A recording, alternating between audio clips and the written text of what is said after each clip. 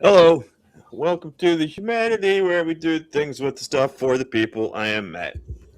And I'm Tommy. Welcome in, everybody, to our fun little Wednesday night hangout and bullshit about the bullshit. How we doing, everybody? 'Cause I've got quite a few people here already. Of course, Spooky was first, but in fact, Spooky. so early, I don't even have his like chats up on my end yet. It was before I even jumped in the studio. So, damn. But I don't have a yes, bottle it opener. Hell and damnation. It's almost. Well, I think now it's a little after 20 o'clock. So, and next, but we have. This has been one of my favorite things about like live stream chats is just like the yelling of the names. Like it's like Lil, Amber, Lil again. And there's an actual Lil going woo. And once again, Ember found us on Facebook. Damn it, again. Oh, that was Ah. one of the coolest things I've done in a while. Ooh, what's that? I just used the grippies on my pocket knife. It's kind of a stretch because it's like 4 inches long. It's like a cargo pocket knife. Yeah. Uh, man. So, well, I guess while we're on you opening things, what did you just open? I opened a birthday present I got for myself, and boy, does it smell amazing and toxic. Also, happy birthday, by the Yeah, way. it was on Friday 13th. This is a That's right. That's right. is it who makes Dragon's Milk? Is it made by New Holland or is this a separate thing? I don't know. Dragon's Milk, I think that's New Holland. Yeah. Okay, so it's Dragon's Milk, which is like a thick dark stout normally. This is triple mash. I don't know what triple mash means in relation to this beer. I could go for a triple mash. I don't know, but bourbon barrel aged stout, and it is 17 ABV, which is 3-ish beers in one. Yeah, at least, if not more. Maybe And some beers are only 4%, so that could be 4 beers. it is straight up alcohol smelling and very, very dark. Awesome. Well, before we get to mine, we also got Ryan. And hey, if you weren't sure by her little tag there, it's like, how do we know her name's Ryan? Probably because again, everyone just keeps yelling it in the chat, which I love. It's like, there's a Marin, more Marin, more Ryan, and Matt. It's me. So yes, hello everyone. So Holy shit, I'm dude. back. Yeah, good. Syrupy and it's like raisiny. It's very good. Great. It's a sipper. Oh yeah, that makes sense. Very warm. So is it a stout like with like Yeah, it's a bourbon with barrel aged flair? Is it stout. The limits of what a stout can be. Aged for 1 year in hand selected bourbon barrels. The flavor notes of dragon's milk, chocolate, roasted malt, vanilla, and oak, and raisins. This should list raisins. Uh, Hmm. so I don't know what that refers to, because that's whiskey terms. Yeah. But real quick, I also got Noise Ending, who feel like you don't know most of the names well enough to yell your names, but hey, go for it anyway. Just start yelling random names. I See forget who responds. people's names, so yeah, even if I Yep. know them, I forget them. Yeah, me too, Gary. All right, so but I'm intrigued by that phrase, hand selected barrels. Like It just using their like they just like closing their eyes and just like feeling around like then like feeling around the inside okay no, like there's a what does that mean? I oh shoot, Whiskey Tribe on YouTube is a great Very channel spooky. if you guys haven't seen it. But they went over that one time, Dave. and it has to do with you. All right. You can like you could tell by the outside of the barrel, like like the color of the wood, and if you look at the inside, like how charred is it? Yeah. Well, then wouldn't that be eye selected because like you're looking at it? But You use your hands because you got oh, to move it around. okay. I think But also we got a a Tory. person was directly involved in choosing this, like on scene. Yeah, yeah. I know what they mean by it, but me being me, I got to get like super particular about the wording, and It means high paid hands were involved, not just the regular people that move the barrels around. Yeah, not just regular hands. Yes. So I'm back with again one of my favorites, Mad Trees, rounding third for their baseball season beer. That's the words I'm looking for. Who's yelling? I don't know why we're yelling. Loud noises. All right, but yeah, red IPA, super delicious. I got one of those when I was at the store too. It is really good. Mm-hmm. Yes, especially at the games. And we got a tilting windmill who's just tagging everybody. Yeah, so that's something names. like nice. Yeah, like I said, but as much as I love the whole like people yelling names in the chat, like something because like I still obviously like love hanging around in live chats a lot, but I haven't been doing as much of the like singling people out and like saying hi, especially like in like the more populated chats where you kind of have to actually tag someone to make sure they see it. Like, yeah, that's I'm usually watching on my phone. I'm usually watching on my phone, so I can't do like the copy paste thing that I could do if I was on my computer or something. So I got to do like the @ symbol, especially if someone's name involves like numbers or special characters. And so like by the time I finish like typing their name, first of all, I probably screwed it up and I got to go back. So I have to like go back in the chat and like scroll back up. How do they spell that? And then go back. And then by the time I actually get it in there, we're like, 20 more chats deep. Yeah. And then if you send it, people are like, okay, boomer. Yeah. Because you're like 3 scrolls past what happened that you responded to. Yeah. So I usually end up just saying like, hey, Ember, hey, Lil, or hey, whoever. I feel like on the phone there should be a thing where you tap the comment and it like pops up a reply option and you hit reply and it auto-populates their name. Yeah, I mean, Facebook figured it out. Come on, YouTube. So, all right. But speaking of people in the chat, first of all, as always, wonderful seeing y'all here. But let us know if you're having a beverage or something else this evening. So let us know what you're enjoying. All right. So tonight, we actually have a video that Matt has selected. So I guess I should probably let him intro it because I haven't watched it and don't really know what's. Well, I just found it earlier today because you asked me last night if I had any ideas, and I didn't, so I didn't respond. But like I thought I might have some today, and so then I went looking, and I first went looking for anything like Christians trying to convince former Christians to come back. Because when I've looked in the past, there hasn't been anything. I found I thought it was an Alan Parr thing, but it was fucking what's his tits? Turek. What's his tits? That's good. Well, they're not his tits anymore. Yeah, it was basically Turek handling Alan Parr's heavy work via interview format. So that wasn't any good.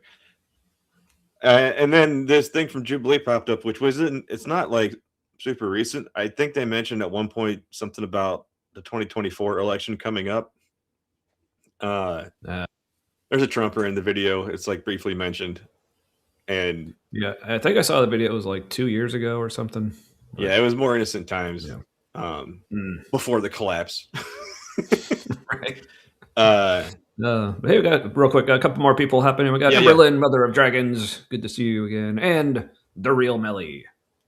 Hey, we're gonna skip part in the sort of in the middle where it's the topic of homosexuality.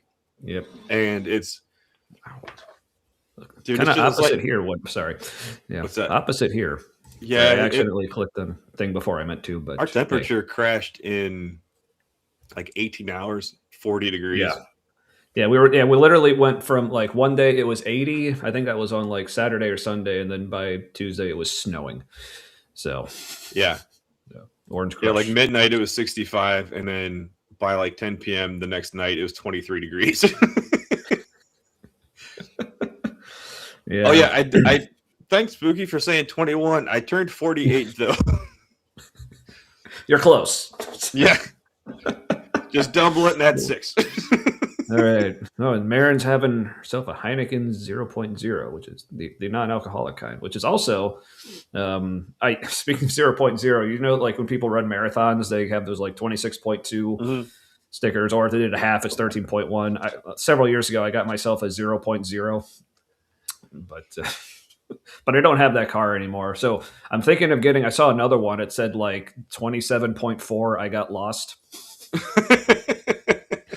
So, but but speaking of Marin, coming up this Tuesday, like so a week from yesterday, we're going to be on with her on Misinterpretations, talking neurodivergence and religion. So Yay, we have experience in both of those things. we do. So, mhm. So this should be fun. Though at the time Um, I wouldn't have said religion. I would have said, would I have said relationship? I don't think I would have. yeah, well, I would have, but I hope so I wouldn't have.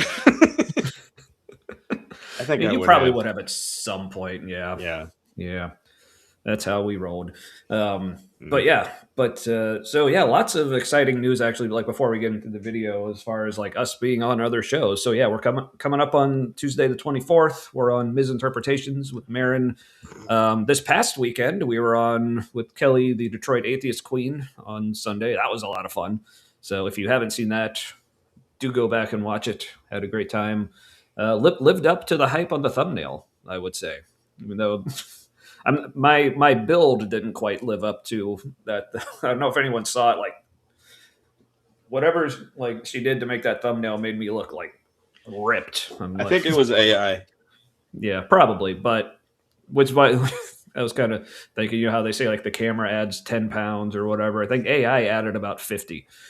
So Yeah, you looked like Steve Austin size.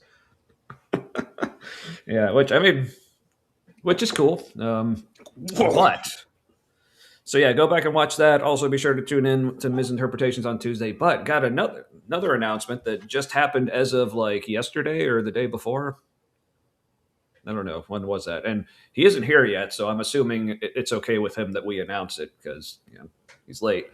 Looks like this Saturday, Matt and I will be joining Dr. Kip and Nitty on Budget Scripture Saturday, filling in for the Weasels, who I guess will be out. So you'll get us instead. So we're super excited about that. So hope y'all are too. Right, Matt? Sorry, I have still a little drama in my house. It happens. Yeah. Well, speak of the devil, and he shall appear. So, yes, I hope it's all right, Kip. I just made the announcement about Saturday, but yeah, stone cold Tommy. Oh yeah, I was so disinterested. Yeah. I didn't even realize what you're talking about. I was like, is Matt having second thoughts? Is he? It's like, I don't want to anymore. Yes. Yeah. This will be probably Kip has a little over 20K at this point. So, yep. Yep. That's exciting. Yes. On tour, live from my living room. Live from the same place. By way of Vancouver, kind of. And space, because internet and satellites and stuff. So, anywho, yeah. So if you're watching us right now, that means you've seen us go through space. Oh yes, I mean there's going to be four, like four of us on there. Yes. Aren't we traveling through time at the speed of light? Isn't that how that works? Probably. I think so. Time is something. Yeah. But yes, and this is a promise. Yes. That's all right. Nitty will still just be very nitty. So, which is how we like them.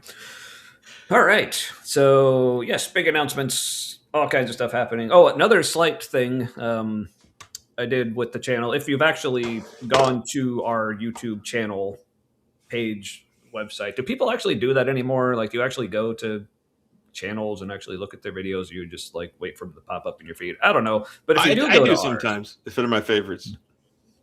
yeah. Yeah, some especially if it's one like I do it often with the Friendly Atheist. Like if I want to like just go back because like I can't watch all of his little videos and clips as they come out, so I usually go there to like go through his backlog to see what fun little stories I missed. But um, but yeah, a couple things. One, if you actually go to our website, do check out the playlists. I got a few of those put together. There's one that we made. It's just kind of like just some of our favorite episodes or video clips. Check those out. There's the playlist devoted entirely to the Rock Solid series that we did back in January at our former church Crossroads series on deconstruction. That's a fun one. A lot of shorter video clips in that one. Yeah, and a couple others I can't quite remember. But something new I added, I found you can like just link to other channels. So I made a couple lists. So I have like a group of channels that are kind of in our little YouTube community thing. So, you know, people like our buddy Derek and Ember and Kip and B.S. Lewis, like, okay. So first of all, if someone wants to like check out that list and if you can think of anyone that I'm missing that we should add in there, please let us know. We can get them in. Then the other playlist is just various YouTube channels that we've enjoyed over the years that are very influential for us. You know, stuff like your Apologias, your R and Raz, your Logic, Sursic, Vice Rhino. But I haven't watched Logic in a while. Yeah, I've been keeping up with him. It's been, as always, it's been good. Is he still keeping up with Anando? That's not his name. Almondo. Yeah, he actually did there was another video he did of him last week because I guess he's kind of put his new book on hold. It's because he's like changed some of his views. So now I don't remember what all he said. So go back and watch it. It was a good time. Is he Jehovah's Witness now? No, I think he like is kind of jumping on the Kirk Cameron wagon of changing his views on hell or something like that. I don't remember what it was. Well, you know what? But, Kirk Cameron is burning bridges, but he's building some new money bridges. Yes. Because there are people who are like, I'm sick of this material. It's all old and my grandma likes it. And then he's like, you know what? Maybe hell isn't a thing. And then everybody's like, take my money. He's like, I will take your money. No, seeing Spooky here looking forward to the British leg of the tour. Well, I mean, if you just want to let someone, I don't know, talk to Emma Thorne or Alex O'Connor or somebody. That would be fucked up. The skeptic. Yeah. Well, I mean, we already got the connection. I mean, we know Kip. Kip knows Alex O'Connor. So quite frankly, I'm insulted that you haven't put this up already. So we're just trying to make him do things for us. Dropping the ball. That I would just be like, why am I here? There's been the first day I started to work as an apartment leasing agent at an apartment community. I'd already been hired, and I like go and look at the office where I'm supposed to sit. I just was like, "There's been a mistake." It's like I'm wearing a polo and khakis. I have a big desk, no experience. Yeah, those are the best.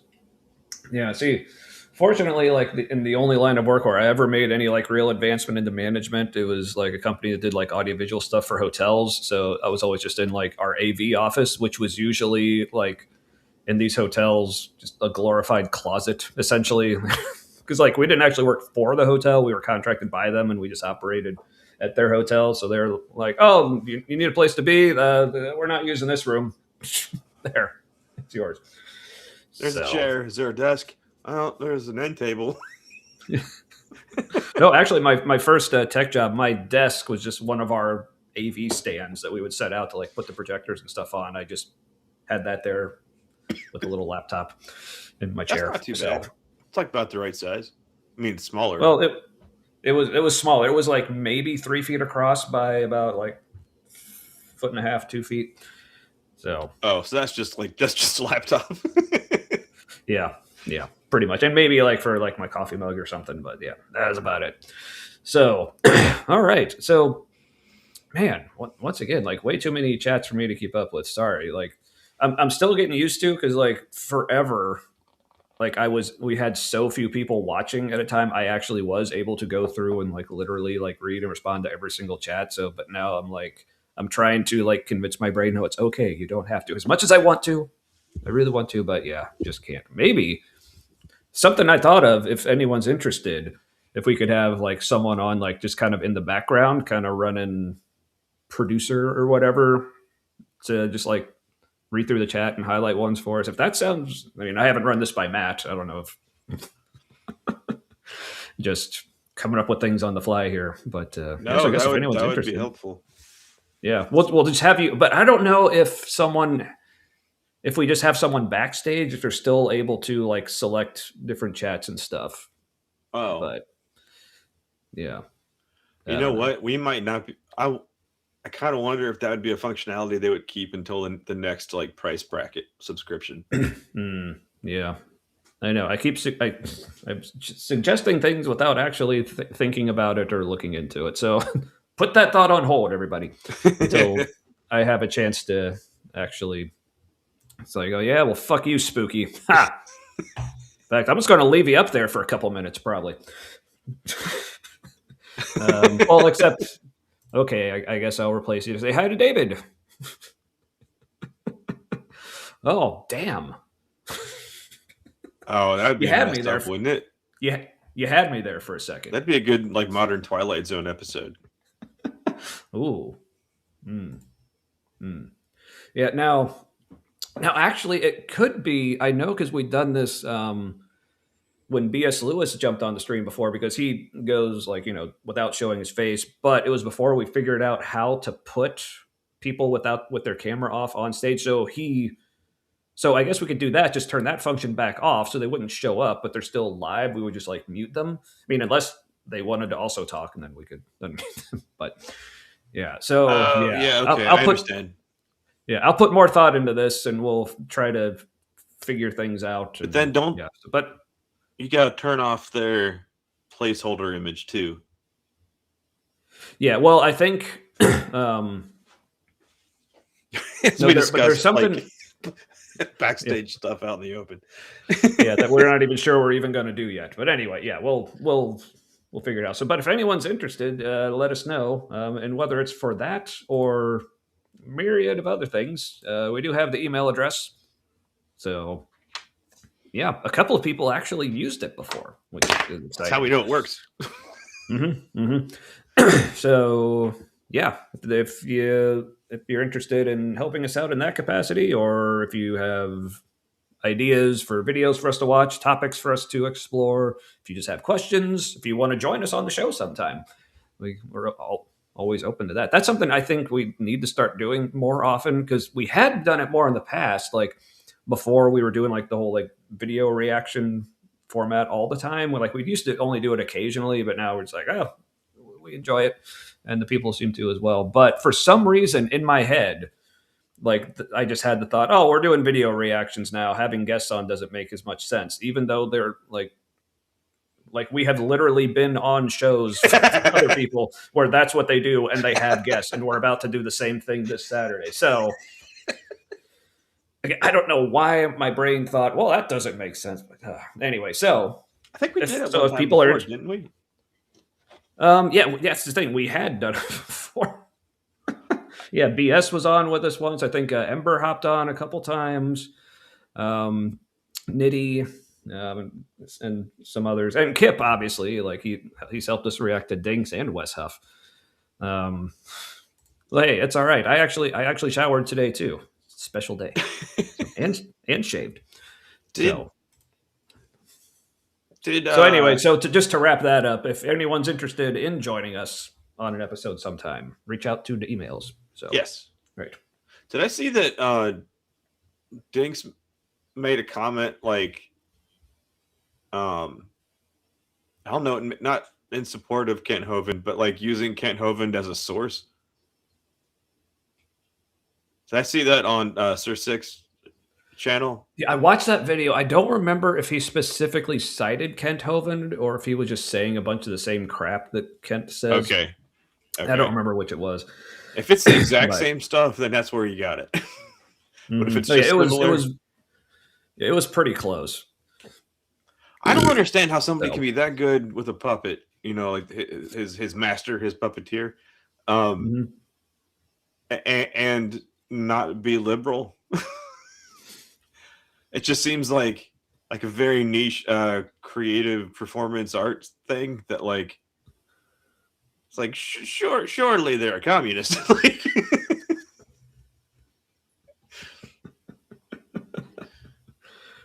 You would think, but distracted by chatting. Ember is a total camera whore. Leave your door open a crack and she'll slide right in. But see, I was about to say, oh, but it's like, of course, it's like it's well earned or well deserved or something. But meaning like, God, everyone loves having Ember on, but it's like, of course you're a camera whore. Like that sounded weird to say, but I thought I'd say it anyway. So yeah, Kip doesn't remember hey, because of the trauma. it's true. I mean, what you're talking about, like for you or for us, or was it just because it was Dinks, and so just dramatic for everybody? Yeah, I think we've only had Kip on for Dinks and Wes Huff, and I'm glad you keep returning. That's anyway. Oh, there's a couple comments um in the video where some Christians, and I think maybe even like a former Christian, say some things that are like, that's not Bible. What comments? In the video we're gonna watch. Oh, okay. Um, sorry, I thought I said that. Yeah, I think your brain went there without the rest of us, but that's all right. Did I picked it up in context clues. That's nuts because I swear I said those words. It's At like, least did I I literally didn't say hear them him. in my head only while I was saying other words? That's going to become a problem. Or maybe I just didn't hear that part. Chat, let us know. Did Matt reference? I'm actually curious now. Oh, but speaking of upcoming things, yeah, we haven't set a date for this yet, but we do plan on having Kit back on because in our monthly watching a video sermon from our former church, Crossroads, not this month, next week, we're doing their Easter service from last year. So possibly at the end of April, maybe at the end of May, we'll see. Because in April we might do this year's Easter service, depending if it's good or not. But either at the last week of April or the last week of May, we'll be covering Crossroads sermon. They did a sermon a while back about, I think it was Noah and the flood. We're like, they're probably going to get some things about that story spectacularly wrong. So who better to have on than a Dr. Kip? Well, Yeah, there's that's a probably a lot of really interesting story for a seeker. Well, not so much seeker focused anymore, but like a seeker friendly ish church. Noah's Ark is kind of maybe a thing you want to avoid. yeah, and I have the feeling like I think it's entirely possible because like I don't think they necessarily take that story literally, so I'm assuming that's not how they're going to approach it, but I'm interested to see how they actually do approach that story, like why they feel led to talk about it. Yeah. Let's see. I'm really curious what Ooh. their Easter thing this year is going to be because we're kind of like mid apocalypse. So, well, geopolitical apocalypse. Yeah. Oh, also, speaking of Crossroads, if people remember a couple weeks ago, we did a special episode because they had suspended Pastor Brian for back in 2015, I guess, like whipping and fondling some dude in the crotch with a riding crop. Yeah. Which is like the little horse whip thingy. Still no Inappropriate updates on use of a that. horse implement. Yeah, yeah. The only update I got a message from a couple friends of ours who they no longer go there, but I guess they still get the emails. They sent an, I guess Crossroads sent out an update, but just saying, "Hey, investigation's still going on." So it's basically an update to say there's no update yet. But So, but as soon How as we long hear can- anything, How we'll let long you can know. that really take? I wonder if they've got to be like looking at like, are there systemic problems here? Because it was like, or are they like investigating? Are they? Ooh, you know what could be interesting if the investigator is asking all kinds of like questions to the employees there, like trying to find out if anyone else. Are there any? Are there any surprises for the future? That would be the organization's incentive. Like, what else could we nip in the bud? Yes. All right. Oh yeah, so I did see this by Aunt Jur. Yeah, good advice. Sometimes I stick by it. It depends on like how like busy the chat is, and also like how late I show up to the stream. But speaking of, struggling with like using my thumbs to try to type some of these, Aunt Jur is one that I usually do go ahead and like tag you in just because it's short and simple, no like weird characters or anything. So I usually actually do type at Aunt Jur when I'm responding. But let's see, there's someone else. Oh, a name I recognize, but not from here. Jesse Riverbank. Welcome. Good to see you. And there's a new Noah's Ark on Interstate 68 in Maryland that has been being rebuilt since the 90s. Huh. Interesting. That sounds like a money sink. Mm-hmm. That sounds like somebody's scam in progress. I wonder what it's like compared to the Ark encounter that we have in Kentucky. Anyway, so probably better. That's why it's taking so long. Yeah. Also, this sounds intriguing. I will have to tune into that. Last Friday in March. So that's not this week. Is that next week? I'm not familiar with CJ. Yeah, that'll be next week. Yeah, I haven't watched much of CJ's stuff, but I have seen him on other shows. He talks a lot about deconstruction. I think he actually is a Christian, but like the cool kind, I guess. All right. So, all right. So, speaking of watching things, shall we? Yeah, real fast. I think. Yes. You know how there's like chapters. Yeah, I think they've got the homosexual section like singled out. So weird of Christians to do that. Right. No, yeah, it should be pretty easy to skip. The reason why we're skipping that is because the reason why I recommend skipping is because there's a couple Christians saying stupid trauma-inducing things for anybody who has flashbacks. Also, there's a couple gay Christians, or like one former, one current Christian, I think, maybe two gay current Christians.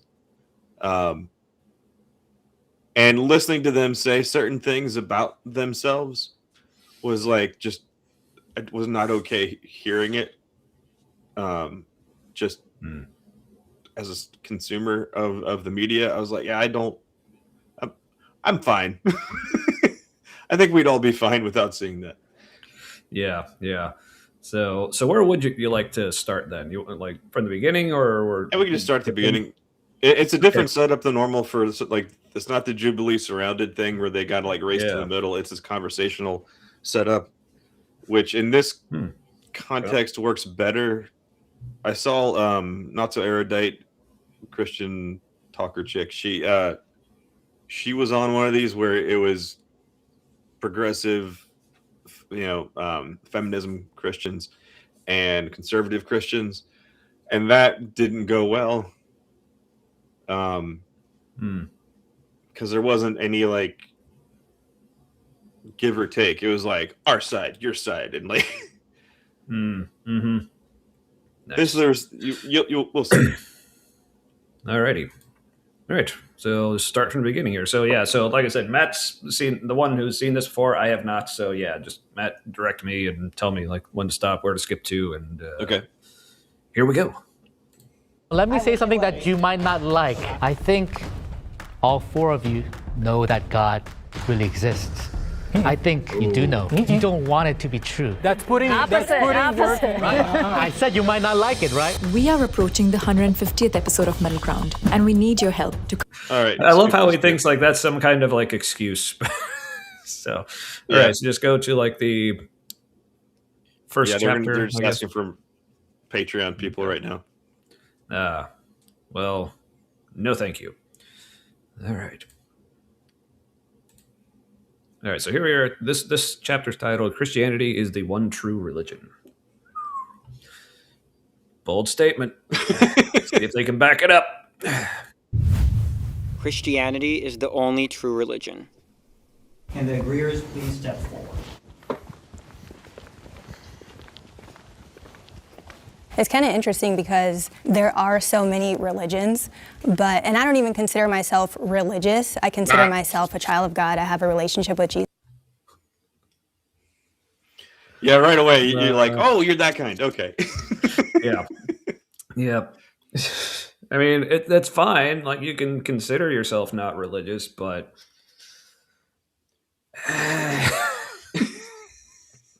But we'll see. yeah, We can already tell you are. because I have a lot of thoughts on that. Like, should I express them now, or does this come up later? Through things, or... No, there's a lot of like juicy bits people just like spit out like they're nothing. You're like, whoa, hold on. Okay, let's run with. Yeah, you can run with that if you want. Yeah, real quick on this one. Yeah, so with the whole like, when a lot of Christians love to say, I mean, like, I said it all the time when I was a Christian, say, oh, it's not a religion, it's a relationship. But then when you look at, okay, how do you actually have this relationship with Jesus? It's things like prayer and scripture reading and attending church and singing worship songs and tithing and fasting and communion and other sacraments or whatever. It's like, okay, all these things that people always describe as far as how they communicate and have this relationship with Jesus, those are all religious practices. Yeah. It's all part of the definition of being in a religion, but you just call them different things. Mm-hmm. Yeah, so as I like to say, if anything, it's like you have a relationship with a religion, which is maybe worse. Or also like the relationships like via a religion, which or just a religious style relationship. Yeah, but also because I also like to point back at Jesus and say, well, Jesus wasn't about religion. Like, no, but even Jesus as portrayed in the Gospels was very religious. I mean, first of all, I think he was probably actually a rabbi. He taught in the temple. He encouraged temple attendance. He encouraged tithing, even to like the poor, like widowed woman who gave like her last 2 coins. That was even to the cooler. temple. Yeah, which is, if you think about it, that's all kinds of fucking gross. Like, Jesus was so, that's right. Jesus was so not religious. He let this poor woman give the last money she had to the religion. It's like, no, if Jesus was actually not religious, like they would, like people claim he is, he would have told her, no, don't give this. You need that money. In fact, all you rich people who keep throwing all your money to the temple, stop doing that. Help this woman out instead. Like, right? That would have been the response if Jesus wasn't so religious. You know what, though? That is exactly the kind of parable that if you were like a fledgling offshoot of Judaism, like that would preach on Saturdays to get some money into the Jerusalem church or wherever that came from. Mm-hmm. Yes. Oh, yeah. This too. Encourage continuing sacrifices. Yes, we must continue igniting our slightly perforated sheep. Also, what? Oh yeah.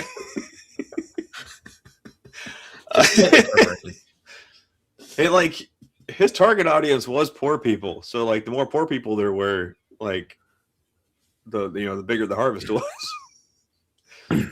Yeah. All right, but also real quick, I guess I'm not familiar with the format of this show. So it looks like they just ask a question and everyone who agrees comes and sits down, and they just wait till they get to something everyone agrees on, or how does this work? What was the statement? Christianity is the only true religion. I was also unclear on who comes. Okay. Maybe they decide it's like people who have a strong opinion. It's like people with the strongest opinions about it, maybe. Or maybe the producer chooses people. There was no explanation of the rules of what's happening in the beginning, so I don't know. And I don't watch Jubilee all that often just because I think it's often a psyop, honestly. Entirely possible. Yeah. So, all right. Here we go. Oh, okay. It's prompt, agree, chat, disagree, joins, edits. Ah, yes. Excellent. Okay. The all-powerful edits. That's an interesting Alrighty. format. Okay.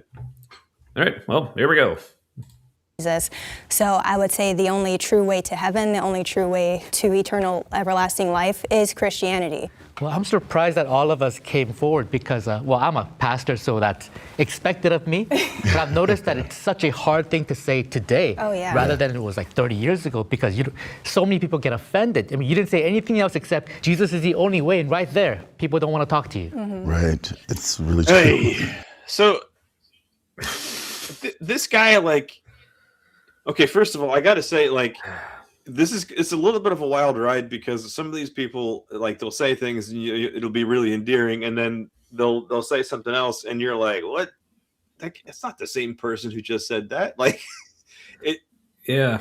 you can kind of see, like, when the indoctrination is talking more so than the person, and some of them slip in and out of it, like this pastor guy, and then Goldenrod shirt.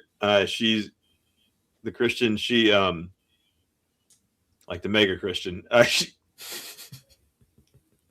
Often what she says is doctrine or indoctrination, and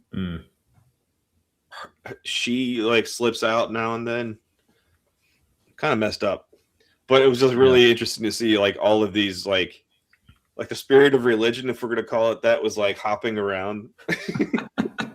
Which also, speaking of Christians being way more religious than they realize, because that's another thing they'll throw out, and like, because we're not religious, but but we actually think it's almost like a sinful thing to have the spirit of religion. But never mind the irony of just how very religious that statement is to say someone has the spirit of religion. But all that aside, something that Pastor Dude here said that just made me laugh. He's like talking about how people get offended nowadays if you say Jesus is the only way, and it's like, it's not like it was 30 years ago. Okay, 30 years ago was 1996.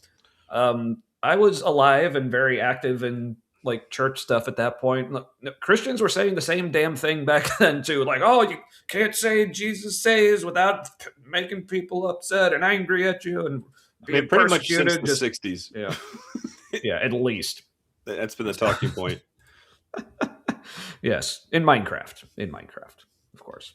Well, he'll say some other stuff later where you're like, he's all right, and then he says something else, and you're like, oh, fuck's sake. People don't want to talk to you. Wonder why? Yeah, it's not just because give me money. Yeah. Yeah, like, dude, it's not that we don't want to talk to you just because you believe that like Christianity is the only way to heaven. It's just if you say that out loud, like to people, we kind of guess, oh, you're probably not someone I want to talk to. But it's for other reasons, not just because of that one statement. But anyway, all right, ready to move on. Yep. True. For me, I think all religions teach you to do well, but Christianity is the only religion that teaches you can't do it without God. You can't do it without Jesus. So for me, I couldn't get out of my depression. I couldn't get out of my life. Pause it. And so Christianity is the only one that tells you can't do it without Jesus. True. but first he said like you can't do it without God. I'm like, I'm pretty sure other religions say that you need God to do the things. And I think he caught himself and added a qualifier. Without Jesus. Like, well, and then that made kind of no sense then, because of course Christianity says that's less of a selling point and more of a definition. Right, and it's like so like a Muslim could say, and Islam's the only religion that tells you need the teachings of Muhammad, or like Buddhists would say, Buddhism's the only religion that tells you about the samsara or whatever. So yeah, just say this. I know it. I graduated high school in '96. Ooh, yeah, that was very long ago. 30 years. I hadn't quite started high school yet. Was that in '96? I was in middle school, I think, at that point, but close. I keep forgetting how old you are. yeah, me too. And you're even older now. I know. It keeps happening. Alrighty. Well, let's let this keep happening, I guess. Oh, but so, like I said, I hadn't watched this video, but I did just kind of scroll through the comments on it just to see. Looks like, so this guy's name was Johnny's. People, apparently the Christians were huge fans of this guy. For some reason. So. Yeah, his testimony's flashy. I guess by testimony standards. The flashiest out of this group. Yes. All hail Neil. Anywho. Loneliness I could only maintain. I needed something to save me, pull me out of that. 100%. And so, I grew up Buddhist, but with Christianity, I was able to really step out of that frame of thinking of I'm my own God, I have to take care of my own issues, and God was the one that helped me in everything. Pause real fast. Amen. I don't think that's amen. I don't think that's what Buddhism teaches, is that you're your own God.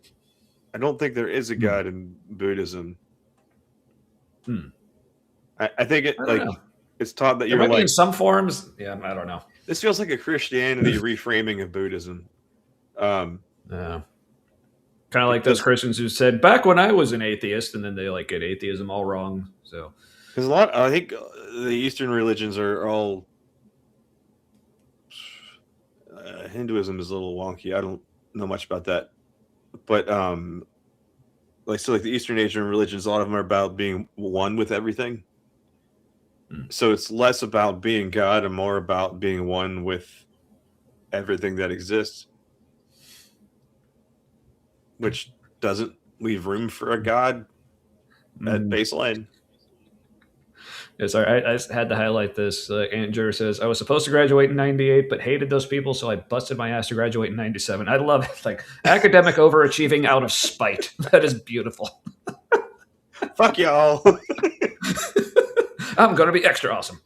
And then did they then praise you for doing so well? And you're like, shut up, I hate you.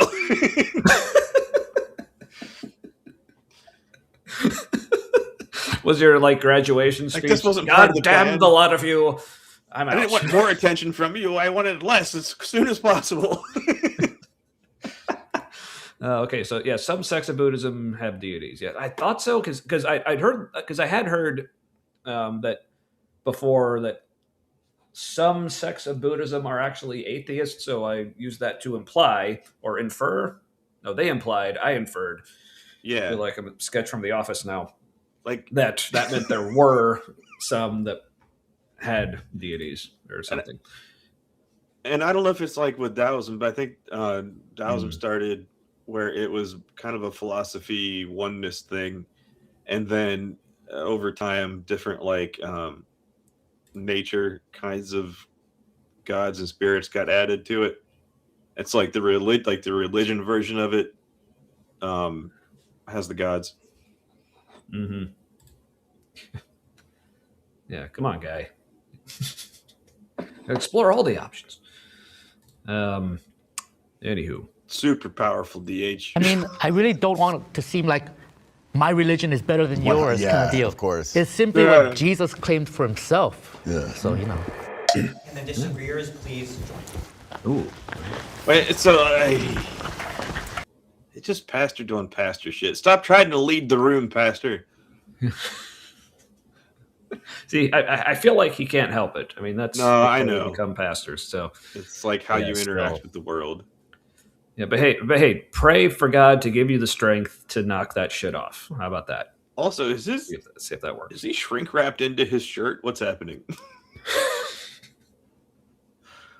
It looks like they put it on him and just sucked the air out of it. Yeah, like it has one of those vacuum hose attachments on the back, for when you're packing up towels and pillows and shit. Yeah, Like, okay, you've got muscle boobs on purpose. We get it. yeah. All right, the disagreeers. If we reflect on the aspect of the only true religion or the only true religion for me, it's a slippery slope, because if you substitute religion with nationalism, we can all of a sudden see the problems with it. I get it. I think that religion, organized religion, can Watch him cause not get it now. a lot of issues. The message of Jesus Christ, he's the embodiment. See, organized religion. See, Yeah, yeah, like that was like a good approach that guy had, where he's like, look, like if this was something else, we could, I think, all see the problems with it. And they're like, right. And the organized religion, fuck, you fucked it. We're this close. But so Matt, what do you think of Spooky's guess here? This looks a lot like Man Camp. I mean, minus the ladies, of course. Sitting further apart, there's a fire in the middle. Everybody is quickly trying to get to that I'm not drunk range of tipsy so they can talk about them's feelings. Right. Yeah. And then a lot of like dude jokes, dad jokes. And also things that like now I would think are sad and just sound like somebody treading water religiously, and there's like a better thing that could be said that would just kind of like start a new better thing, and nobody's doing it.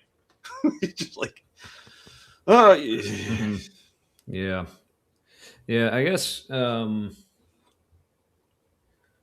kind of like Man Camp. Oh, obviously, like there are certainly some like non-believers who go to Man Camp, but certainly not to the proportion that you see here. But they don't have a chance. Like if they don't know what they're getting into, they're going to get baptized by the end. Yeah, and think it was God, and no, you're just really fucking outnumbered. Yeah. Oh yeah, for sure. And I've seen so by like some people who I've either like connected with or like seen on the Man Camp Facebook group. Like, oh, I remember you from like Man Camp when you were baptized and you had this whole testimony. Then I like you following him like a couple years later and just like way off the rails. So like, all right, good for you. Like way off the rails as a Christian? Or no, like as in like not involved in any of that anymore. Like the one particular example I remember, there was this lady, I cannot remember her name. I believe she's trans, but this was, I guess, before she transitioned, was at Man Camp. And was like getting up on stage in front of everyone saying, oh, this is something I've struggled with, but I believe that like God made me a man and wants me to be a man, so I'm going to be baptized as a man. And then like but fortunately within a year, yeah, this was, I think it was the second one that I went to, but then sure enough, like again, following the this crowd person, going, yeah, I don't want to be confused about wanting to fuck you.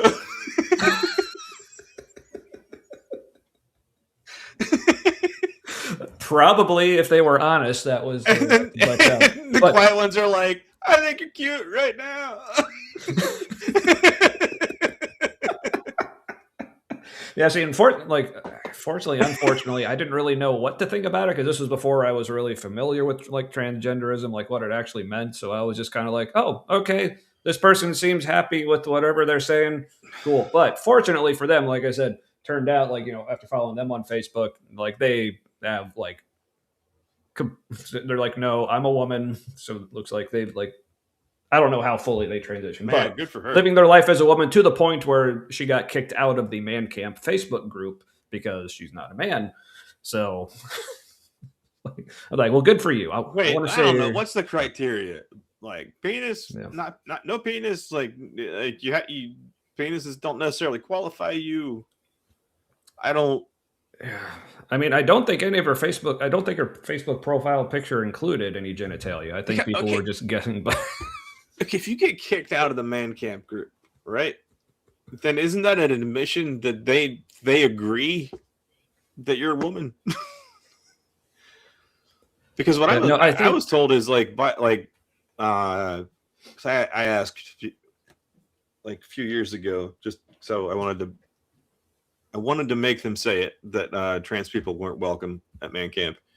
And so I asked the question, trans men welcome, and they had to get back to me because it was a chat. And The answer yes, was Emily. This is quite a moment to enter. Sorry. yeah. Also, hello. How are you, my friend? And the answer was hello, by the way. The answer was I think male at birth or biological male at birth. So then from their perspective, wouldn't that include trans women? I don't, but they can't have a trans woman there because it might cause so many men to stumble. Right. It's all right, Emily. We're just talking about man camp. They're having But you too, like trans wise, because it's you're like having a what? you get kicked out of the man camp group because you're a trans woman, all right? So that's kind of like saying you're not a man anymore. Also, they would say you can't change your gender. You are whatever you were born as, like recognized as at birth, like that. Those two things can't happen at the same time. Right. And also, just wanted to point this out real quick. I don't remember if either of us used that term, but if we did, yeah, thank you for pointing that out. Like, I definitely don't mean to. Sorry if that slipped out. But yeah, I don't know yeah. if I did, but I will be more careful. Yeah. Thank you, Ember. Always appreciate being informed, kept on our toes, all that. So thank you. And I think to answer David's question again, like from what I'm aware of, I think trans is just shorthand for transgender. I mean, I don't think it's like the new like official title. It's what I hear people use. So I use it. So yeah, especially as a preface to like man woman, like trans man, trans woman. Yeah, fewer syllables, easier to say. Yeah. Basically, like I've used it in front of like trans people that I know, and they haven't corrected me. So, but yeah. So that's usually what I go with. But yeah, man camp is a whole mixed bag because there are like some like really healthy human parts about it, but then it's all tainted. Yeah. Yeah. Speaking of things being wrong, what is wrong with you, Kip? God damn. Well, is it too late? Can we get some? Was he going to pay for it? Why, like, if that's the case, why the hell didn't you take it? Yeah. Jeez. All right. So, we're watching a video. So that's one of my concerns about like, so when we're on with like Kip and Nitty on Saturday, and from what I remember, it's usually Vandy that's driving. Like, so who's going to yell at who to hit the goddamn play button? Hey, we should probably figure this out in advance. Kip, get on it. All right. I think we should try to distract Kip so we can yell at him to hit the play button. Just create a cycle. I love it. Love it. Of love, right? But yeah, I truly believe in my heart. I do not think people that do not know him are just gonna burn in the fiery pits. I don't think it's that black and white. But yes, I truly do believe it's Jesus. Well, see, then what is it?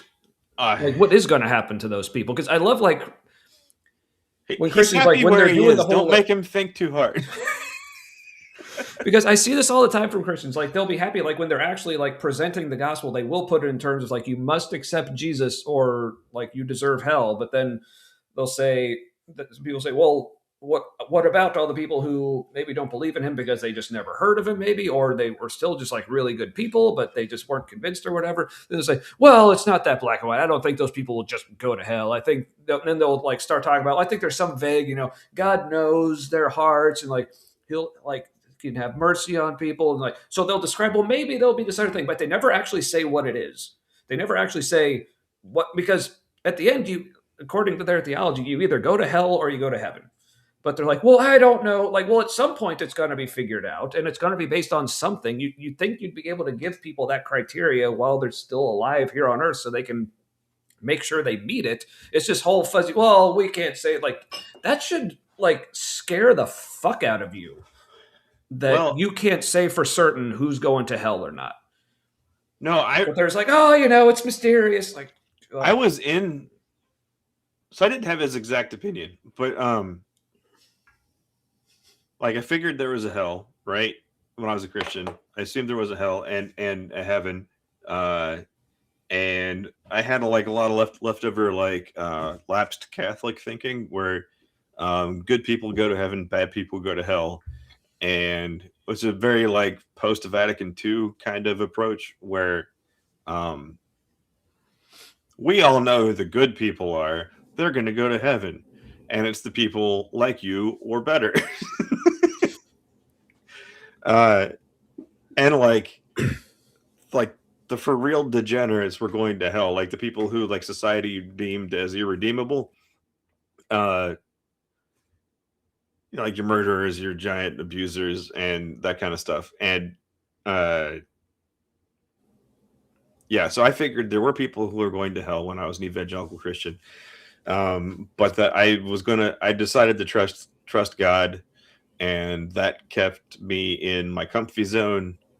And I was kind of like this guy, pretty sure that like people I thought were good weren't going to go to hell.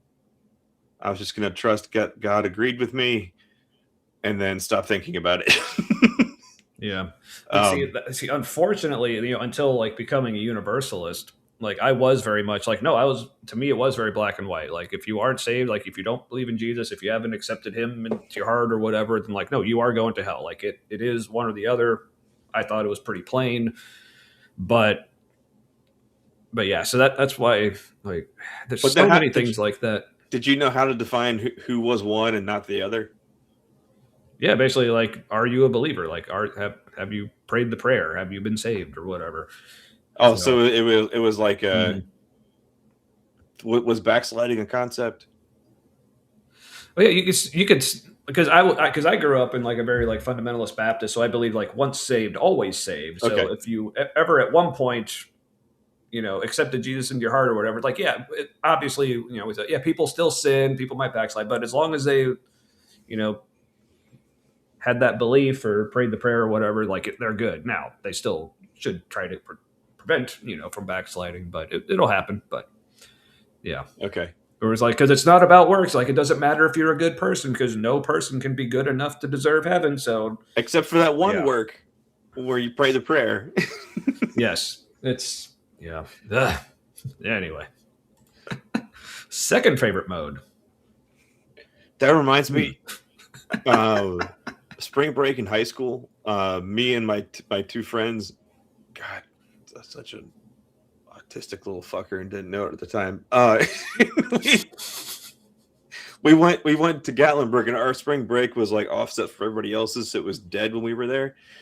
And we went hiking up to the chimney tops. Just called chimney tops. It's like these two like rocky outcroppings. You can't get up there now because somebody started a fucking fire, and it caused all this shitty erosion, and like you literally are risking your life to try to get up there now. You can only go up so far. But on the way back down, like it had snowed and was soaking in, and it's just like muddy shit everywhere. And we ran down. It was like 30-degree incline or 35, right? It was like, and it has like turns, and there's like a cliff, and then just fucking rocks like 50 feet down. We're like like running down, like sliding, careening around corners. People are grabbing their children. They're like, I live forever. Yeah, I mean, as I like to say, I plan to live forever. So far, so good. Yeah. Jesus Christ Christianity is the only way. My epiphany was like walking down. Okay, but he still ended it. But Christianity is the only way. So he started like, I'm not here to say who's going to hell, but Christianity is the only way, though. It's like, okay, then, dude, you just said. So Yeah, save me the bullshit. He's kind of a. Say it. He's odd. He's kind of a tug of war going on with him. He's kind of like a fundamentalist, but he's LARPing as a progressive Christian. Yeah. So he's probably non-denominational. But he thinks he's progressive. Then he'll say some like fundamentalist shit now and then. Yeah, I think non-denominational is just Latin for lying Baptist. So yeah, Baptist with flair. But yeah, yeah. Route 101 in Pennsylvania, and thinking, oh my God, this idea behind Christianity is that everyone that doesn't just assent, believe in this one thing, they're going to burn forever. And that was like my epiphany, like, oh man, it is fun, not fun, it is fulfilling to have a very black and white way of looking at the world, right? That I remember how great that felt, but also like, my epiphany is, oh, there has to be more in the world and the universe than that. That can't be the end of it. Like that, I mean, that might be like an all-knowing God, but that's not an all-loving God. You know, it can't be all, you know. I was going to say, I'm so jealous. Did you notice that? Oh, I know what that girl's about to say, and it bothers me. When she made the comment about it's not fun, blah blah, like only the Christians laughed. And like the ex-Christians were like, that's, you're processing something and you're saying it in a funny way to make it go easier. But like they all understood, and the Christians were like, yeah, real Melly. Yeah, non-denominational. Yeah, that's definitely an evangelical thing. Like I've never heard of like non-denominational Catholics or Orthodox, or I guess it's a very Protestant thing, but yeah, specifically, yeah, if someone says they're not denominational, usually evangelical Protestant. It's a general, yeah. Well, it's a fundamentalist, hey fellow kids moment where they're like, hey general public, we're non-denominational, and then general public says, what's a denomination? You know what I mean? Yeah, so like it's they kind of just like used something that was so common to them. Of course, everybody understands. Right. Very true. All right, so let's hear what this lady's about to say that Matt apparently loves so much. That you guys feel like it's the only religion. Like I wish I felt that way still, but I just don't know anything. And there's millions of religions.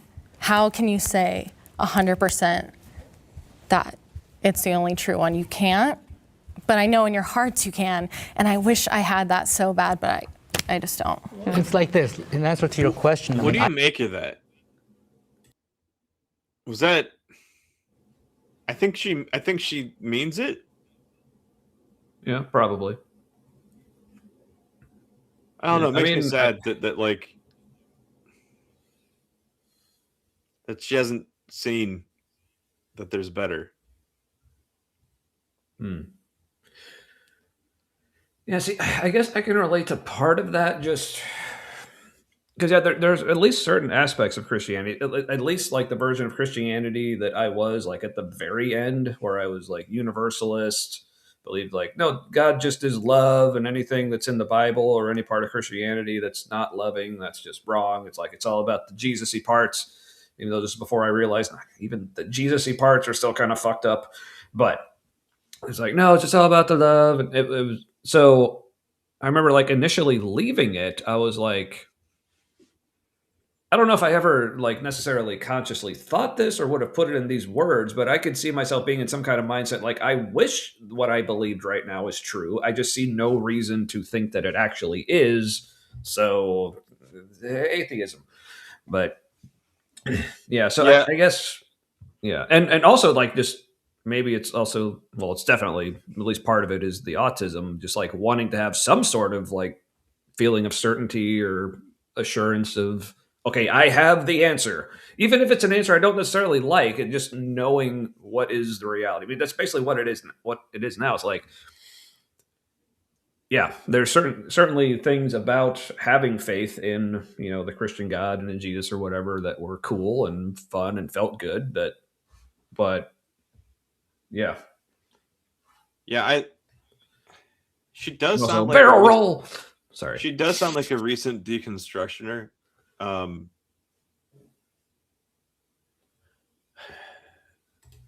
know this is old and like whatever happened since then. But like looking at this like as if it's the present moment, I would be concerned about who gets to her next. Like she seems like someone who like could end up going back just because she didn't find community or connection like outside of there yet. Yeah, and and she's then, like, right. Yeah. I'm not completely on board with this, but like I've never seen an alternative. I haven't like Yeah. experienced a good alternative yet. Yes. Right. But our friend Emily says, I can relate to her. I love God, but not the way churches pretend they are the only way to him. Yeah, for sure. Yeah. There were like, because I definitely had like a point where, like I said, I still believed in God, but like just didn't consider myself Christian. It's like, yeah, I think that was probably the place I was at right before I just completely lost my faith was probably like the coziest, and also like don't take any of like what I'm saying here like as well, this is where I used to be, but now I've moved on. I'm not considering myself more advanced than people who are at that place or saying, oh, it's the coziest. So I'm not saying people only believe that because it's cozy and they just want cozy things, but just talking through my experience. Hope that's clear. But yeah, that was, yeah, it felt good. Like feeling like, yeah, I'm able to just relate with God without all the religious bullshit and like doctrines and stuff. Like, yeah, that feels good. So I'm glad you're there and you feel good about it. So I think even if if someone does lose God as part of like their makeup, I think it's good to hang on to a concept of the divine. But I don't necessarily. I kind of mean that more. And that can be like figurative also. mhm. Like look for things that there were the God stuff brought out like genuine responses and emotions in you, and so it can help to look for like real tangible things that like at least exist as much as you do, like in the world Mhm. that like give you that same kind of reaction. And so that's why I mean like hang on to like the feeling of the divine, Mm. finding something that brings that same feeling out seems to be a good bet for being. Right? You would think so. But yeah, Emily says here, I'm just not that cocky. Yep. How do I know the other religions aren't getting it right? I can't. Right. So I follow God, not man's church, and I wonder how they respond to her. Yeah. Let's find out, I guess. So, but yeah, Millie, it's good to have a sense of awe in your life for sure. I mean, that's why like one of the responses like I get when I tell people I'm atheist that like befuddles me the most is like people have actually said, well, how can you not believe in anything bigger than yourself? It's like, I do. It's like it's plenty of shit in reality that's way bigger. Yeah. And it's just I just don't believe that it's God, because I think that's kind of a weird place to be where you think if anything is greater than humans, it must be God. Like, right, what a human fucking thing to say. Yeah. Right, yeah, exactly. All right, but let's see how they do respond.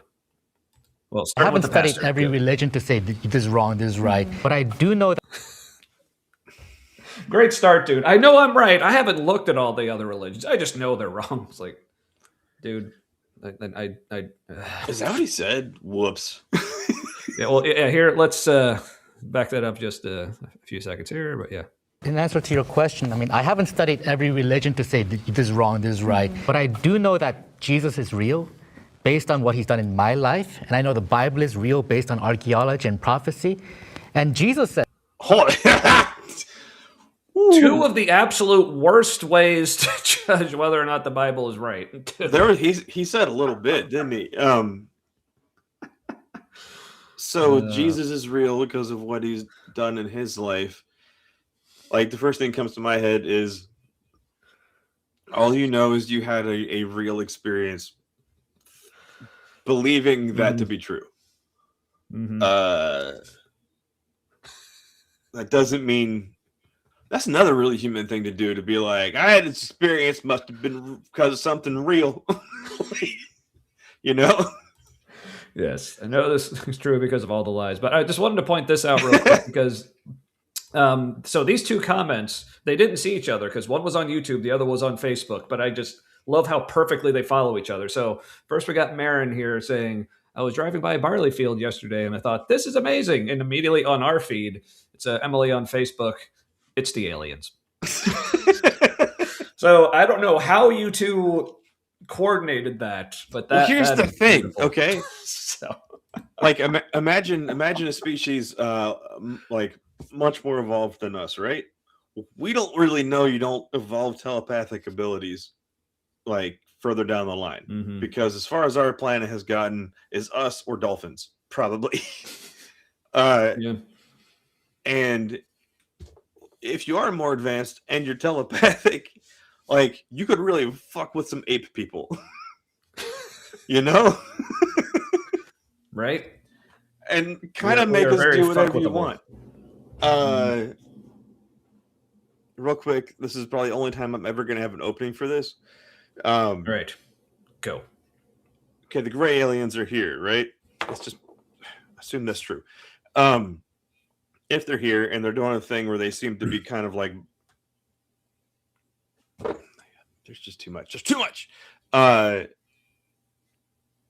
If an alien species came here, right, and the way they colonized other places, instead of sending their own people to go conquer shit like we do here, what if they created some biologically engineered like drones, sort of, and their job, they're self-replicated, they got a whole system, they come out here, right, and the way they colonize a planet and take it over is that they guide the evolution of a dominant species on that planet towards something, tweaking it here and there, and it ends up being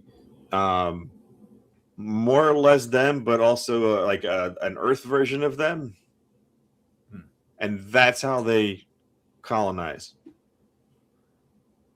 Because some of the things the gray aliens supposedly have about their physique are very similar to how like humans would, like smaller jaws because we're eating mushier shit, and so our jaws don't need to be that strong over time. We got bigger eyes because you know, whatever, bigger brains, bigger head, so we get an almond shaped head.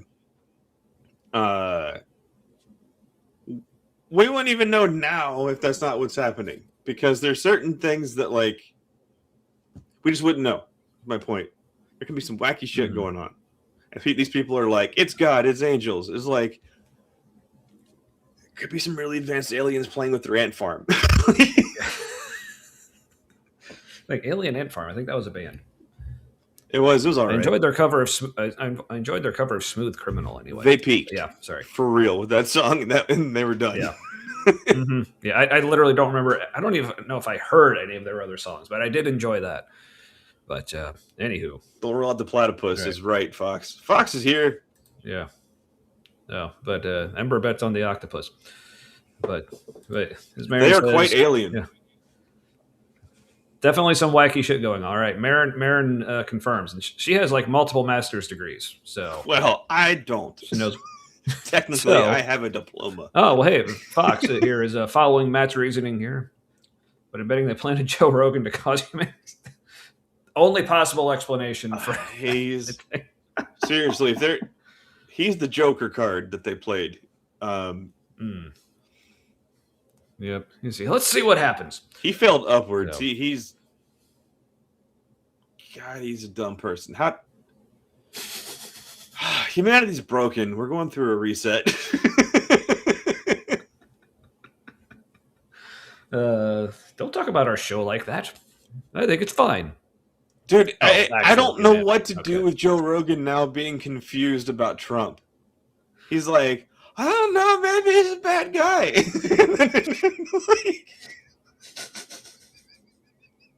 But he's not saying that. He's just confused. He's why is he covering? Why does he not want the Epstein stuff to come out? That's weird. Like, yeah, Joe, isn't it? Yeah. Have a second thought, Joe.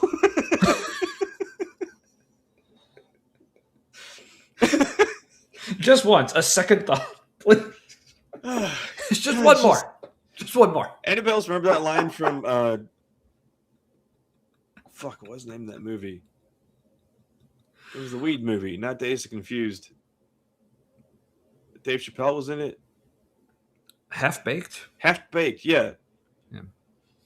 It's like, you done smoked yourself retarded.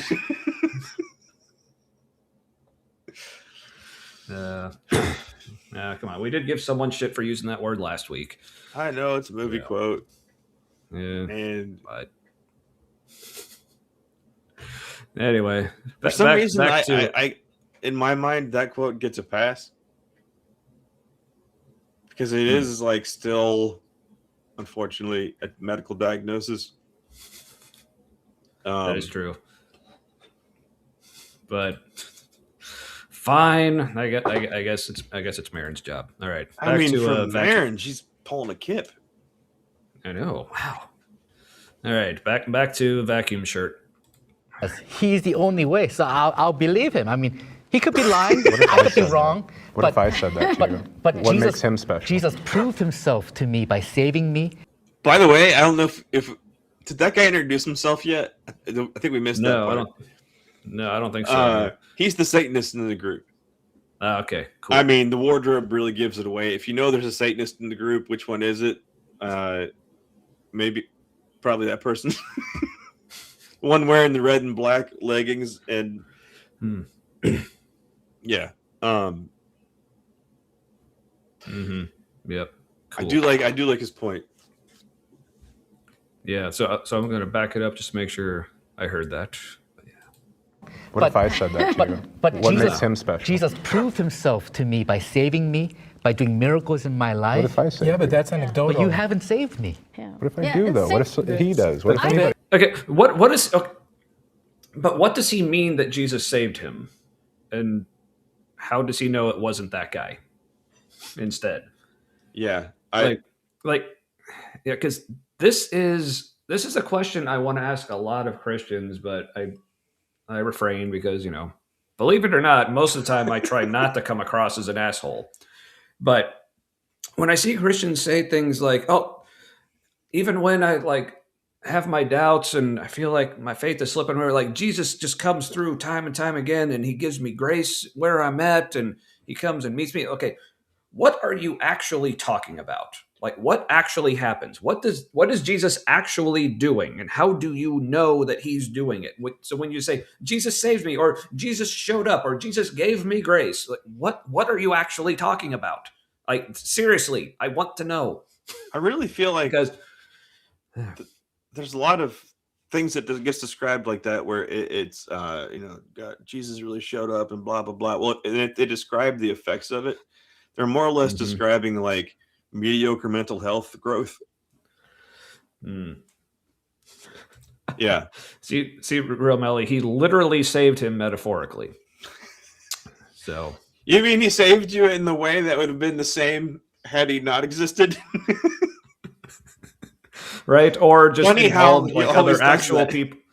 It's like, oh, I can tell Jesus saved me because all these people did the things that they normally do.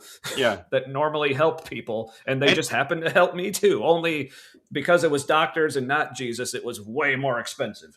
That's. And even if somebody experiences miraculous healing, like there's this. I'm mentioning aliens again because I listened to a thing earlier today. There's this guy named Chris Bledsoe, and there was a guy there. Anyway, he prayed his bunch of alien shit happened to him. And but like it does. His dog was like bleeding, like gushing from like an aorta, right? And puts a rag over it, prays for it, supposedly better. There was a witness. Neither of them had like a great reason to lie about it. Not saying it's true, but if it was true and miraculous healings do happen, that doesn't mean God's doing it through you. Like, maybe that's untapped human potential. Maybe it's aliens playing with us. Maybe it's just like other beings more advanced on the other dimension. Just we're their TV show. Like, fair enough, I guess. Just because somebody has an experience in their life, even if it's miraculous or seems miraculous, just because the meaning that you give to doesn't decide what it is.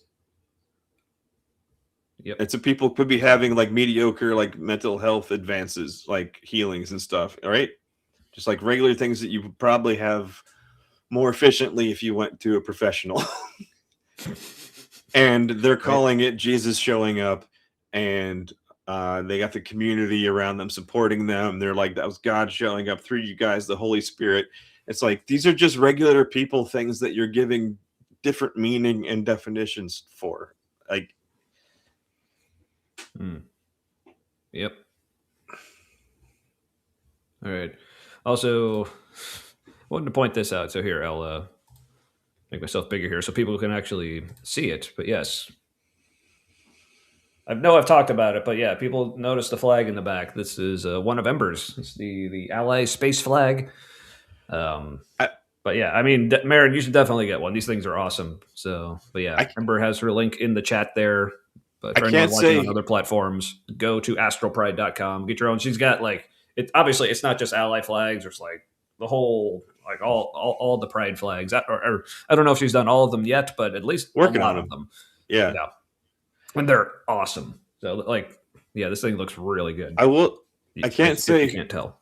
I can't say who because I don't have their permission yet.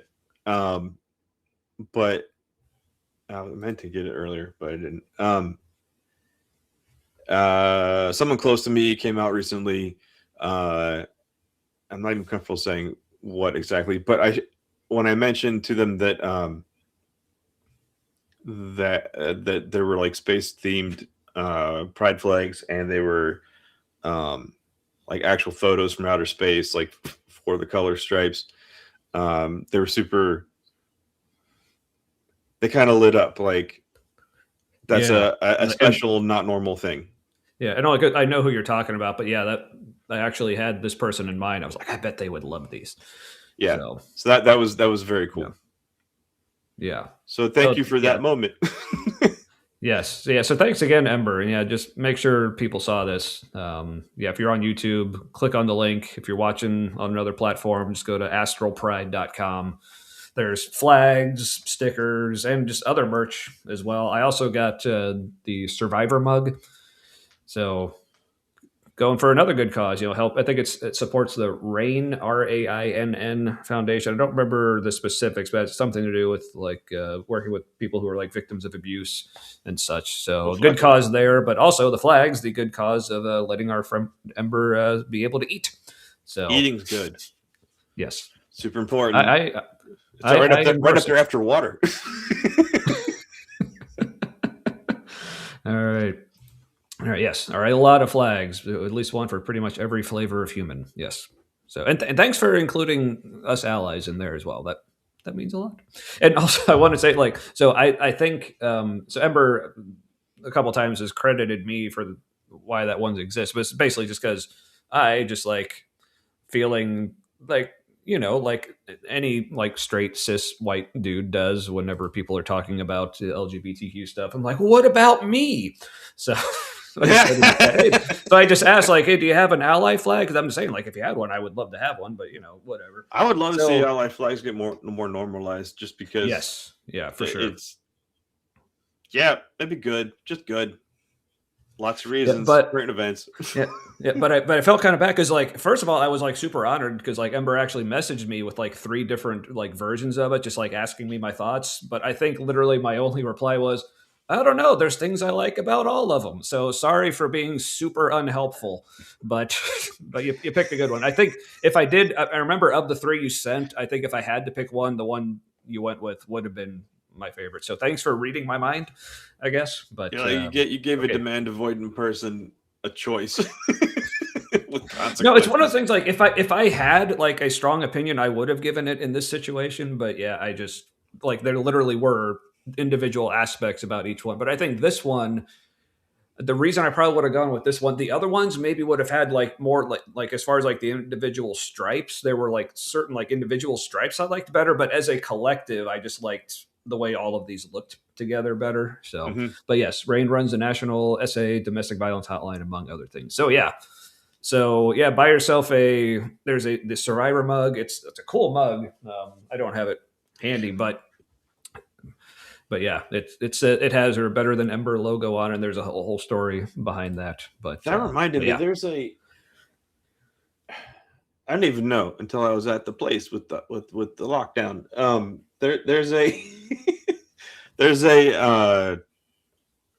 It's like another version of 911, but it's for mental health emergencies. And it's a 3-digit number. I forget what it is. But that's another thing worth publicizing, because you call 911, they're equipped to deal with physical emergencies. But then there's like a mental emergency one where you're talking to you get connected with like a crisis counselor or something. I didn't know that existed, but it's a great idea, and it should get way more publicity. I'm gonna look up that number.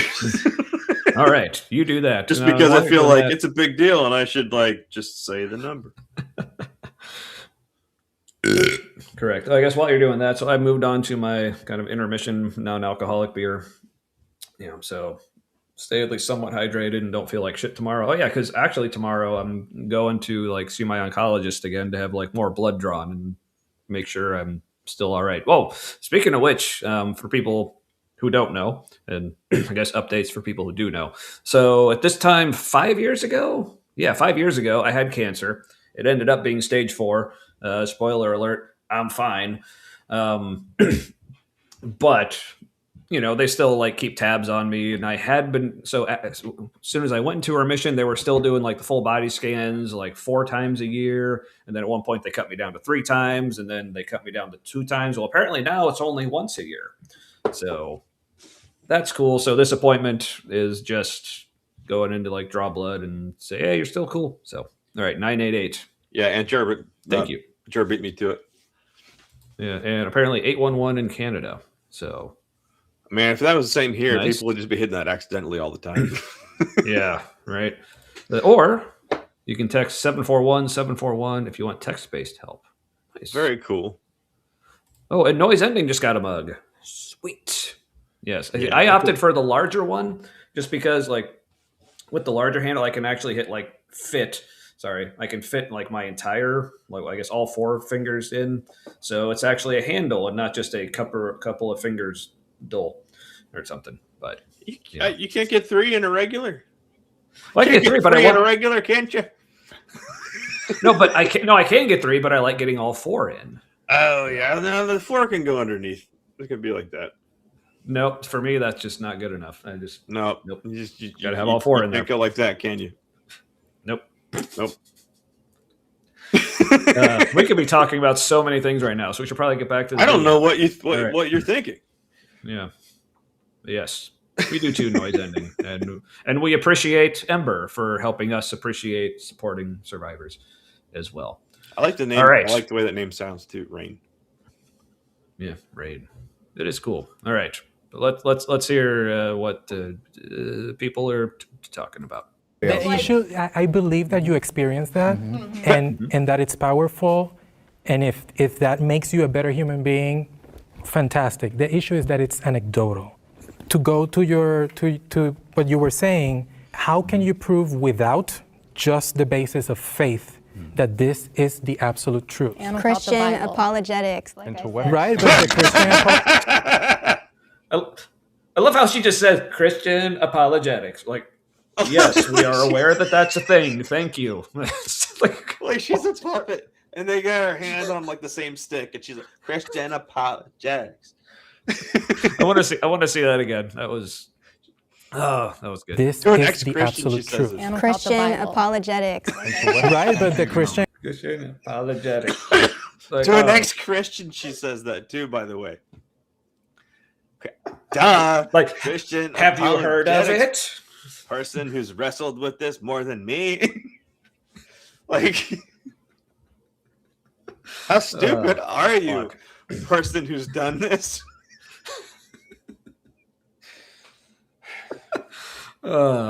Jesus fucking Christ.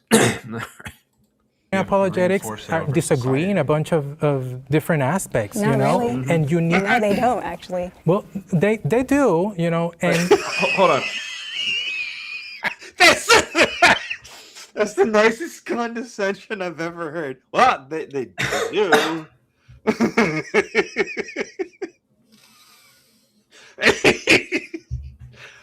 I didn't see the way he looked at her when he said that because I was listening to this while I was working. But like, he can't. Just I don't know. Okay, I need to see that again. What they do. Yeah. Aspects, Not you know, really. and you need No, they Oh, don't hold on, actually. sorry. disagree in a bunch of different aspects, Like And I to said. what? right? Sorry. Faith that this is the absolute truth. And without the Christian Bible. apologetics, like And I to what said. Right, extent but are the you gonna Christian apologetics reinforce it over disagree in a society? bunch of different aspects, Not you know, really. and you need. No, they don't actually. Well, they do, you know, and you really need to. Well, they do. He does that like that dog tilt to his head when he says that. Yeah, because it's like he started like he was going, oh, well, I need to like give, like to actually like counter that or like explain like logically, but he realized no, all I need to say is just they do. Because she just went nuh-uh, and he's like, they do.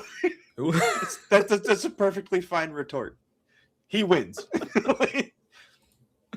Canadian condescension levels. I see. I would ask Dr. Kip to confirm, but he's apparently busy.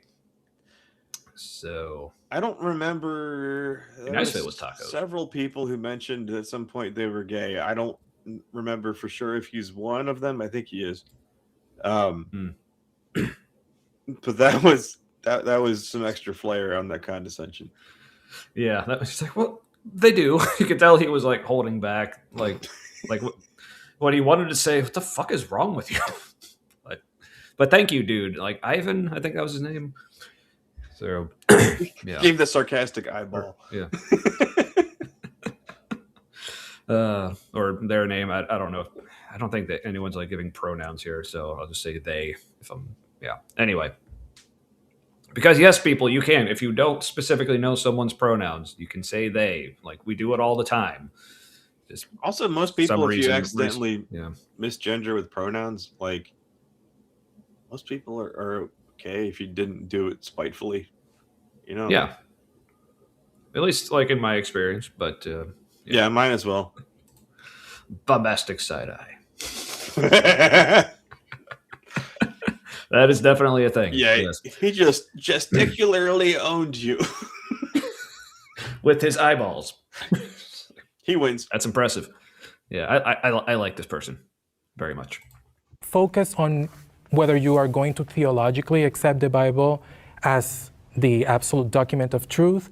What are you going to cherry pick from it? Mm-hmm. What are you going to accept as, oh, this was just a historical thing? I understand what you're saying. When Jesus said, you can't change an iota here. It's hard because like I feel like I'm hyper liberal too and stuff because I'm like, you know what I mean? And stuff. Working. But then, so liberal. Look at me being liberal. I go, like, I can't even. Like, what just happened?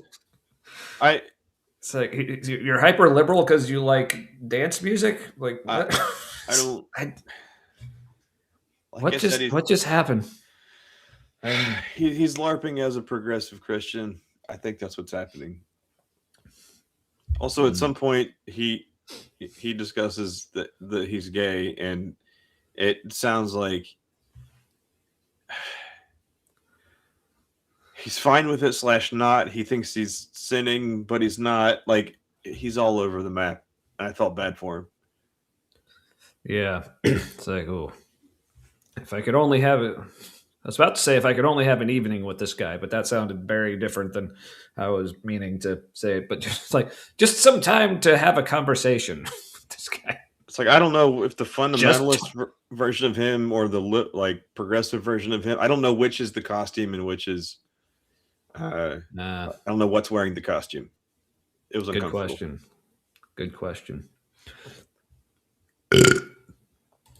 Right, but then it's like it's kind of true to a degree. Like sometimes I honestly feel like I cherry pick from the Bible. Like I'm like, well, they still eat shellfish, so I could be with a man. You know what I mean? It's so tough because it's like I only know how to love a man as much as I would love to be what normal is. This is just who I am. Yeah. And is that what he meant by why I'm all? Was that his way of saying he's gay? Is that a thing people do that I'm just not aware of? Oh, that just he was probably weird. That would make sense with what he's picturing in his head, that he wasn't quite communicating. But like dancing at a club, or being at a club, that would kind of make sense with that, if that's what he was thinking. Yeah, which okay. That was uncomfortable. I didn't like that he said he wants to be normal. The newly deconstructing Christian, I think, to his left was the first one to say you are normal, like reflexively, which is awesome. And what did he say just before that? I blanked. Let's find out. There's a good face. Let's get him off of that. All right. The dry heat with a man. You know what I mean? It's so tough because it's like I only know how to love a man as much as I would love to be what normal is. This is just who I am. I want to know what white shellfish. Yes, Mel. I think that was her name. So, it was the shellfish thing. Like he kind of made a good point. Like if we're not gonna take the shellfish thing seriously, why do we take the other thing seriously? And then he ruins it with normal. Yeah, but Mel. That's what I mean, like he like makes a point and then refutes himself. He like makes a point and then kicks himself. It was kind of what. Yeah. Yep. Man, you're getting there. You're getting there someday. I hope. Keeps coming up in these debates because it's a weird entry in the Bible. That's why. Well, there's things that we were meant to abstain from, and then there was a time when God said everything is clean. So I mean, that's the thing is like if you're actually studying as far as food, if you're actually studying the Bible, and if you're actually looking into the history. Well, okay, but when God said, "Okay, now these things are clean," did something actually change? Like, did God change the properties of those animals so that they're now clean? Like, what? Well, Jesus happened, right? And so old covenant, now new covenant, the parts of the old covenant that bother us are now obsolete. Right, which is why Jesus always was very explicit about all of that when he said, look, okay, I'm going to not only am I going to come back to life, but as soon as I do, y'all can eat lobster. I don't remember that part of the Sermon on the Mount. You can all eat like cockroach of the sea ass. Pork chops for everybody. I refuse to eat lobster. I don't think I've ever had lobster, even when I was little. It's a giant fucking bug. Yeah. It's a sea bug. And you're like, its ass is delicious. Like, sure, I know it's not actually its asshole, but like it's a juicy fucking tail. Like it's from a bug. Yeah. It's a thing. It's a thing. Never a fan myself. He spent like fucking millions and shit. Did you hear about that on lobster? Mm-hmm. Yep. And rock crab or whatever that shit is. He's like, I watched Deadliest Catch a long time ago. I want that. That looks fucking manly. Well, I want to eat the fruits of their labor. Like, that's not gay. Totes. I know it's not at all how he sounds, but you know it's how he wishes he sounded. That's how he sounds in his heart. Yeah. So, dick in his left testicle. That's how his left testicle sounds. He's got that voice down in his balls. Because the right one sounds like, hey.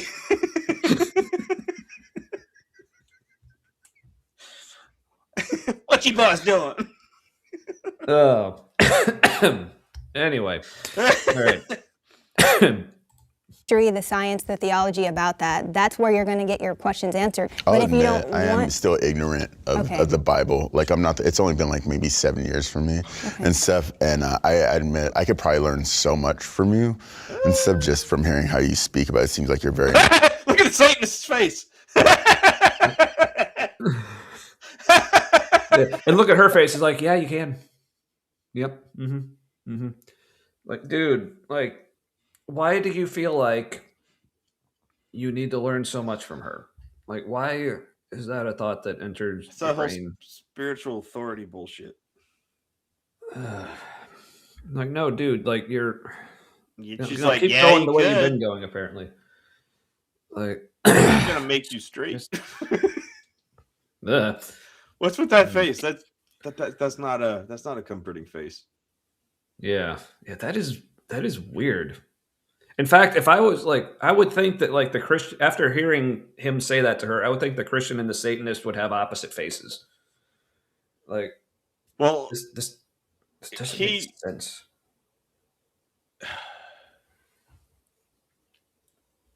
I don't know. The Satanist face is kind of like he's smirking. Like I think he likes. I think he thinks the guy that the guy who's talking is a decent person. Yeah, but he's kind of like, no. Yeah. All right. Well, let's. Knowledgeable and stuff. So I have 28 years of the Bible and I still don't fucking understand it. It's very- Yeah, maybe learn from Mel. She seems a lot better at this sort of thing. So yeah, she's been there. Yeah. All right. very contradictory in some There's other parts. books, you guys. It's okay. The Bible is always open to Listen to the Satanist too. Like, let's just say this thing. There are other books. interpretation. Sorry, I missed. The Bible is always open to okay. interpretation.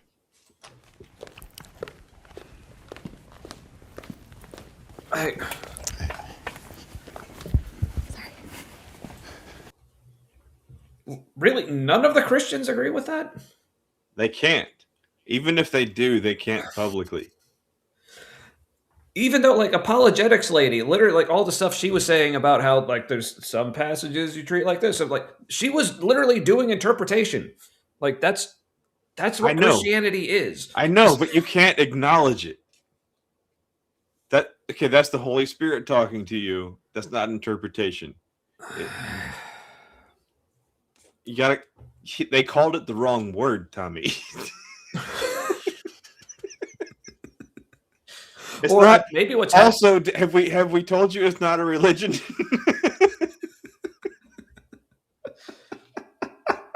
Yes, as Melly says here, but damn, that's what I feel like was maybe actually going on here is like I bet at least some of the Christians wanted to agree with that, but they were waiting to see if any of the other Christians did first, so they weren't like the only one. Yeah, but then when they saw no one else is moving. Yep. None of us? Okay, Yep. None of us. Right? If not open to interpretation, why open to interpretation shaped? Why not clear? Yeah, right? Some clarity would be great. But anywho.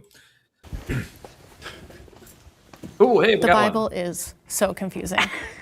Every Christian cherry picks. Everybody does. You're not supposed to lie, you lie. Yeah. So how can you not interpret it in so many ways? And it's been Not the best example, because I mean, yeah, some people lie, but they'll still say that it was wrong to lie. So that's not really cherry picking. It's just not living up to it all the time. But yeah, there is Anyway, but there is some cherry picking. Yeah. Oh yeah, for sure. But yeah, I was saying that was maybe not the best example, and it bothered me, so I had to say something.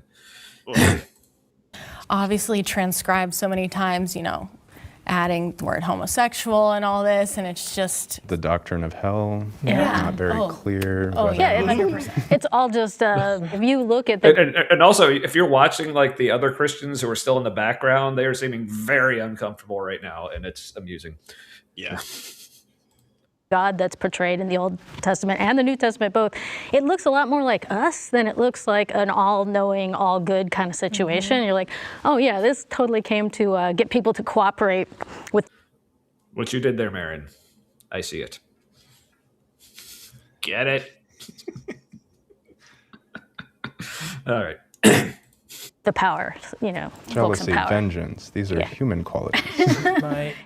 My argument or my issue with interpreting is that, we as human beings, that's what we do. We have something and we have to interpret it.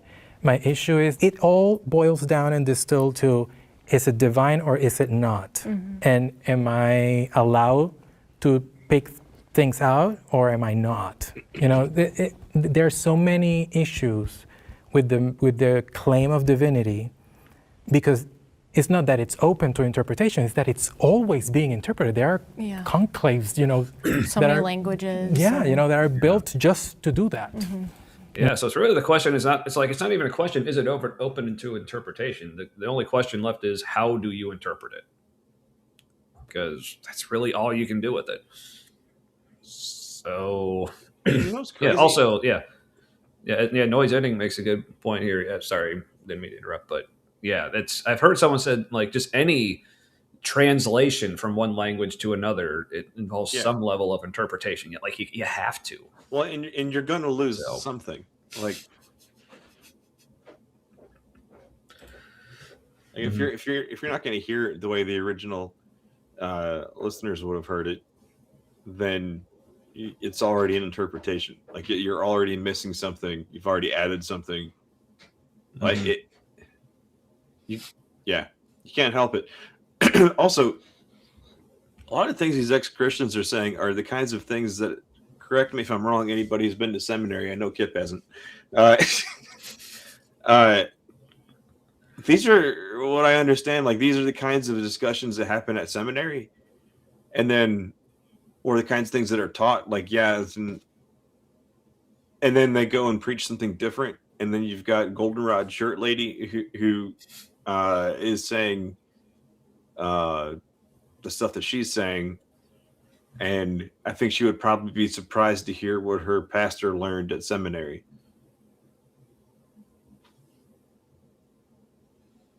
And they go and teach the simplified version that is black and white to the congregation that they didn't learn exactly.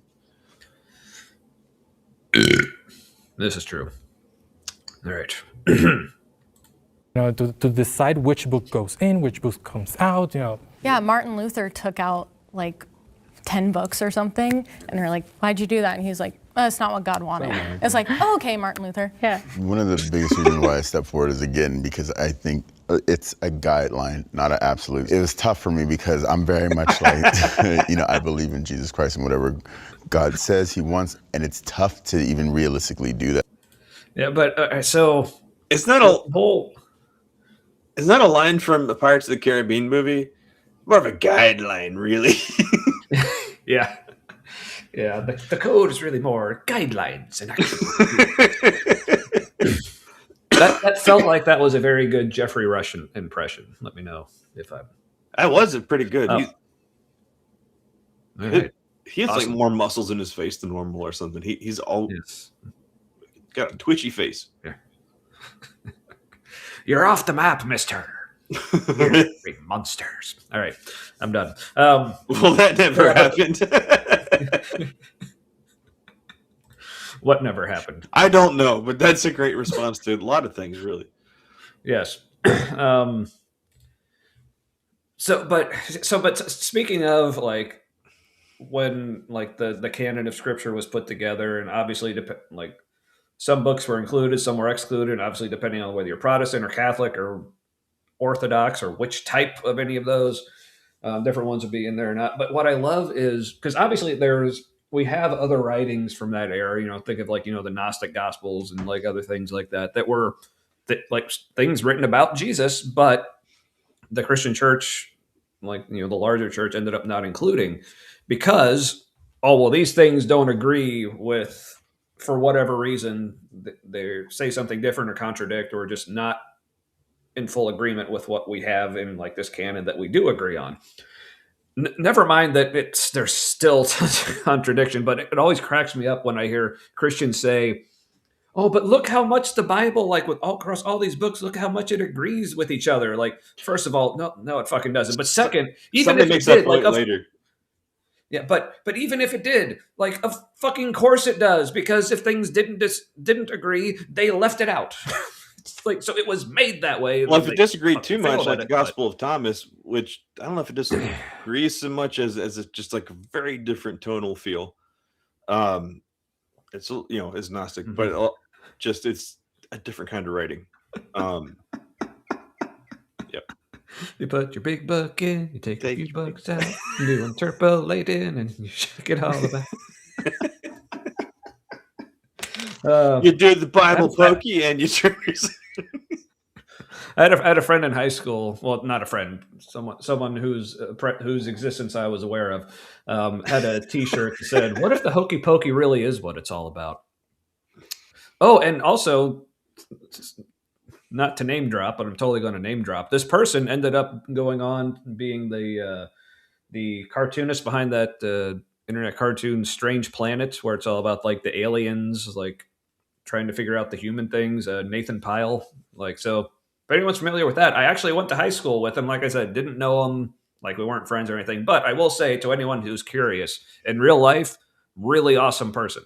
So, because I know like with things like that, a lot of people like if it's like an artist or something they really like, they like, oh, I'd hate to find out this guy's actually a douchebag. It's like, no, he actually. So for anyone who's a fan of Strange Planet or any of that, just so you know, in real life, he actually is a really cool person. So Never heard of it. Yeah, you probably recognize it if you saw it. Probably, but yeah, yeah, yes, maybe. the maker of the beings. That is, yeah, they're like the little gray aliens, like doing, like. Well, here I'm gonna just let's see. I'm just gonna pull it up real quick. You know the creator of the beings. Yeah, like these cartoons.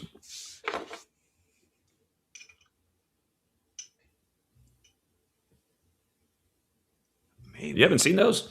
Maybe I have. I was not very internet literate for a while. Well, I mean, there's still a thing, and have been around for a while. But anyway, so yeah, it's amazing what my algorithms don't show me. Yeah. But it's so for me, it's been real cool, just like seeing him become like super popular. So now, like all these people that I know from all these like completely different places are like sharing his stuff, and it apparently became a series on Apple TV or something too. But I never saw it because I don't have it. But anyway, wait, radio. Is that the guy's name from Goonies? Was he the token Asian in Goonies? Or am I just getting my Asians confused?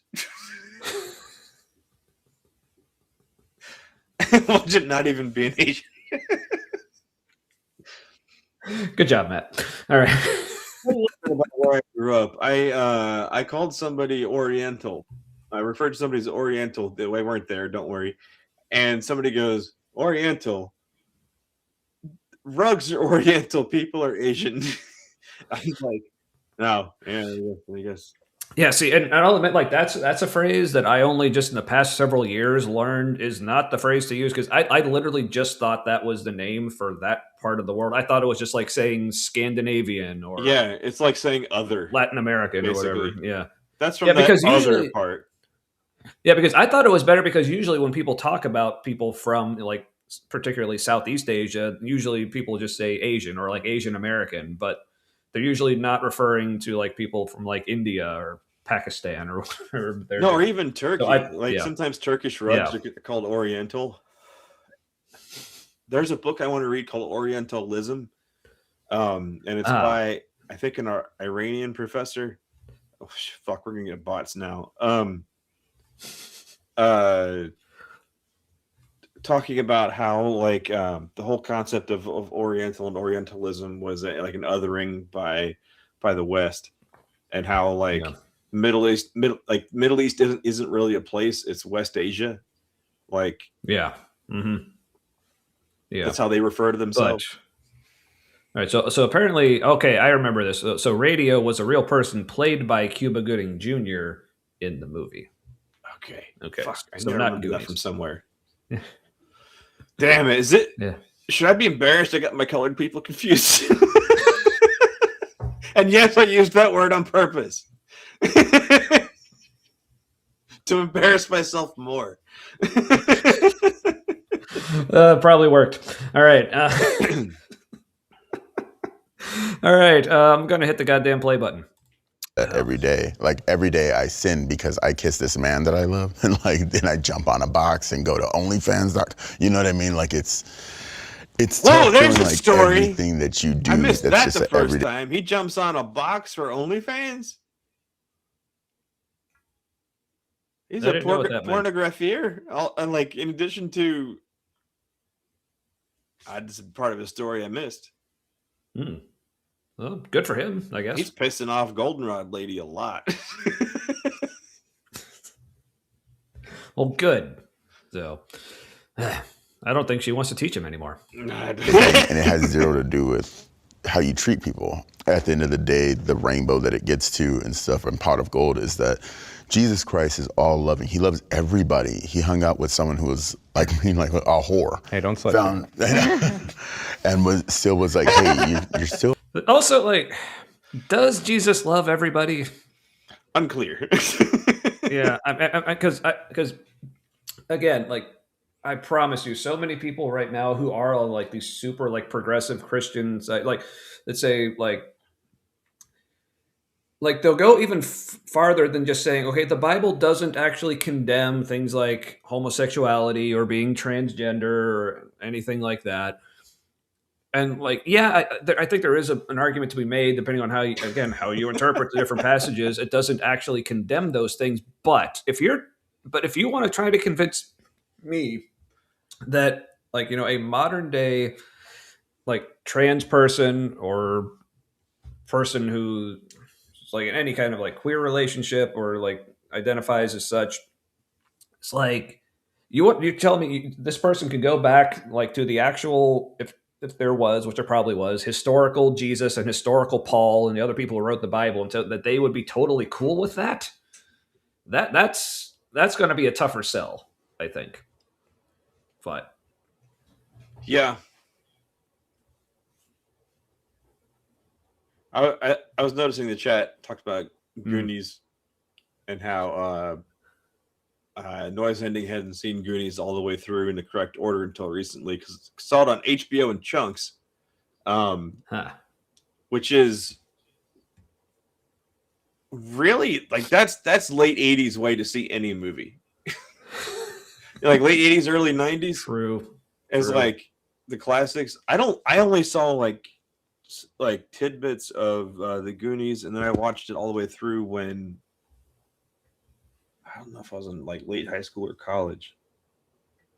I didn't have friends until like high school, like late high school.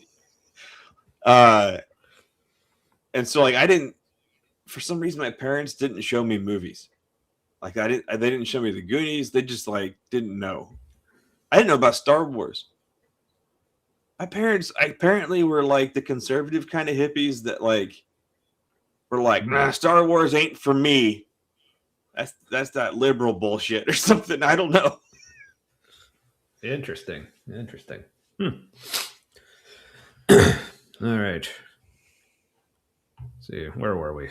Chunks. That's perfect, actually. Can be this good person. Don't let the world tell you this. But I believe that in some way, the Bible is telling you that.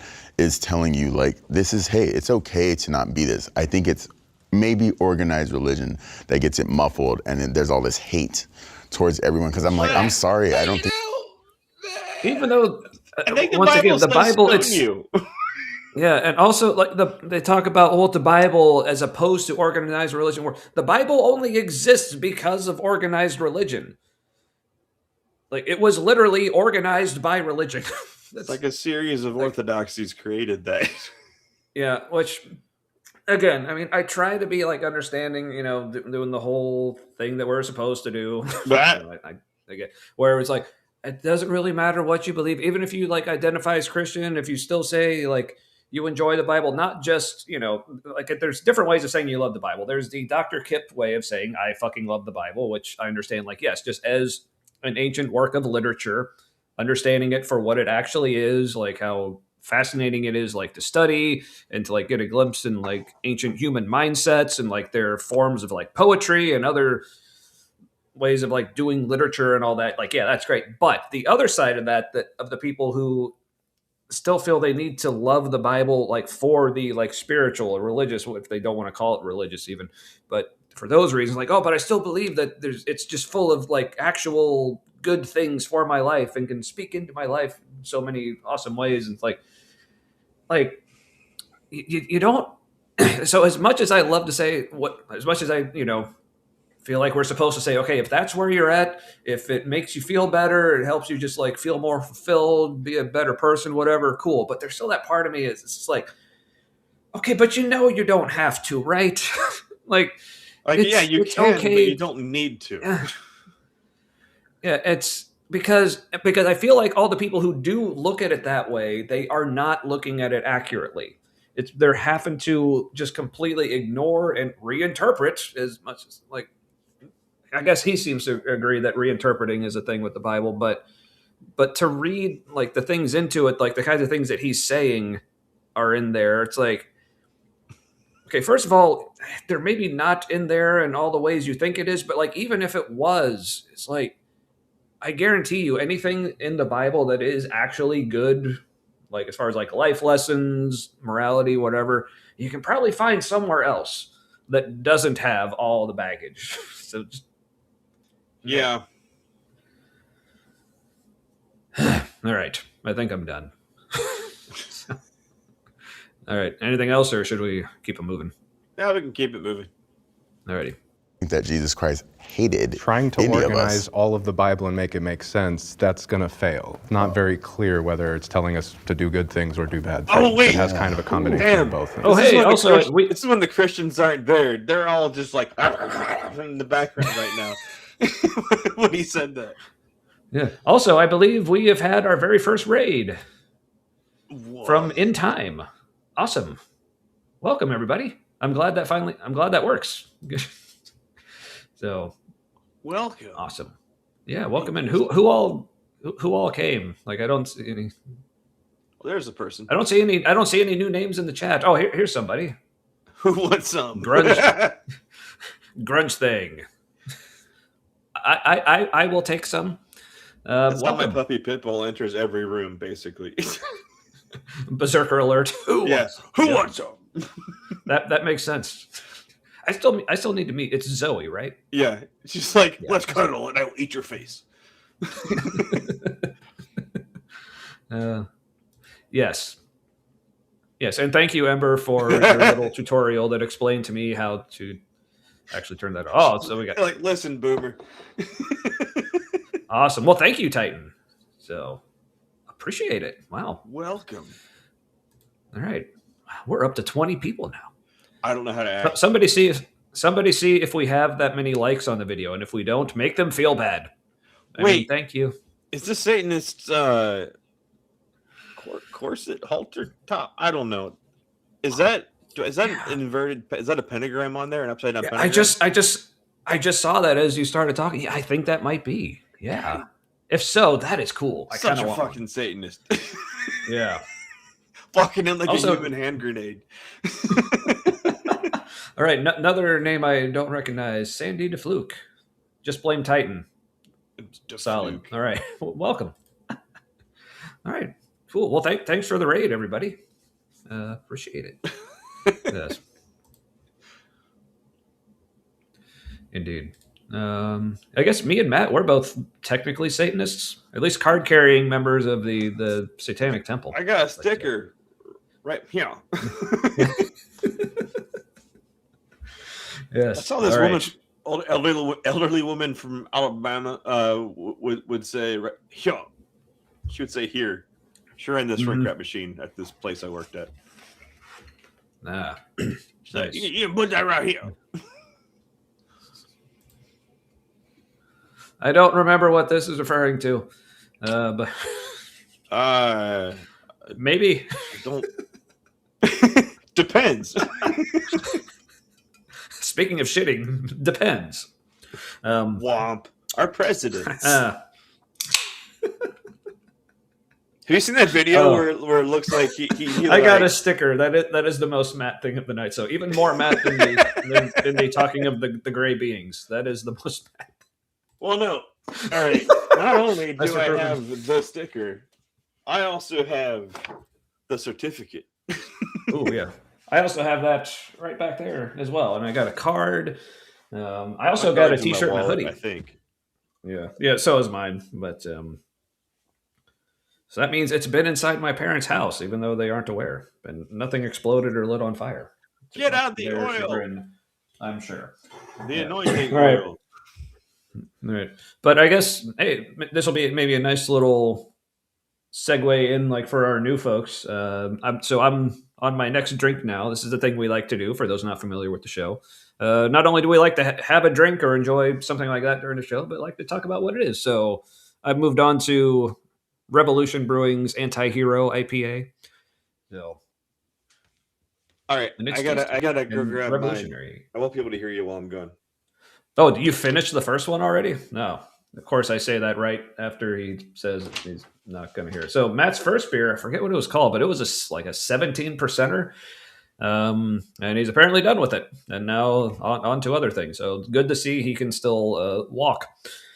So yeah, so anyone just joining us or anyone who's been here for a while but hasn't yet, if you're enjoying a beverage or snack or just something, let us know. We'd love to hear it.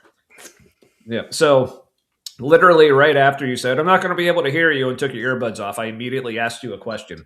Cool. So, that went well. Basically, like, so you finished the 17%er already? I did.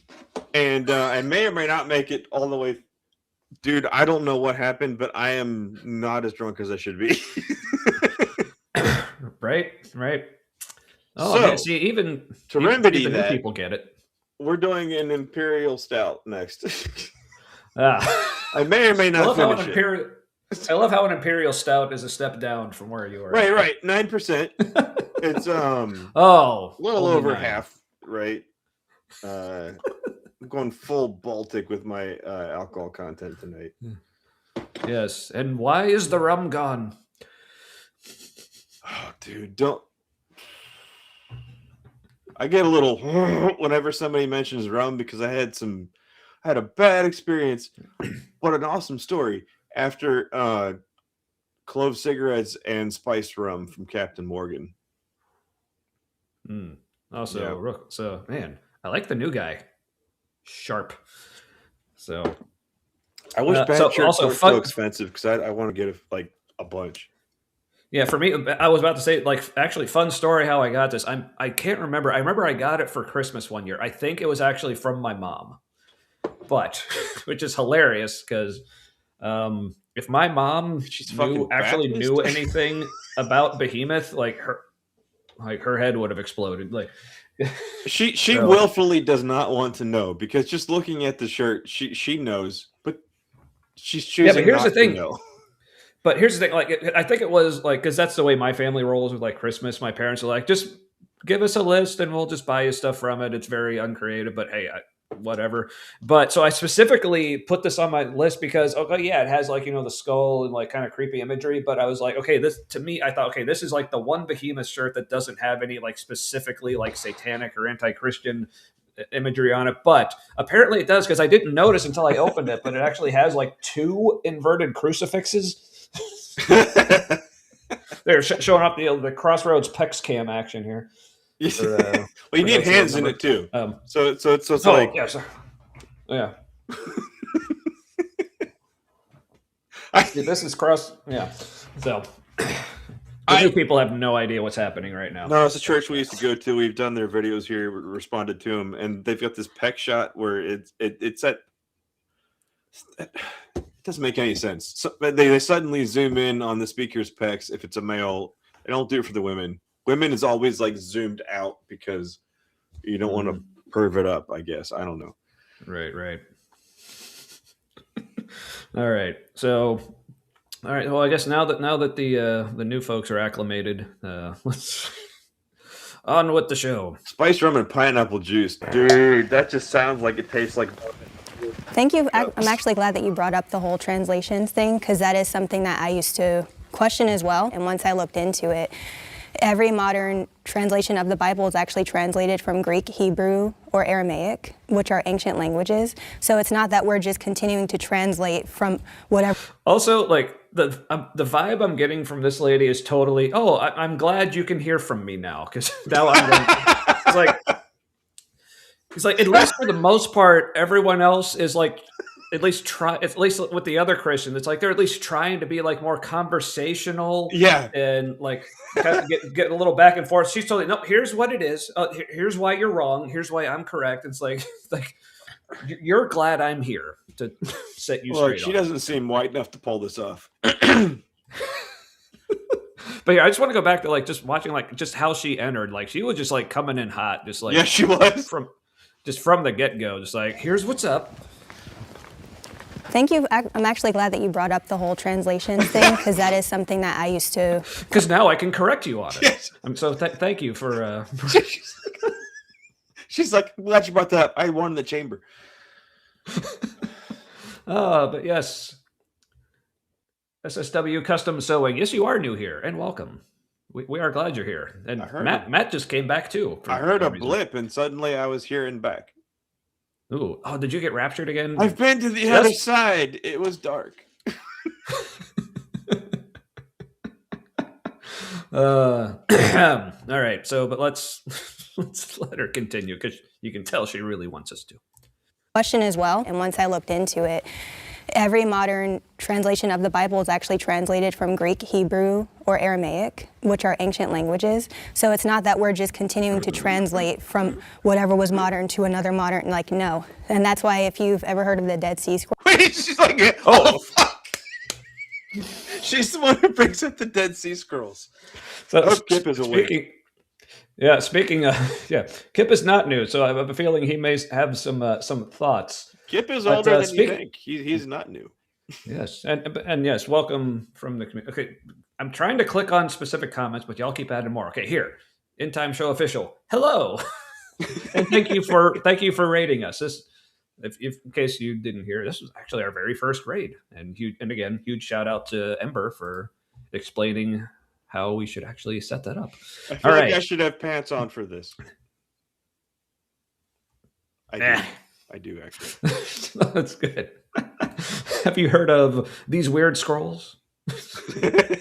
Oh, good. He has heard of. Okay. Yeah, she's about to educate Kip on the Dead Sea Scrolls and how fucking consistent and a fucking waste of time they even exist is. Yeah. All right. Let's hear her out. From whatever was modern to another modern, like, no. Oh, but real quick, our second raid. Did I miss the first one? What was the first one? First one was Embers. It was a failed raid because we did. Oh yeah, it was do a thing. People came over, but okay, gotcha. Cool. Well, we appreciate Ember's raid as well. Sorry, I forgot it. Everybody's first time is awkward. It's okay. Yeah. All right. Count us down, Kip. And that's why if you've ever heard of the Dead Sea Scrolls, it's ancient text from the Bible, where if you were to compare it to the Bible today, only things different is like punctuation. But that's amazing because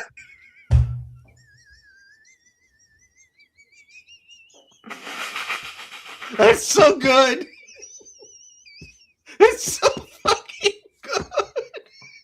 So if that's true, then Wes Huff was correct when he said word for word, because he didn't say punctuation mark to punctuation mark. He just said word. Yes. Word for word. I can only imagine how triggering that is to people who actually know. So how triggering is it, Kip? Kip, are you still with us? Someone was there even punctuation? Like I know, right? Oh, this is good. She fucking shot herself in the face and was so smug about it. She's like, not happy in that, mate.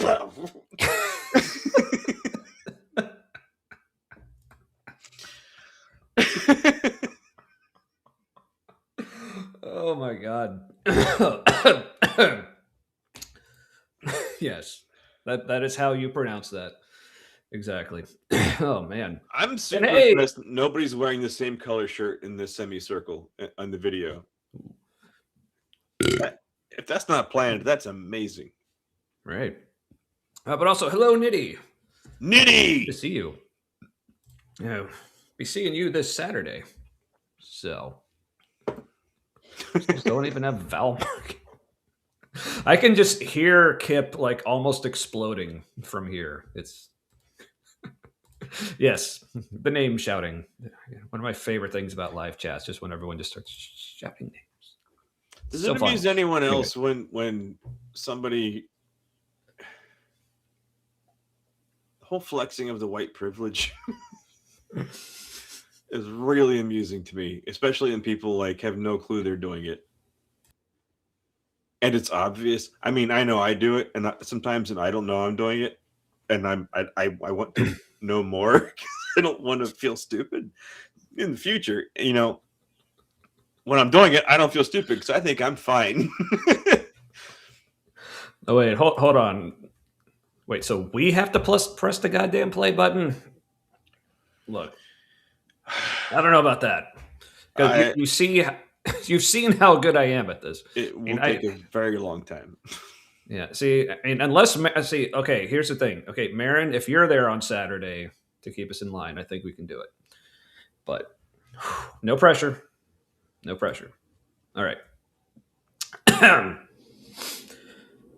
All right. One of the most amazing discoveries of this century, in that they discovered the Dead Sea Scrolls, and they thought they would correct all these mistakes in the Bible, but it was so amazing that 99.99% was accurate, so they were amazed. What does he even mean accurate? What does he even mean accurate? This is the pastor too. Like let me inform you, person who just spoke. You don't even know. Yeah. It's 0.9 of 99. Oh, so this is not true. See, look, Marin's yelling at me right now, word for word. Sorry. Oh, fuck. Wait, by the way, look at the ex-Christians. Look to the right of him. Yeah.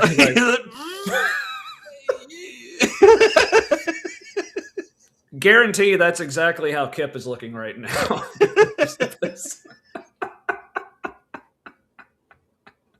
Yes.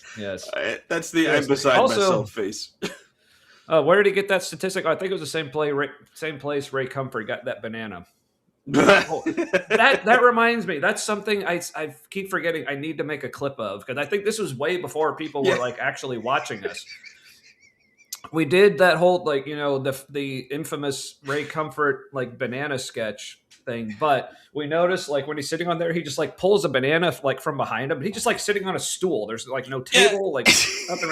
So it's like he like leans, started there. He like frees up a cheek to like pull out the banana. So Matt added a certain sound effect. It's like yeah. And we tried multiple times, like, to get it to line up, and finally got it, and then probably did it some more times. So yeah, I keep forgetting. I need to see if I can make a clip of that. But yeah, okay. Yeah. All right. So let's let this person over here continue with their facial expression, because I'm digging it. 2 Peter chapter 1 verse 20 tells us that no scripture is for interpretation. So it's actually for us to accept rather than... Does it? Well, it just says no prophecy of scripture comes from someone's own interpretation. That is not at all saying scripture itself is not for interpretation. That's... Okay, first of all, that's kind of nonsense because... prophecy comes from God, but I think what they're probably talking about is somebody's like experienced a prophecy, but like that, and then they deliver it. So if that's what they mean, that like this experience somebody had that they called prophecy, and now they're going to share it with everybody, we shouldn't doubt that. Like we shouldn't try to interpret it. We should. Does that mean like you take the person's word for it, whatever they say it means? And that's dangerous. Yeah, and Bible scholar people, correct me if I'm wrong, but I seem to remember a lot of prophecies being in very like poetic and like metaphoric language. So they or like very specific because it already happened. But it's like they actually need to be interpreted, because if you just saying the things like Ezekiel's like wheel within a wheel, like what was that? Or the entire fucking book of Revelation. Seriously, like we should just take that literally. Like you're talking to 7 churches or whatever it was in the past, and now suddenly talking about the present. Like now the church I grew up in, yes, we took it literally. We thought there was literally going to be a beast with 7 heads and 10 horns coming out of the sea and all that shit. But so when would you start doing acid? Oh, see that's the tricky part. You got to. I think acid needs to happen before that happens. Yeah. Oh, for sure. But yeah, I just love how they're basically like just putting the scripture and whether they meant to or not, like just showing. Okay, that verse does not at all say what you just said that it says. It's hard to take a guy seriously who paid that barber. Which one? Talk about the one on the right. Yeah. Well, I don't know. Yeah, I mean, I'm not one to critique, but 10 horde flying purple people eater. I think that's a statement. Man, about... Ember being musical tonight and getting me to sing. I don't often sing, but Ember's got me too, like twice tonight. Jeez. I hate. Okay, I kind of hate musicals because they sing about whatever the fuck. I think it's Annie. Just the. Mm-hmm. It's like, oh, there's a dog. I'm gonna. Here's a song. Yeah, real quick. Do you feel like this is something you could rant for a couple minutes on? No. Okay. That was my okay, never mind. All right. How bad do you have to pee? Not bad. So yeah. So I guess just let me know when you do feel a good couple minute rant coming on, and let me know. All right. See, fuck what from Fox? I don't know, but I agree. Oh yeah, but okay. All right, back to this guy. Completely. See, here's the irony of him saying Scripture is not to be interpreted while he is in the middle of misinterpreting Scripture to say that. Which, dude, we went to a fundamentalist church that like didn't know how to read the goddamn Bible. They're like, here's the thing that says nearly what I just said, and then I mean, at all. I mean, just see like with every like sermon from Crossroads Church that we've covered, like I swear, like at least half the time they bring up a Bible verse, it's either not saying what they're saying or is like or just not the best example. Like one of them was they were talking about.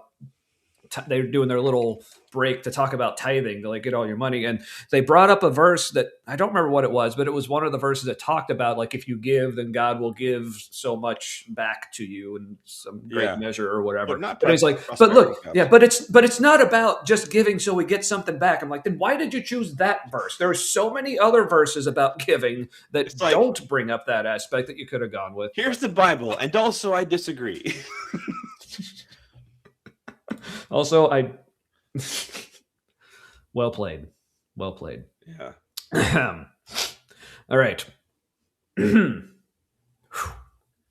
can do this. Understand. And for me personally, like when I try to understand, so I have a kid, when he was 5 years old, I tried to explain to him like mortgage. I had money in my pocket, I was still poor, I was living in the projects, right? My kid was like, let me get bubble gum. And I was like, I can't, I don't have enough money, I don't want to like buy him the clothes. I couldn't buy him the clothes. But in his mind, he was understanding it as, Dad, you don't love me, right? And I'm like, but I do love you. As much as I explained it to him, he couldn't understand it. He was very miserable because of that. The Bible tells us, at least for me, that we're all children in God. Like we're not. Mm-hmm. Do you think his kid really didn't understand that like his dad loved him but couldn't do that thing for him? It's possible. I mean, he said like he was 5. I mean, I don't. Because I remember going through, like, we never, well, I was about to say we never had a lot of money. There was a point where my wife made 6 figures and was concierge tech support for, like, the CEO of Procter & Gamble, which is, like, a international maker corporation. So we had, like, 6 figures then, and I was a stay-at-home dad, so it wasn't, like, a lot of money. Anyway, Wasn't long before we had to explain why we couldn't afford things to our kids. And yep, things happen, man. I think you can just, there's a way to explain it to your kid. It's like, I love you so much, and I would get you everything I possibly ever that's good. However, things are such that like I need money to do that, and I don't have enough. Like, Yeah. what has happened? I don't like. Not only did it kick me, but then when it brought me back, it put me in the wrong spot. Damn it! I didn't even know it kicked you. It just looked like you switched places. Oh, okay. Well, good. I mean, It's I like didn't new get bugs every week, isn't it? Mm-hmm. Yeah. It's like they're not even trying to rapture me anymore. They just are like, oh, this guy. It's like, then, I don't know. I just feel like there's a way to explain to your kid where it doesn't have to come across that way. Right. Yeah. So it's like maybe you just suck at explaining things, dude. Which or fine. maybe he's remembering it incorrectly, and like his kid was like sad but fine with it. Yeah. Or maybe, well, if I explain it this way, it makes my point better. So it could be a lot of things. But hey, cool. It's confirmed. So everyone, check out Dr. Kip on the 27th because hey, even if you're not a fan of Dr. Kip, he's having other people on that you're probably a fan other of. people are going to slum it, and they will be there too. Yes, just like we will this coming Saturday. But I know, step down. I don't usually do things pro bono.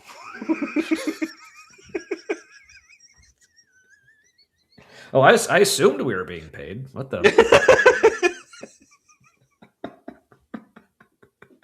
I just love it. Yeah, get invited on someone else's show and immediately become an asshole. So, just show up. You're welcome. Like anyway, as I was saying, it's like Kip, you don't need to be here anymore. We got it. We're like goldenrod lady. Oh, we need a producer. Get backstage. Well, no, not you, not you, Marin. No. Yeah, we want to be on with you. I mean, right. Some venues are good for exposure, and other ones, aren't good for exposure. So you should be paid to be there.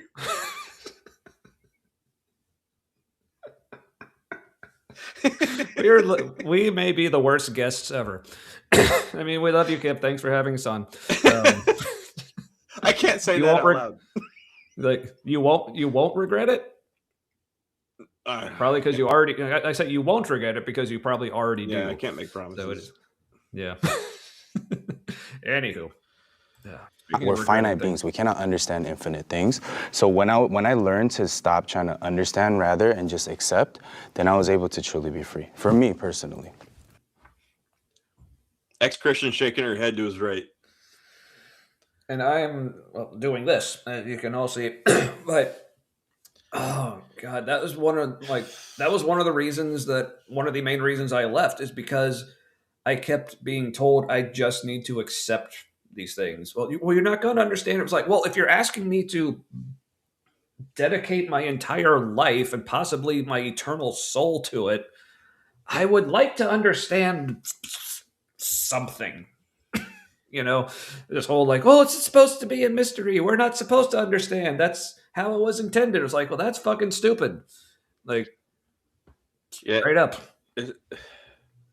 Yes, freedom from thought. Mm-hmm. It's like faith is a series of unconditional surrenders. It's like you just have to accept it, just surrender to it. You don't just let it in. Just let it in, let it happen. Close your eyes, pretend you're not here. Like there's a whole like abuse subtext to it. Mm-hmm. Yep. When I accept anything, I'll believe anything. Yeah.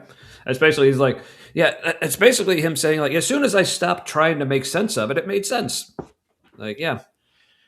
Look, I love this. Yeah. Kip lives with many regrets. So he's like, why not a couple more? And we appreciate that. Like, I was just realizing like, okay, people are people, right? And we keep having the same kinds of problems over and over again. Like Bronze Age, same problems now. We just got cooler shit to do it with. And like, we should just assume any theology that survives long term has been tainted by power and authority and like it's going to be something that serves power, like the whole surrender to authority. Just accept it. It's now your reality. Like it's like the worst of us had power long enough to create a system that is self-reinforcing.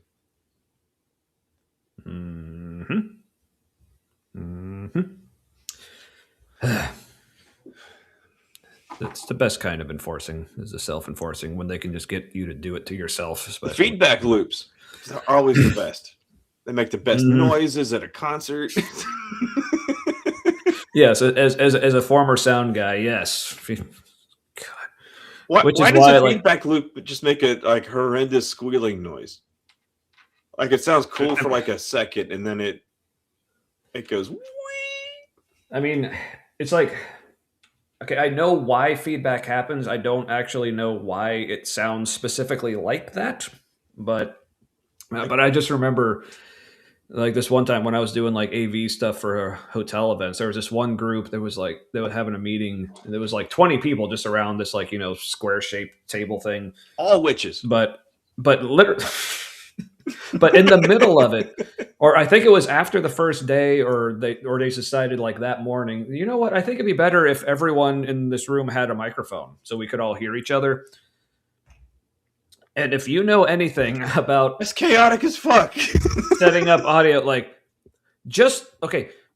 20 microphones in a meeting room is not something you can just throw out there. Like, all right, it works. It's like you have to do like first of all, like just literally setting it up would take you like at least like probably close to an hour, especially if it's just one person. Like I think there was maybe two of us, and they basically need like their own switches to turn their mics off and on, like they do in Congress and shit.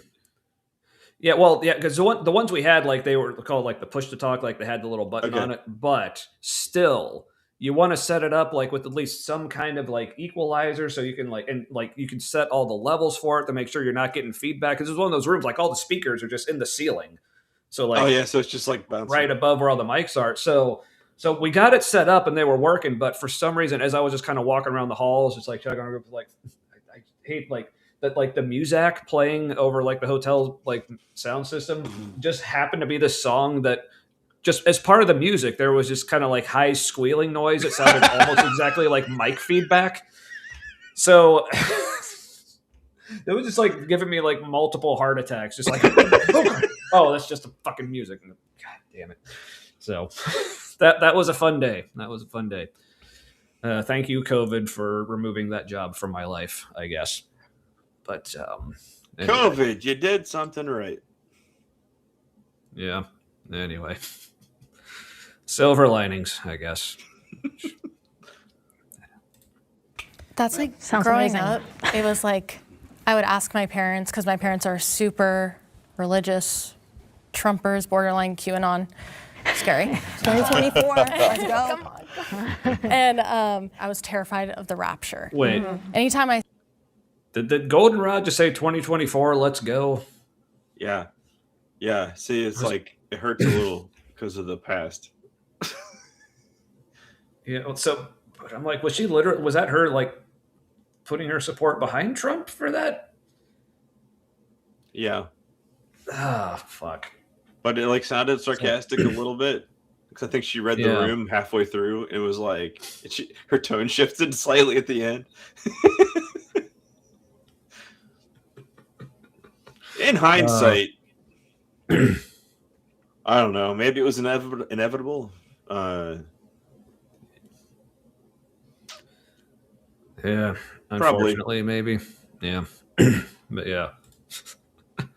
Given the whole Fisher Price mics without batteries, yes, because I have the feeling because I don't remember this group specifically, but so I don't think they necessarily would have fit this category. But there were definitely some clients. I'll say like I probably totally could have just given them a microphone, but like not turned it on, and they would have been, oh, thanks, that's so much better, because they would just be able to like say in their mind. And then you want to lock them up so they can't drive home because they shouldn't be trusted with their life. Like, how do you not realize you weren't being amplified? Like when they're that out of touch with their own personal experience. Mm-hmm. Ugh. Yeah. Well, I mean, I actually learned like that is like kind of a like live sound and like recording trick, especially like with musicians. Like if they're saying like they want to hear like more of themselves or more of something specific in their monitor, but they're getting plenty. So they'll ask, you can give me more like guitar in the monitor or whatever. So you just intentionally like turn it up way louder than it should be. So then they'll say, oh, actually, that's a little much. If you could just like back it off a little bit. And then you put it right. You put it exactly where it was. They're like, oh yeah, that's perfect. Thanks. Yeah. Works almost every time. Yeah. Anyway. And really they were anxious. They weren't in control of the moment enough. And so there's this whole charade you have to go through. Right. And also, but I think the actual like scientific reason behind it, it's more like, so now they're more aware of what they're listening for, so they can pick it out easier in the mix. So like in a way, it actually is better because they know what to listen for. But yeah, it's still funny as hell to do to people. Oh my God. I just pulled my dry herb vaporizer way the hell apart. In a way it shouldn't. Is this your fidgeting or? Yeah, it was already a little broken. Yeah. Then I just deconstructed it accidentally. Ooh, well, so you deconstructed it. That means you ruined your life, right? Like, I did. I lost my morality. Black is down, up is white. I don't understand. I feel like this kind of deconstruction may actually have done more to ruin your life than what kind? You deconstructing your vape pen. That may have done more to actually ruin your life than any like. Now it's not a regular vape pen, so you put the dry herb in here, right? And you go button, and it heats it up. It's better for you than other things. Yep, this is true. Less carcinogens. Right. Speaking of carcinogens, Christianity. Oh yeah. So how much of this video are you anticipating us getting through tonight? However much you want. We could skip to the next section if this is boring as fuck. No, I'm still good with it. I'm just since you would watch it, I didn't know if you had certain parts, or if you just want to kind of go and. No, I know we're skipping a certain part, but other than that, just. Yeah, I don't know. There's because this feels like if we don't get, and we're definitely not getting to all of it tonight, but this might be something we could revisit too. I have a feeling.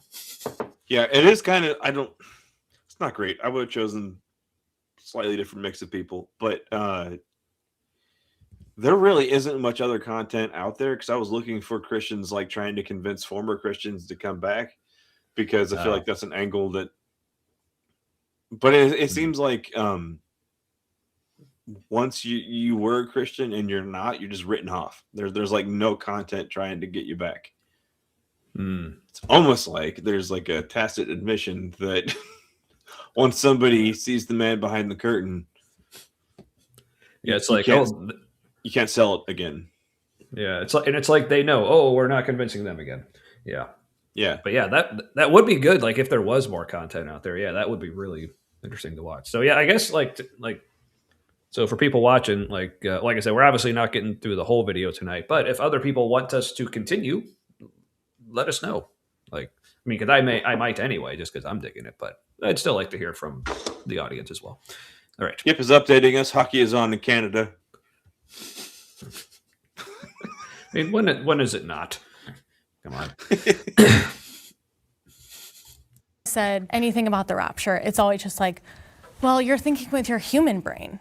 You're not thinking with your heavenly brain. I'm like, but I only have a human brain. Like, I can only understand what I can understand here. Can I ask you something too? I wanted to know, like, so do you believe, like, say, if someone's kind and treats people right and is a really good. Were you wanting to pause, like, after? I wonder who he's talking to. But I think it's really interesting to, like quickly glance around at, like, who's laughing and who's not when somebody says something. Goldenrod didn't laugh that last comment. She doesn't seem to laugh at very much or let herself out very much. Yeah. It's all been like indoctrination coming out of her for the most part. Yeah, she definitely seems like she's here on a mission. Like, how much you want to bet, like, she had a bunch of people, like, forming a circle and praying over her, like, when they found out she was going on the show, and they were, like, sending her out. And maybe. I wouldn't be surprised. Also, later, I don't know if we'll get to it, they talk about the afterlife. And right at the very beginning of it, like, you know, where everybody comes back together, I don't think she was part of the first part of it. Yeah. She is like, I think she might have like tear wetness on her face already. But then, like, very quickly, she gets off. She has to like leave the shot because she's crying. You can like hear her like sobbing off camera, and she comes back, and the feeling is that she was thinking of people that she's close to that she thinks are going to hell, which kind of tore me up a little bit because humanized her more. Because like, oh, she's really in it. Like people who she knows who are going to hell, like she's torn up about it. Like she's really in this. You know what I mean? Because there's like a lot of Christians who are like, somebody might be going to hell. Like, I don't know if my mom's former Catholic, so she thinks I'm going to heaven just because I'm a good person. Probably. But like, probably thinks there's a chance I'm going to hell because she's been Christian radioified. And Trumpified, recovering / still in it Trumper. It's really messed up. Yeah, it's a whole thing. The majority of them were against going to war with Iran until the bombing started, and then the majority were in favor. Yep. All of a sudden, it's cool. Yeah. But as far as like with her like being so like upset about the thought of like people she knows going to hell, like it's like I have mixed feelings on that because like there's a part of me that's like, okay, that is so sad that this thing that isn't real is tearing you up this much. But on the other hand, if you actually do believe that it's real, then that to me is an appropriate response. That's why I was torn. I was like, oh, she's really in this reality. As opposed to like, hang on a minute, Marin, I'm in the middle of something. Sorry, that sounded really rude. But you felt good saying it for a second, though, didn't you? Maybe. But anyway, but then there's the other part of me that's like, okay, but that is how if you do believe that is real, then yeah, that is an appropriate response. As opposed to all the people I know, like, because again, going back to that whole, like, it's so weird to me how so many Christians are like, well, you know, it's fine. You're like, whatever you believe. You like that conversation they were having earlier about who's really going to hell. It's like, well, hey, we don't really know. It's like, well, I feel like you kind of should fucking know. But or at least to be able to tell people, here's what you got to do. And then now it's between you and God, whether you do. But I've had like several like people who are like very devout Christians who like do believe in hell and such things who have told me, it's like, look, man, I know you're not a Christian anymore, but hey, you know, that's fine. You know, you believe or don't believe, whatever you want, you know, we're still cool. I'm like, in a way, like, I'm like, okay. In very like practical terms, like, yes, great. I'm glad you feel that way. And to you, it's not a big deal. But part of me is also kind of offended. It's like, you don't care that I'm going to hell now? Like, what the fuck? But see, that's when they respond with anyway indoctrination kind of answers. And yeah, it's really interesting.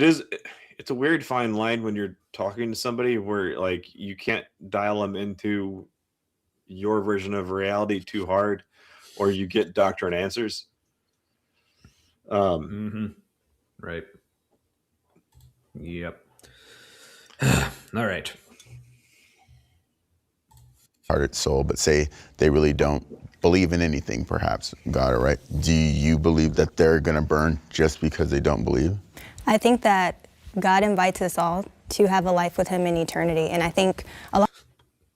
So this is basically her saying yes, but realizing if she were to just say yes, that would sound really bad. So she's like, well, I think God invites us all. And it's like, okay, but we know that. But the guy is asking about the people who don't accept that invitation. We don't need the bullshit. It's a yes or no question. I just want to ask her who hurt her. You know, like this is an elaborate series of defense mechanisms. A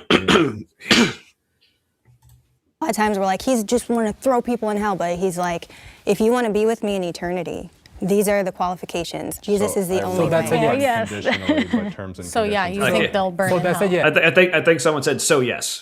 But I want to hear that again because that's what I thought I heard. I think it was a person here in the tie. Awesome. Next door. Fantastic. Can't remember their name. I think, but that's at least that's at least what my brain wanted to hear. Let's see if that actually did happen. But Jesus is the only So that's a way. yes. Conditionally, but terms and That's a yes. So that's a yes. The good person will burn in hell.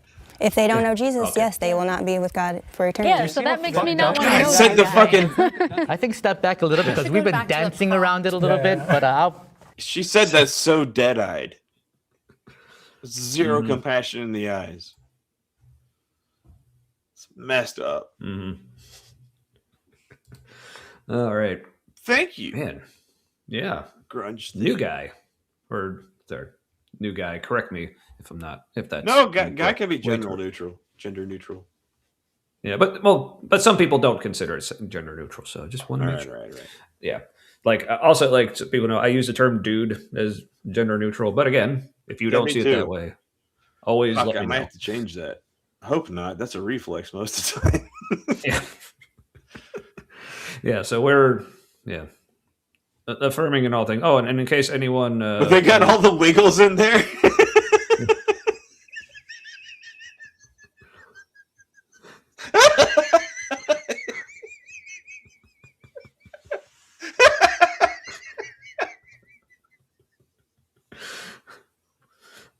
what was your daughter referring to?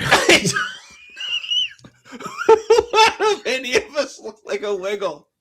I think Or maybe they were like, talking about like, was it like the group in the video? Was it like during the wide shot? I don't know. That could be.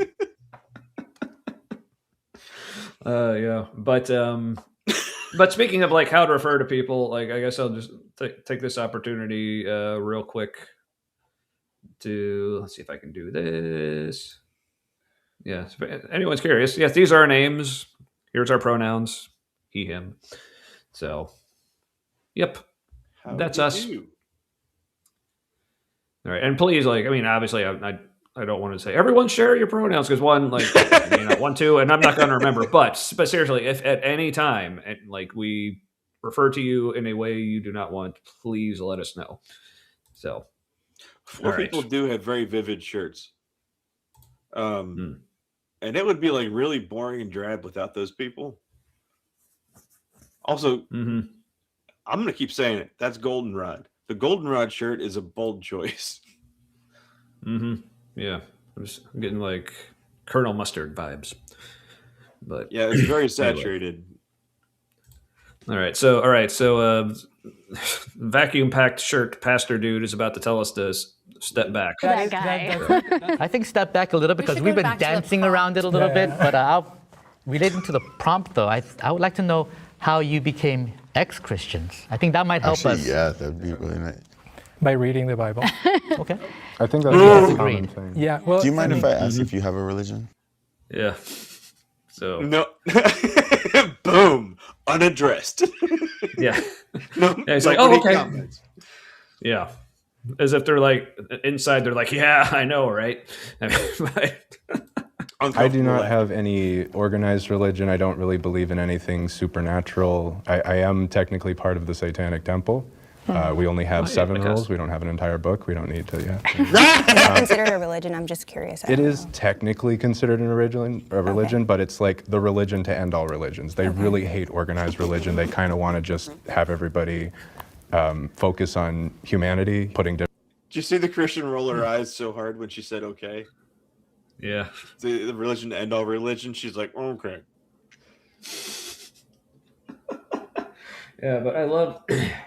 Yeah, but I mean, yeah. Yes, like I said, me and Matt were also, like this guy said, technically members of the Satanic Temple, but yeah, he said it's really just about like humanism. That's the way I like to describe Satanism. It's essentially secular humanism for people who like wearing capes, or yeah, it's like religiofied humanism. Yeah, but also being, in case you know, a fan of the extreme metal, I appreciate the imagery and everything in it as well. But yeah, I love the explicit. Okay, since not being a Christian, Like I really like the explicit like evangelical satanic metal, like Ghost. It's not really metal, but like what they're doing is metal. Like it's satanic evangelism. Yeah, or like your behemoths and such. Yeah. Or, no, that was a worship experience when I was at their show. Like the whole thing was like people just hanging out. At what show? Not Behemoth. I was thinking Meshuggah. Sorry. Oh yeah, yeah. They might. At least their music isn't satanic. I don't know if any of them are, but yeah, Meshuggah. Yeah, that was definitely. I If was blending anything things in my together. life, yeah, if anything in my life was a religious experience, seeing Meshuggah live, that definitely qualified. So, but yes, that is up there. Can't unsee the wiggles. So yes, They've got Fox, extra wiggles. Yeah, so Fox, tell your daughter. Comment of the night. She did it. All right. Differences aside, treating each other with respect. I guess what I'm asking is, so there was a time when you called yourself a Christian. Of course. How did you become an ex-Christian? What made that change? So it all started when my family, I was 22 years old. I started asking, like, specifically, like, if you wanted an example of something. The Bible says in Exodus 20, these are the 10 commandments, and then it lists things that God only verbally spoke. But then later, if you go to Exodus 34. Yeah. Also, like, shout out to the lighting team who almost set up enough lights to like get the people on the outside here. It's like, come on, you couldn't get like 2 more? No, man, there's a budget. No, for or real. Just whatever lights, or like just move them back a couple feet. We would have been good. No, But- doesn't it clearly look like they've just got one big box light? Like they just got one big like diffused light source. That could be it too. Yeah, maybe they're going for a thing, but what it ends up doing is like it's like everyone is perfectly lit except for the people on the edges. Except for the person in dark clothes at the edges. Come on, people. Yeah, but hey, like for all the people who didn't care, he found his donuts. All right. Wait, what kind? Are they powdered?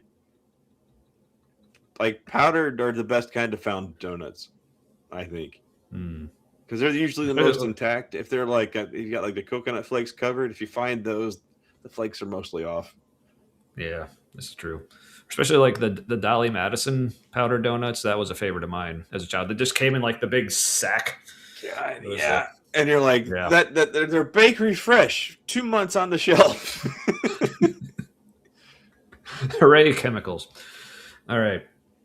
Having a breakfast like that is like an entirely like a bag of like the mini gems, whatever they're called, the powdered donuts, and orange juice. You got to have that once, and it's amazing. And then you feel bad until about dinner. Oh, see, yeah, blueberry donuts. Those are one of my favorites. Like every time I go to the Dunkin', I always get a blueberry. It's like I get a blueberry. Oh, and man, those are my 2 donuts at the Dunkin': the blueberry and the chocolate glazed. That's always what I get. So okay, I got a little tell you a story. All right, well then, does this say I'll be right back in a couple minutes story? You'll be right back in a couple minutes. All right. Well, here, go to here, and okay, so here's a story about donuts. My wife, when she was growing up, she went to the same lake in Indiana that her dad went to growing up. And it was a place, it's called Lake James. It's like Lake James Lake Basin in Indiana. There's like 3 parts to it. It's big and been there forever. There's a donut place there called Tom's Donuts. And apparently it had been there since like I think it was there when my father-in-law was a kid, like it had just started. And so it's called Tom's Donuts, and they make I don't know how they make their donuts, but they're like heavy and fluffy at the same time. So like sugary and like just enough greasy, and the ones that should be greasy are greasy. It's a highlight of our lake trips we go to with our kids now. That father-in-law pays for, which is amazing because otherwise it wouldn't happen. Donuts are amazing. If you haven't found like a donut place that you think is fantastic when you have a donut there, you're like, yes. You're like, this. If I die right now, it's pretty good. If you don't have a place like that, find it. And if you have like dietary restrictions, you can still make great donuts. I accidentally made one, then lost the recipe that I made. It was like vegan, gluten-free donut holes. They were fantastic. Yeah. And I lost the recipe. To the recipe. To the recipe. I will say, like, so Fox, I would normally agree with you, except the local bakery in my hometown of Springfield, Ohio. Yes, that's Springfield, Ohio, where they were. How do you fuck up a bakery? Well, there's this. I won't say the name because I mean a lot of people love it, but it's this place. Like every time, like I go back because like my parents still live there, so like when we go back, my parents are like, oh, we'll get donuts from this place for breakfast, and I'm like, yay, because literally like their donuts, they just taste like sugar and oil. That's like all it tastes like. It's just, man, white people ruin everything. Like, right? How do you ruin sugar on fried dough? Yeah, but like you get like a slight flavor of like whatever, like if some kind of flavored donut with like chocolate or blueberry or whatever. Yeah, mostly it just tastes like it's just oily sugar is essentially what they taste like. I think the texture, oil, it's like it's just not good. I think the frying oil is everything. Yeah. See. Yeah, I mean, you've never seen me and this Tom fellow in the same room before, so I haven't, but you look different. I've met both of you. Tom of Tom's Donuts, super nice guy. Like, as opposed to me, is a fuck you too, man. Man, perspective shifts can change a lot of things. I just meant like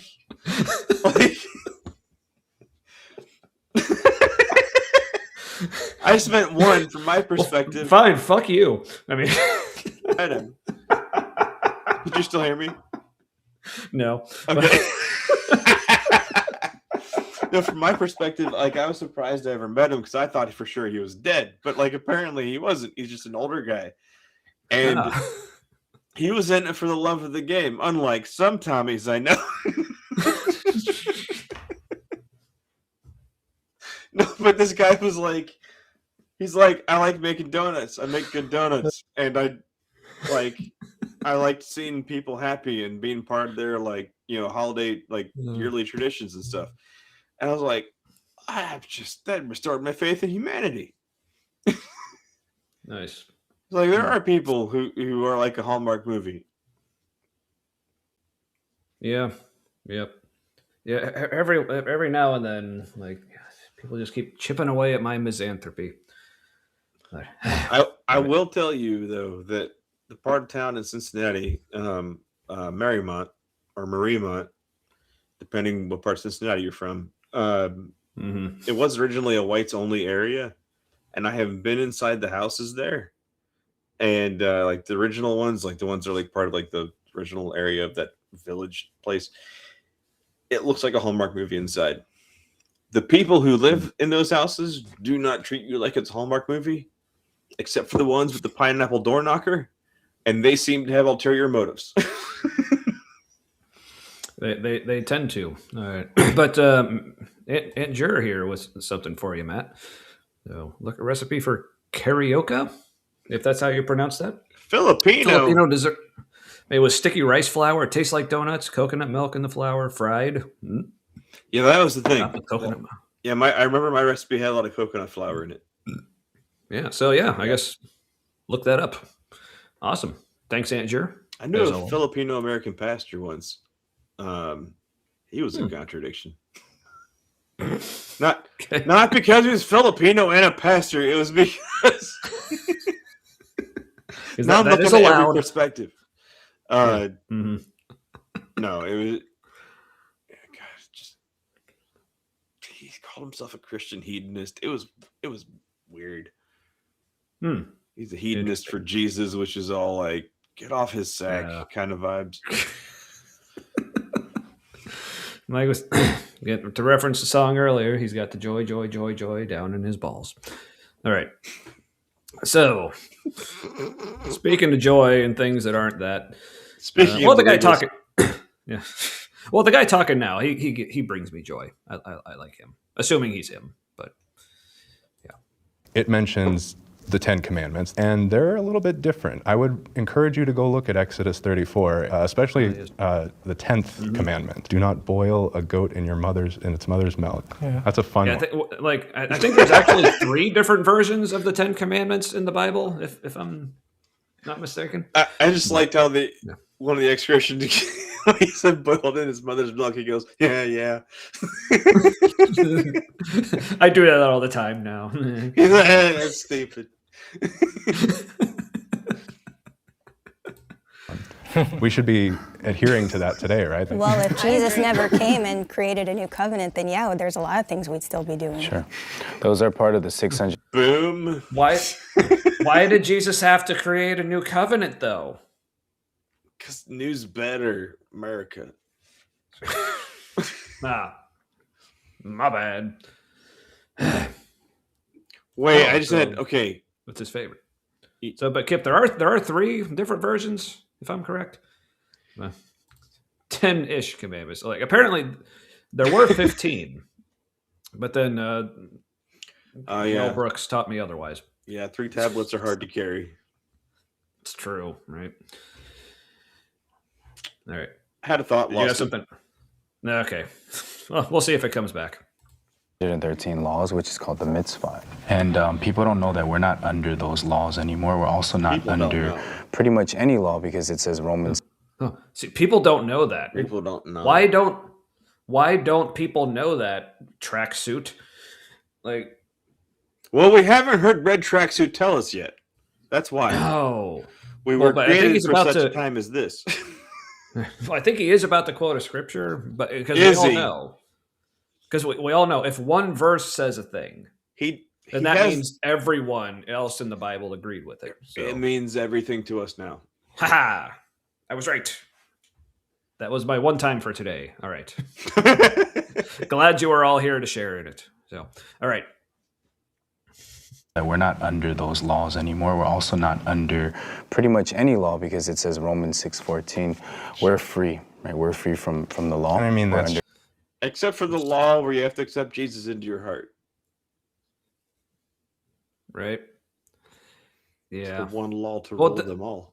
Well, because here's the thing. I still remember Paul telling people a lot of very specific things that they have to do. Right. But so, you know how there's like different kinds of luxury cars, right? So you got like the really nice ones, you got like the Mercedes and the BMWs, like the high-end versions. Then you've got Cadillacs.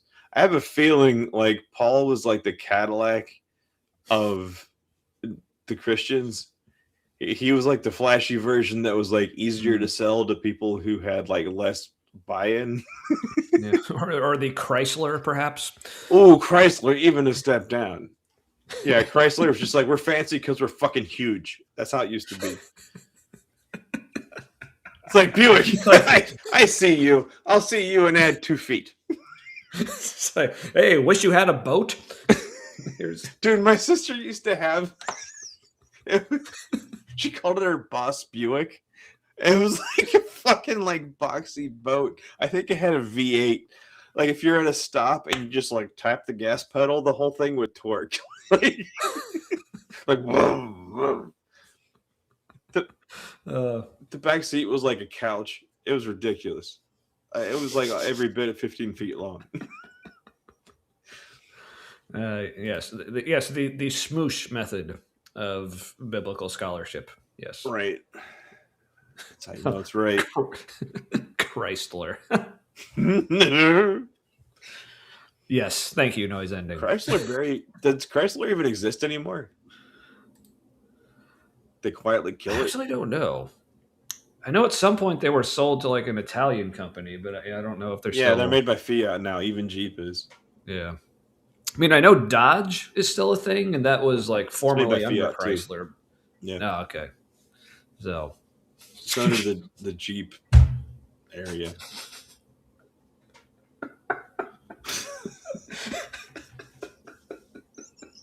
My car is always dying for people's sins. But it's always better 3 days later, so it's the weirdest thing. Whenever I drive through a construction zone, like damn near 16 people get saved. It was real awkward when I called that one lady a bitch, though. So, and the whole thing just smells like fish all the time, just out of nowhere. Yeasty fucking fish.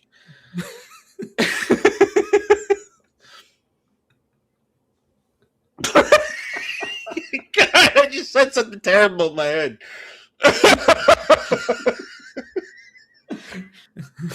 Care to share with the class? No.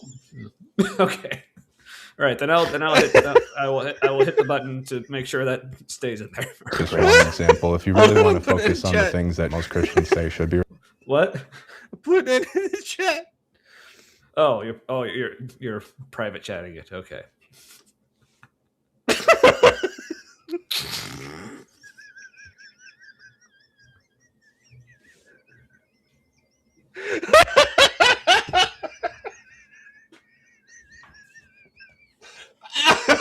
Sorry, for everyone, like Matt just sent me something in the private chat.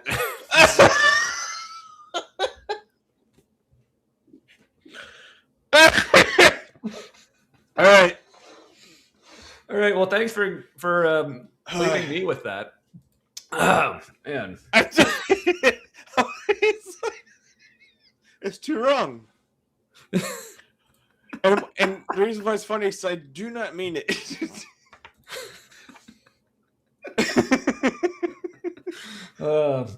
Man. Well, hey, so maybe that's something like we were looking for like reasons or things to do if we ever created a Patreon. Like if you want to know what Matt just said, that'll be one of the tiers. Let us know if anyone's interested in giving us money for anything. Let us know and we'll actually like set up a thing. But yeah, okay. If I didn't share it in the beginning, it would be too little of a payoff at this point. So Grunge thing just said no. I don't know what that was for. Okay. About the sharing? Bloody need each other here.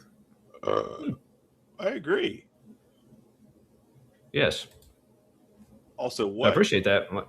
I'm wondering if that's referring, like, I'm not seeing any other chats. Were there some chats that were deleted or aren't showing up for some reason? Paul never wrote about the empty garage. Oh, I get it. Yes. Mm-hmm. Well played. All right. Relevant, that would be the Gospels, right? Sure. You guys would agree with that? Absolutely. Right. So let's look at all four Gospels. Let's compare them to one another and tell me that there are not contradictions in them. There's no contradictions one in event the happened, Bible. and also the simul. Thank you for following orders, lady. It's like, dude, she didn't just say the Gospel; she said the Bible. All right. Well, I guess there we have it, folks. Goldenrod lady said there's no contradictions, man. I was surprised when I listened to this earlier today when I was working. I was surprised that she said the Bible. Like I thought she was going to say there's no contradictions in the gospel because that's a little easier to defend for Christians, I think. But like, if you're like no contradictions between old and new, let alone in the old, it by itself, yeah, that's a lot. But even like, but in a way, and again, it depends on the person who's hearing it and how they approach it. But for me, like, almost in a way, like nailing it down to like just the Gospels, to me that like almost makes it easier to find because like, oh, you're narrowing it down. I only have to look in this smaller area. Then they're easier to find now because I think the whole Bible, it's like, oh, now I got to look all over. They're still easy to find if you know where to look. Now I got to know things. Yeah. But yeah, but narrowing it down to the Gospels, like, yeah, it's so easy to find. You just got to just read them and they're like right fucking there. But yeah, actually, like now that we look closer, I'm pretty sure this is a pentagram. on It there. would That have is to be. that is really cool. I kind of want one of these. Oh, pair it with your cargo kilt. Oh, the Utila kilt? Yeah. Utila kilt. Yeah. Fuck yeah. All right. When's Coming the next to an Christian October event? or I was going to say coming to an Oktoberfest near you this September, because that's how Oktoberfest rolls. All right. All right. Simultaneous other event happened.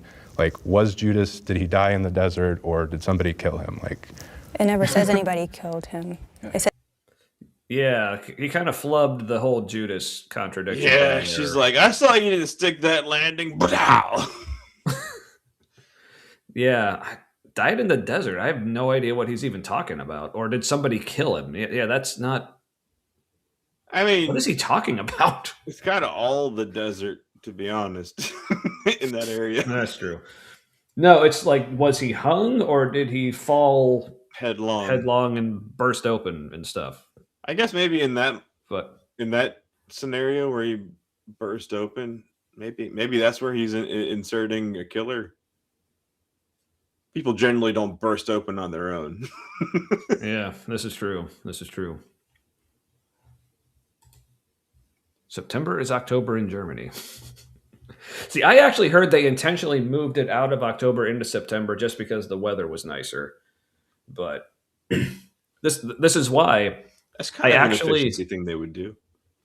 Yeah, this is actually why I was actually in Germany, Berlin specifically, like back when I was in college, and that's why I actually attended Oktoberfest in Berlin, but didn't realize it because we were there in September.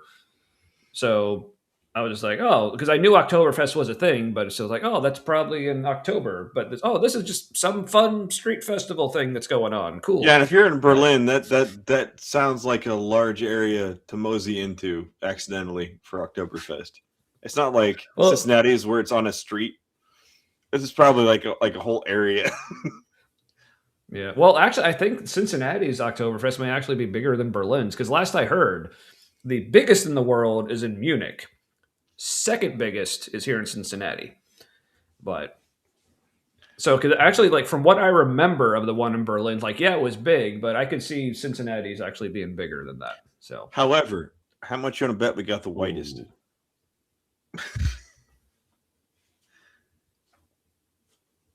that could be. Oh, which Percentage? actually, this was Probably yes. Not by like raw volume, no. yes, and also this is very true. But I was actually, for some reason, I just remembered earlier today, like the one time that me and Matt basically saved Oktoberfest from like drunk guy with a very unsecure handgun. Oh, fuck, dude. That's a real thing that happened. Yeah, so let's real quick. So I had completely forgotten that happened. Yeah, so this was a couple of years ago. Yeah, it wasn't this past. It was okay. This was the last time they actually had it like just in the middle of the streets, like downtown. Then they moved it to like Sawyer Point, like the big park area. But yeah, there was this dude who like he could tell like okay he was drunk, which okay of course it's Oktoberfest. White dude. But he was like drunk. rich guy drunk. But he didn't seem that rich, which was interesting. But so he's standing there and he's wearing like pretty baggy pants. Then all of a sudden, like out of the bottom of his pants leg, like just a handgun just falls out and like hits the ground. And we're like, and it wasn't like real small. It was like a concealed carry 9mm, but it wasn't on the smaller side. Yeah. So we're like, and this isn't just like a whole like should like open carry, should people be allowed, like this guy was wasted. He should not have a gun, much less one that is so unsecured like that one clearly was, where he's just dropping it through his pants. Like it wasn't even in like a concealed carry holster, which is more common than other areas in Cincinnati. So like it was clear this guy isn't even used to having a gun on him because he would have it in something other than just like his fucking loose like belt on probably in his fucking groin, which is yeah. So if you reach in to get it with a sloppy grab, you might end up shooting your dick off. Like it's just Yeah, This well, see, is that's what somebody they call not used to natural. doing this, and they're That's what they drunk. call natural. That's what they call natural selection, Matt. But so anyway, But who else is going to die with his testicles was the problem. This is also true. But back to how we saved the entire festival. So I think this is actually mostly your idea. You're just like, okay, but basically we decided like I would kind of stay near the guy, and then Matt went to like get security, but I would like kind of stay near them so like they would know like where he was, Yeah, and everything. So yeah, Yeah, I we don't know did what some- ended up happening, but yeah, the police came over. They were talking with him, and So then it was actually like really hard to find cops because apparently when I went looking for one, they were all like taking their restroom break. I was like, and while I'm looking for one, because there's actually something that might happen, and I'm thinking like, are you seriously all taking a fucking piss at the same time? Like, if anybody knew this would be the time to pull off some shit. Like, and then they come out of this like bank building where they, I guess, had permission to use the toilet, and they come out and like, I have a beer in my hand, and I'm like, hey, there's a guy with a gun. And apparently, like ever since high school, people have thought I'm high when I'm not. And so I'm like, because either like I'm not having like the exact right emotions for the moment, I guess, or something. I'm just not engaged in the expected way. And some saying to first the people I talked to were firefighters. And I said, hey, I think there's a guy with a gun and he's drunk, and they're like, whoa. And so they say like, I think the cops are in the bathroom. And so they come out and I tell them, and they're all like, what, where is it? Can you tell us? I'm freaking out. And like, it was not reassuring. I haven't actually heard this part yet. So they're like, oh fuck. And like, that was a look on their face. They're like, oh shit. And I'm like, they're like, where?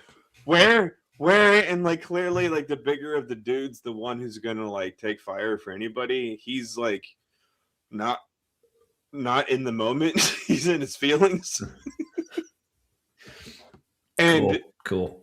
They didn't tell anyone else. They just went and checked it out themselves, which seemed like a mistake. They're just like, let's go check it out. Didn't tell anyone that's what they were doing. Seems like other cops should know you're going loose gun, drunk guy. Yeah. And so they corner him. They sized him up pretty fast because he was clearly a pussy. Oh yeah. Like he was like maybe my size. And I feel like both like the dude cop and the lady cop were like mad at the girl who was with him because she was like clearly she could do better. And they like ignored her like she wasn't even there. Just talked to him, and it was kind of amazing. But yes, so long story short, me and Matt saved Oktoberfest a couple years ago. Yeah, from somebody's bad date they apparently were determined to go home with because they came with them. I don't know. It was very confusing. Yeah. Also, there were more people than us who saw the gun fall out of his pants and were like, I'm glad I'm not in charge. And they that's the other thing. Like, like we were literally the only people who did anything about that, which was one of the things that surprised me. We might have been more drunk than they were.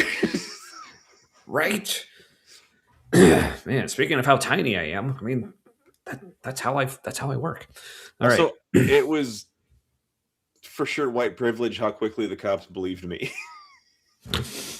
They're like, this is reality. It's happening right now. Like they didn't even question it. Well, way to take advantage of that. See, that's using your powers for good. So, all right. By the way, I found them right after I'd finished off my mini donuts. It was perfect timing. I remember thinking at the time, I'm like, this is perfect timing.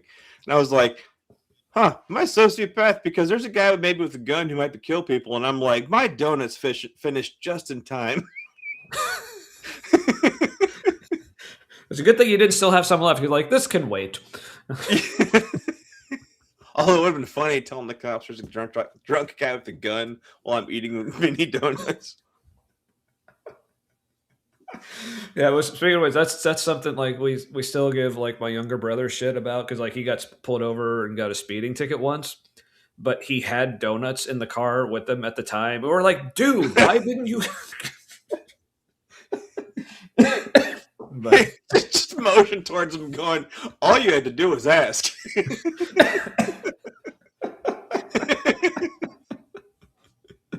Yeah, It's just assume that's why they pulled him over. It's like, oh, clearly you. Yeah, that would have gone over super well. But anyway, also fun fact: I've been pulled over 3 times, 0 tickets. Dude, I had a cop on Columbia Parkway. You know that like real narrow. It's like 5 lanes and super narrow. Yeah, I had a cop like he was going the opposite direction. I was speeding trying to get to UC when I was a freshman. I was always fucking late, and I'm going like 60 in a 45.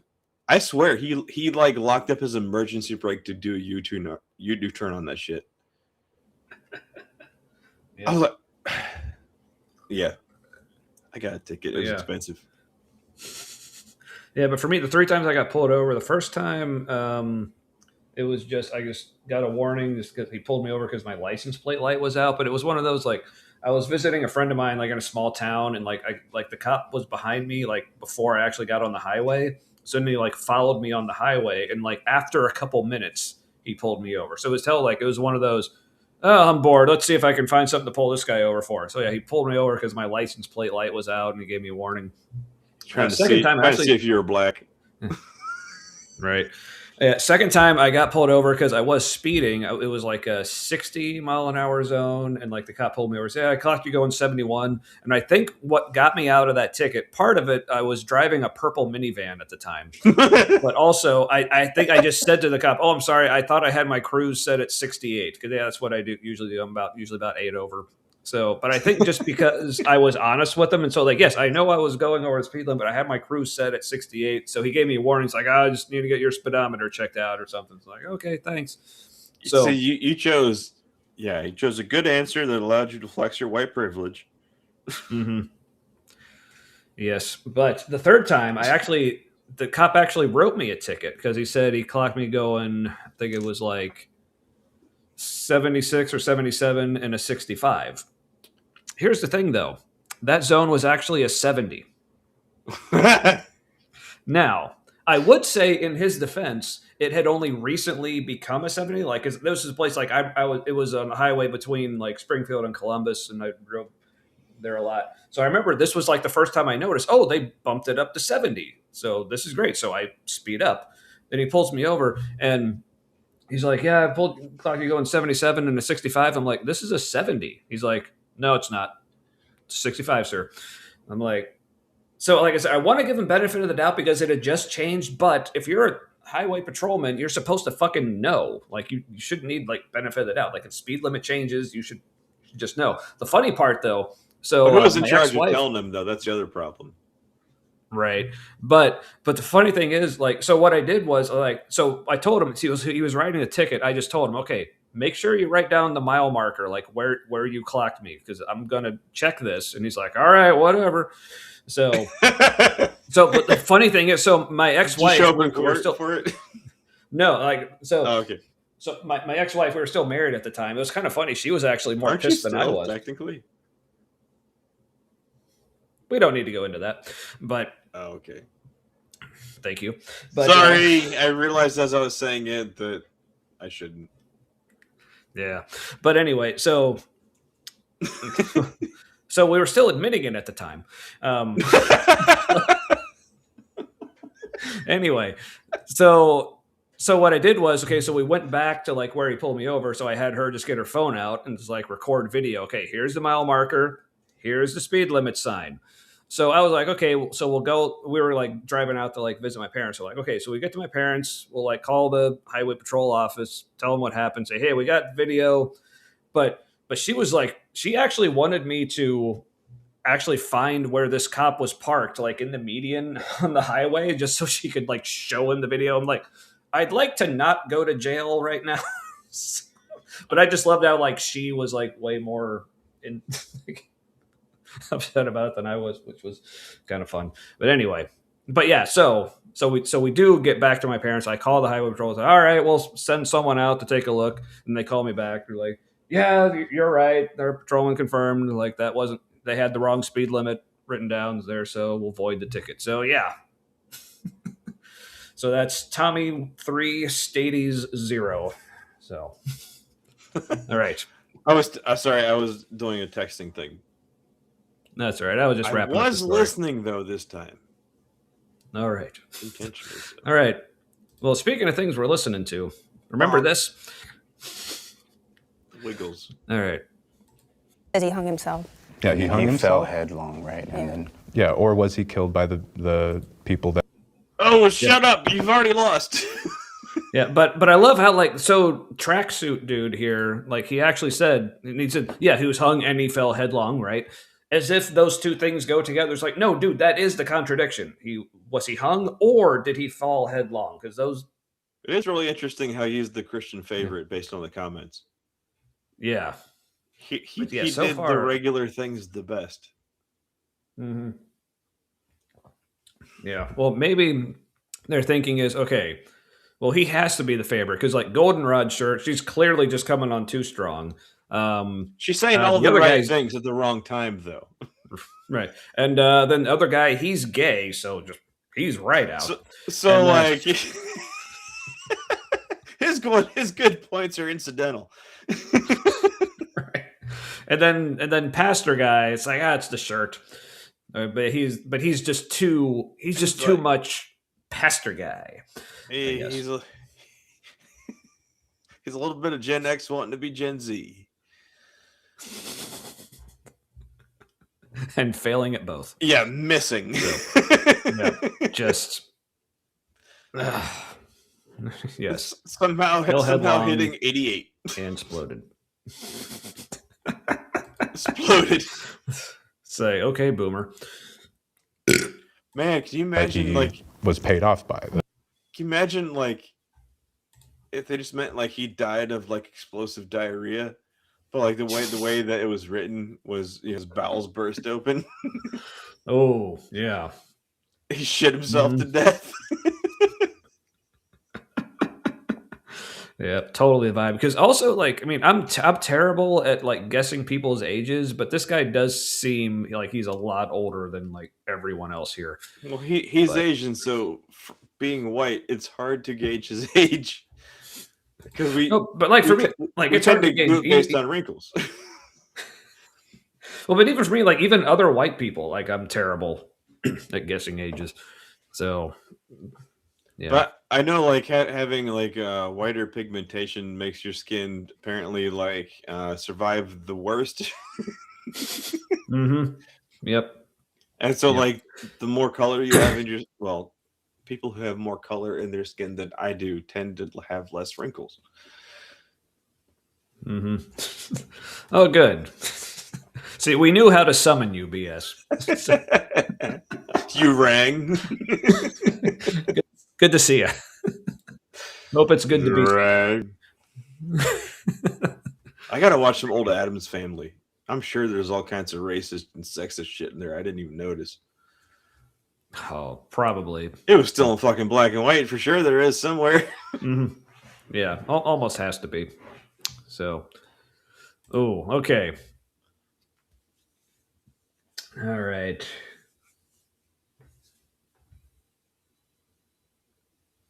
I want to say. Okay, but here's the thing. Only if you guess mine next. But, all right. Oh, and mine. I just had a birthday. Yeah. That makes it harder. I don't know why. For reasons. All right. So, David, I'm going to say 38. No idea why. That's just a number that came to my head.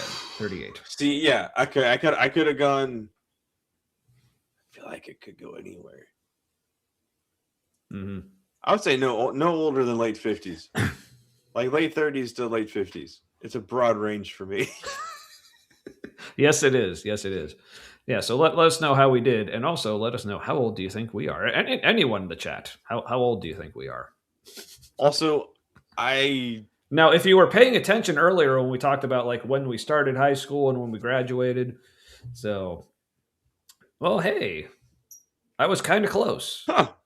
That was like right in between where I was. Yeah. I'll claim that. It's like that's a solid C. That's where I was going for. All right. So yeah, but so if anyone has any guesses for us, yeah, got to be at least 4 years old. Something like 15, maybe. All right. So, all right. So yeah, There was a send your guy. guesses in. There was a guy at Hawksworth where I donated blood. I don't know if anybody else has a Hawksworth, or if it's just a local thing. Yeah. I don't know. He thought I was like 30s. He also might have been hitting on me. I'm not entirely sure. It's possible. I mean, weird place to do it, but hey. Yeah, because I was like, he was like, shoot your shot, man. Yesterday, and he's like, I would have thought you were 32.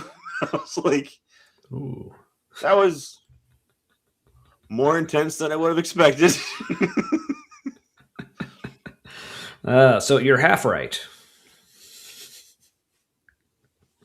I'm 48 as of recently. See, and I am 43. So, boom. Yeah. Oh, but I mean, one of your good friends growing up was an older gentleman, and I don't mean that in the way it sounds.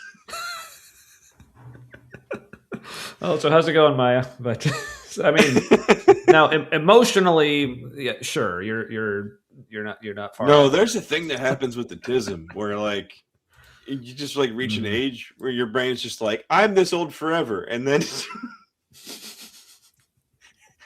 just kind of go with it, and it works. Yeah, you find that out later. What age you decided earlier on you would be forever. Yeah, and so far so good, I guess. All right, so I can adult convincingly. Sometimes. All right, so Matt, do you have in mind like do you want to like you have like a certain time in mind you want to go to, or a certain point in the video, or any how is this? Or we could skip ahead. I don't know. The death thing was interesting.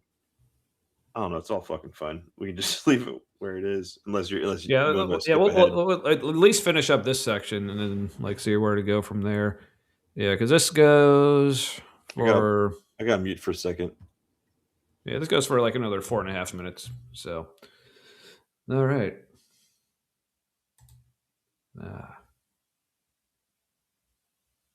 Hey, I can understand like the bad age math. Like I said, I mean, I was pretty much as far off on you as you were on me. So, but hey, with Matt, you were right there. So, yeah, good job. All right, so let's keep going.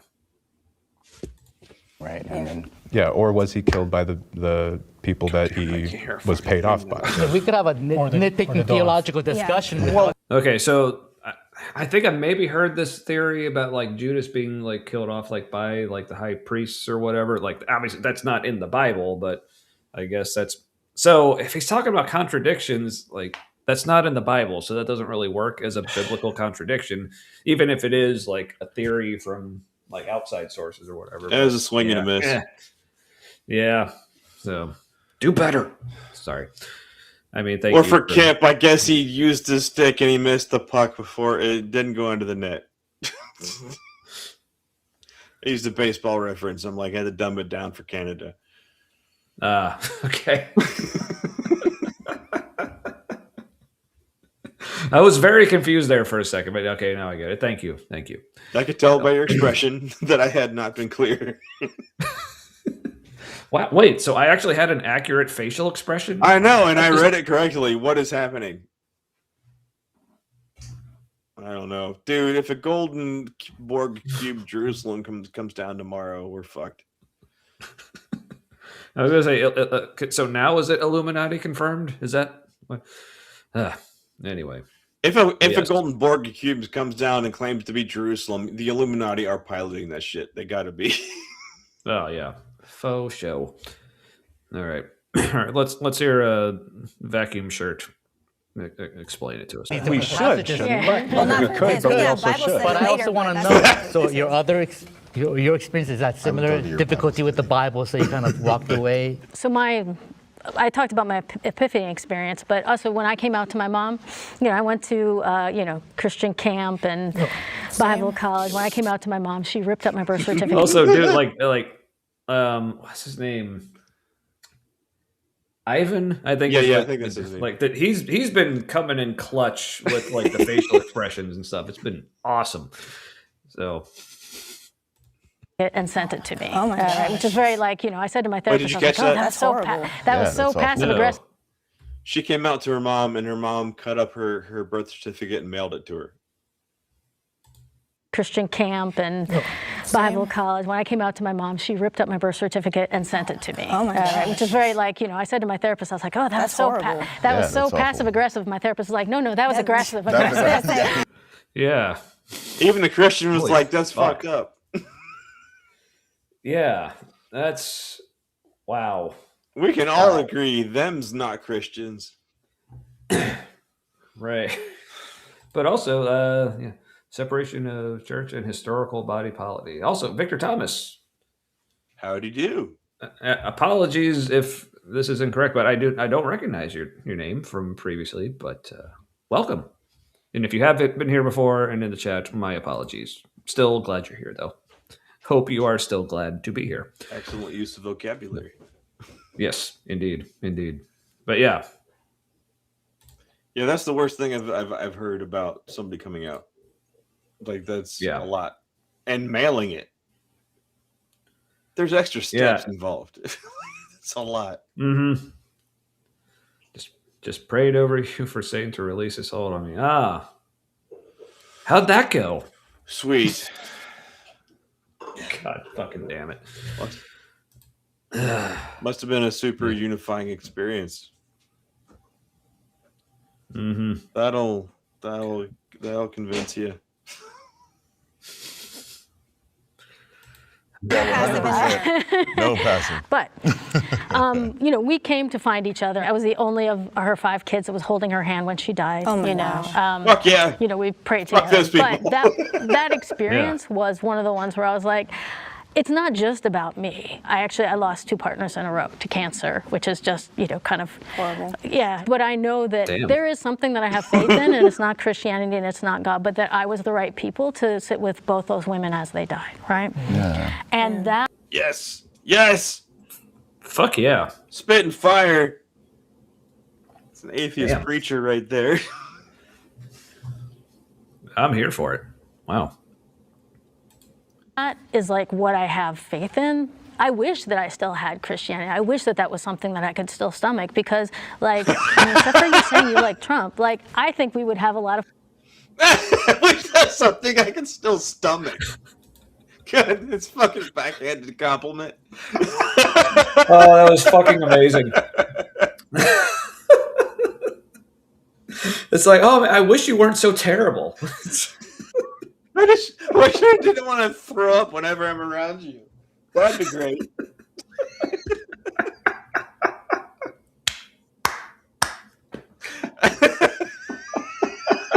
All right. I don't think that's how. Is that a thing? Is that a thing? Like slow claps in the chat? If that's That a was thing, like do it. I feel like that was like a Freudian slip for her because the way she said it didn't sound like she knew it was as devastating as it was. Yeah, just man, my new hero. And then the Christians were like, when she said that. Yes, that's part of what made it so effective. Like, you just said it, it's like matter of factly. It's like that's what makes it hurt even more. Also, wearing the tie low is a power move. Mm-hmm. Respect. I could still stomach because, except for you saying you like Trump, I think we would have a lot of fun, right? I already like it. Trump doesn't have to come. I love Trump. He don't got to be there. So, I still have that faith. I just wish it could come in a Christian package, but that just does not work for me. I feel like the world is too big for that. And I see your reaction when she. Does she wish it though? If she's just like, it doesn't work. This doesn't work at all. But I wish it would. Why do you keep doing this? Anyway, okay. Thank you, Aunt Jer.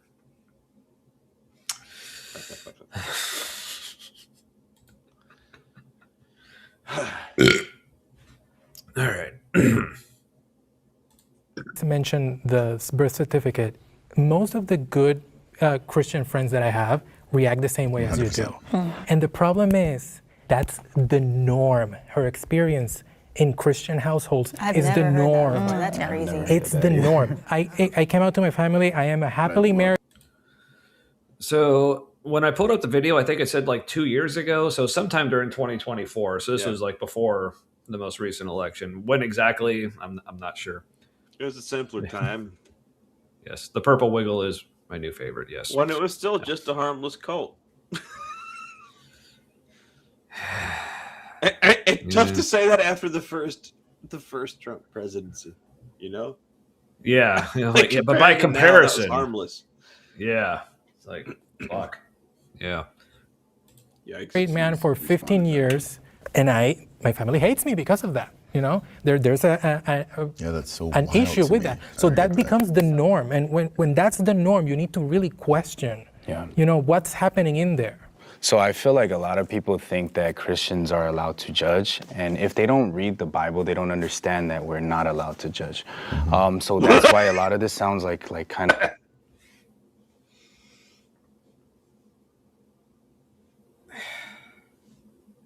Okay, so I know there's the one verse that says "Judge not, lest ye be judged," but I kind of feel like in like the rest of the Bible, there's like a lot of judging or telling people how to judge. Right? Isn't there that verse when Jesus says, "I don't judge, but when I do, it's I do it with the heart of the Father" or some shit. Yeah, or even like Jesus said, like in his thing, like if you go into a town to like present the gospel or whatever, but they don't accept, it's like, well, just wipe the dust from your sandals and move on. Like that's consider judging them that lost town and move on. Yeah. Just because that one asshole you talked to first. Yeah. But I mean, there's all kinds of verses that say if a person is doing X behavior, that is an abomination. You should not associate with them. You should remove them from the assembly. Or like, what's the whole Matthew 28? Yeah, so it's also a Jesus thing that says like, yeah, if someone in your midst is sinning, confront them. If they don't repent, you go through all these steps, but at the end, if they don't repent, then you just shun them and remove them from your group. And like, so I mean, that's why not ex-Christians are lost causes. They already done shake the dirt from your feet. Let them go. Yep. Yeah, and also I'm proud. I actually did like pull that line out on a couple of people. Sometime like when I did like have some Christians like trying to win me back, and I'm saying like, look, I don't accept it. I don't believe any of it. And they're like, yeah, but I still feel like I got to still try. It's like, no, I know everything you're saying. I've heard it all before. I reject it. So wipe the dust from your feet, move on. So yeah, I was proud of that. It's always fun when I can use their own verses to tell them to shut the fuck up. I have a question, and I'm being serious. What is it with like 1940s haircuts and lesbians? I don't get it. There's probably a reason. Also, could just be an aesthetic that is appealing, and I just don't get it. I mean, it does look good. Yeah, but you know what's crazy is like these are haircuts for wearing a hat with a brim, right? Like these are haircuts for wearing a hat like frequently, and you don't want to have hat hair, and so your hair is cut a certain way. 1920s haircuts were kind of like that, but like, interesting. Yeah, not enough lesbians wearing hats. That would be amazing. Like bring back fedoras the right way. None of these like tiny like pork pie hat shit things that people are wearing ironically. Yeah. The 40s did have great fashion. So not great civil rights, but you win some, you lose some. Bring back hats. I mean, that was really the only reason I enjoyed the movie Van Helsing, because it was like, what's the main female? Kate Beckinsale, her in a hat. Dude, her in anything. Yep. Let's be honest. That's true. Also, she's Or her incredibly smart. Did you know that? Probably. Like a flippin' genius, and also ADHD or autistic. Like, nice. if you see her in an interview, she's on another fucking planet. Yes. And Canes. All right. All right. So what do you say, like, at least for, like, I don't know. So there's like another, I don't know, 2 minutes left in this section. You just want to like finish this section for tonight and like save the rest for later, or try to keep going, or what do you think? Yeah, let's finish. We can just finish this section. All right. I feel like, again, let us know in the chat, like, if you want us to continue with this video later. Like I said, we already got next week planned, but yeah, like we'll definitely be skipping the "Can you be gay in a Christian" section. But I think the afterlife is the one after that. Yeah. Well, let's see. Or is there two after that? There's a question. I've questioned if what I believe is true, and I fear death. Those would be probably. Yeah. They sound like they'd be good to go over. Just like the little bits of back and forth between all the different perspectives. There's been some gems just in like throwaway comments that they put out there. Yeah. So yeah, this will be So we'll finish up this section, but yeah, I feel maybe in a couple weeks we can revisit this, and yeah. Kind of your personal problems with your families who claim to be Christian, and this is no disrespect, but if you really are Christian, you're not called to judge anybody. We're all interconnected by sin. See, this is like the common move. Like as soon as like someone in the Christian community does something that, even though it might be entirely biblical, if it feels like in the current culture this is bad and people don't like that, then like, oh well, they're not real Christian. Like fucking based on what? Okay, this one verse you point to that says "do not judge," even though we know there's a plethora of so many others that say yes, absolutely judge, and these things are bad, and here's how you treat people who do these things. It usually involves shunning or whatever. Would you They're say doing I have that? A plethora? What's that from? Oh, and you know what that's from, right? I do. Is that Three Amigos? Is that it? That's Three Amigos. That's right. But I was also thinking of like the like Picard and Riker memes where Picard's like, "Thank you for telling me what a plethora means. It means a lot." So, hey, did anybody else realize that Riker was so tall, looked like he was about ready to dry hump every fucking chair he stood in front of? He did that thing where he'd like saddle up over the back of a chair, and it just looked like he was about to hump every fucking piece of furniture. Anywho. I don't remember that, but sure. You don't remember how he would like sit in a chair like he's getting on a horse? Like he'd like sit in a chair from behind. It was really fucking weird. I haven't watched that in so long. Guess I need to again. But you gotta watch Encounter at Farpoint when the dudes are wearing skirts. That was wild. Yeah. Vaguely remember that one. In the pilot, everybody wore skirts if they wanted one. Nice. But yeah, but back to this whole, like, this seems like one of the many escape hatches that Christians build. And it's like, as soon as like somebody in their group does something that people seem to think is bad, and they're like, oh, well, that's not real Christianity. Like, fucking, what is real Christianity? First of all, like, I wish Christians could actually like make up their fucking mind what it actually is. Because I guarantee, like, with all the Christians here, if you just ask, what is Christianity? You would get different answers from each of them. So. This is fantastic because the Riker chair sit is kind of iconic. And it was because he had a bad back. I'd forgotten that. But the thing when Picard stood up and like would like do this, like he would like straighten his like uniform shirt, pull it down. That was a costume flaw. Whenever they sat down, it would rise up. So when they stood up, they had to like straighten it. But he turned it into like a whole like military like straightening the uniform thing. Yeah. And then everybody was able to do it like it was a thing. It's really interesting. Nice. These iconic things from the show were because of unique things about the actors. Yeah. I think Jonathan is usually without the H, but that looks like a lot of consonants to me. Mm-hmm. Anywho, the Swedish Jonathan. If I stand in front of God as an ex-gang member, and you stand in front of God as a homosexuality, we're both on the same level. As a homosexuality.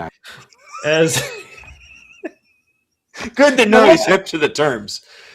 Which also, like, that's one of those things that Christians will do. That it's supposed to sound like they're being accepting, like, oh, like we're about to, like, he's comparing being a homosexuality with being a gang member. I didn't catch it the first time I heard it. Being a homosexual. Wow. But he's saying, oh, that's based. Oh, okay, yeah. But hey, I used to be a gang member, so same thing. No, not the same thing at all. Like, oh, what the fuck? Hold on now, DH. Wasn't there another thing they called the Picard maneuver where they separate the saucer section or something like that? Oh, yeah, I went that nerdy on you. All right. I just want to hear that again.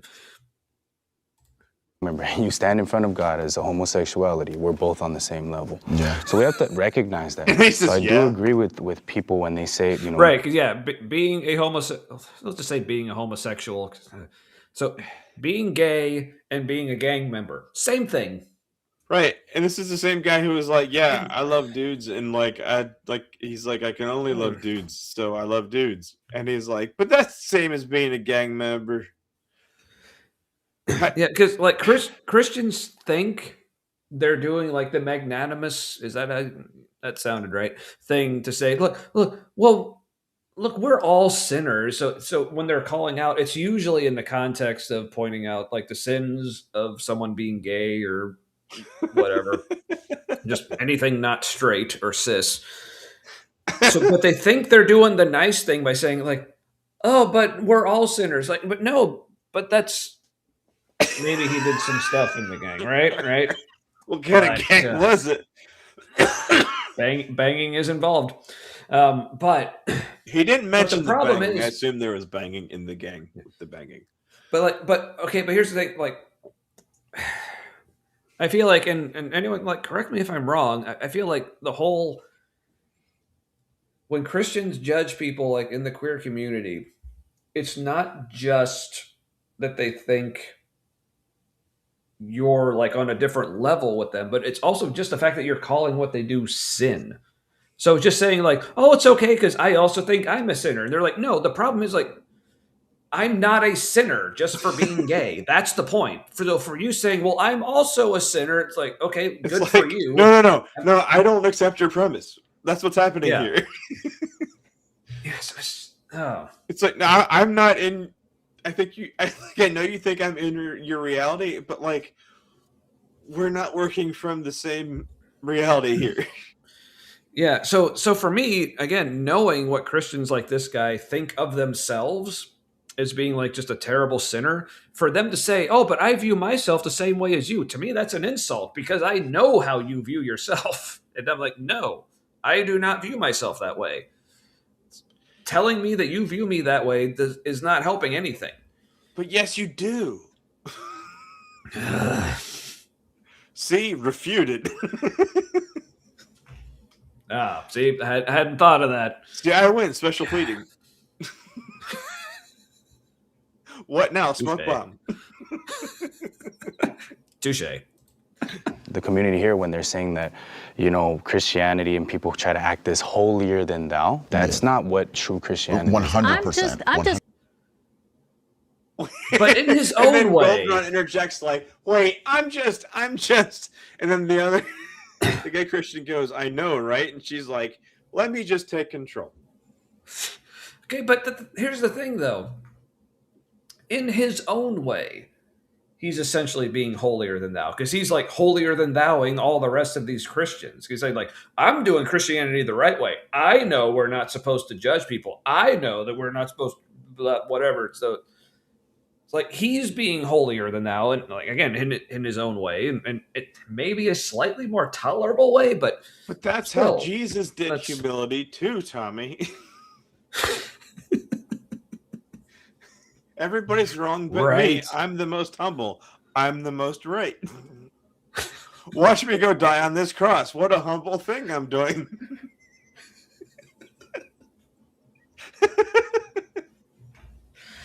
Then I'm gonna come back in 3 days, like ta-da, bitches. But I won't make a big deal out of it because I'm humble. Also, like, so here's a humble moment for me. Like, I totally neglected to let everyone know what beer I'd moved on to next. And hey, my bad, everyone. I apologize right now in front of everyone.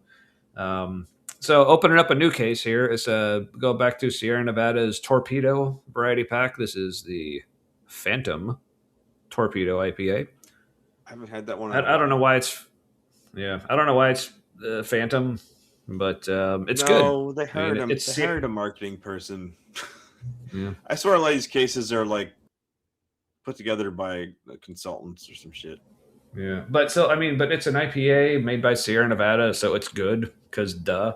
But if people aren't familiar with the Torpedo, I think what that's referring to is, so they have just a Torpedo IPA, but it's actually named after a piece of equipment they invented because they're just trying to think, okay, how many other ways can we think of to get more hops into this beer? So they invented a whole new device they called the Hop Torpedo that, in addition to all the regular traditional brewing methods of adding hops to the beer, I don't even remember what the fuck this thing is, but it's very mysterious. Yeah. It might involve a sacrifice. It was unclear. But they get So in this variety pack, there's the original Torpedo and then like 3 other different varieties. But they're all fantastic. So yeah, that's what this is. So again, my apologies for not sharing that earlier. Hey, all right. I really don't know why I don't feel more drunk than I do. Yeah, that is a little confusing. I had a 17%er in a 12 ounce with a 9%er in 12 ounce chaser, and I've had enough of this. And this is impressive. As a rule of thumb, like if I'm slurring my words, I can't be trusted to walk. Like I can't be trusted to use my feet. This is true. Which is like good and bad because I can, like, parts of my brain work for a while. The Phantom Torpedo. It does sound like a made-up sex act from early. Also, I can't remember. Speaking of sex acts, but real quick, yes, this is actually. I was thinking of this specific emoji when I said "ta-da, bitches." So, Jesus as the gardener, ta-da, bitches. Mm-hmm. All right.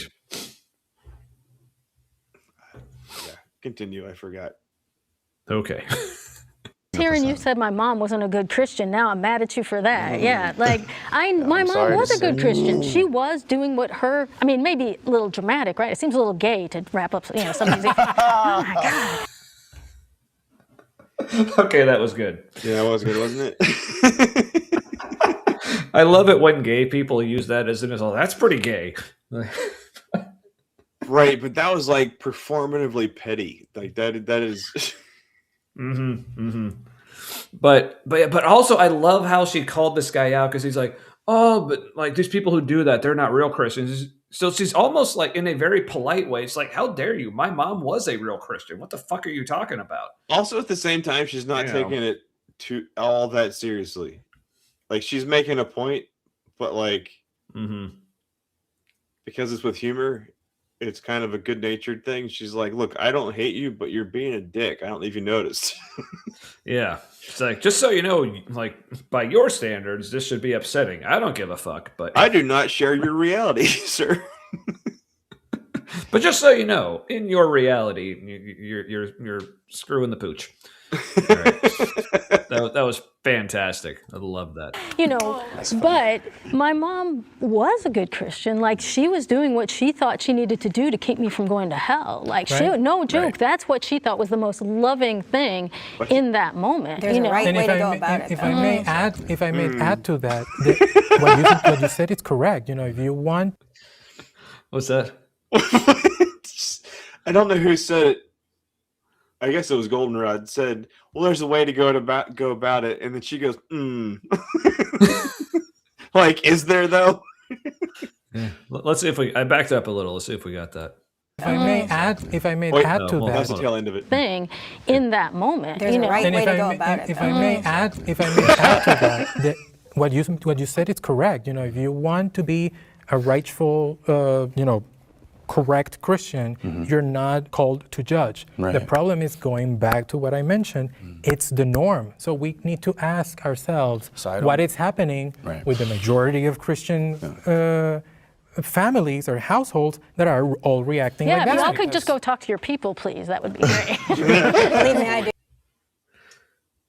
Fantastic point. Yes, I agree. If again, for so many reasons, like Christians, if you could just all get together, get your shit together, figure out what it is you actually believe about all these things. He's one of the things I love to say is I feel like I can't actually reject Christianity, but I also can't accept it because I have yet to be given a Christianity. Because it's like someone can tell me that they're a Christian, but that tells me almost nothing. It's almost like a whole new religion started accidentally. Weird, right? Yeah, he was like, "I'm here to reform Judaism." Also, oh no, I died. Yeah, and it's also almost like there's no actual God in charge of it, to correct all the little differences of opinions on literally fucking everything. Yeah, super weird how God is not a character in the New Testament. It's kind of like it was humanity waking up to humanism. They're like, "What's this? Surely it's the same as before." Right? All right. They tried humanism. Yeah, but it was still a little racist. Hey, It's like the New Testament was like Jesus is like the avatar for trying out humanism, but it's still a little racist. Pretty much. Okay, I think we might actually be at the end here because it's not quite the end, but it looks like the rest of it is just some kind of ad or something. talk to your people, please. That would be great. Believe me. Yeah. So I think that's the end of this section. So I guess we're saying save the rest of it for another time. Yeah, I feel like they cut out. I have a feeling they edited out a lot of stuff that Satanists said because no one had a response to it. Either because a lot of ex-Christians were just going, yeah, and then the Christians were like, I don't what. Yeah, that is entirely possibly true.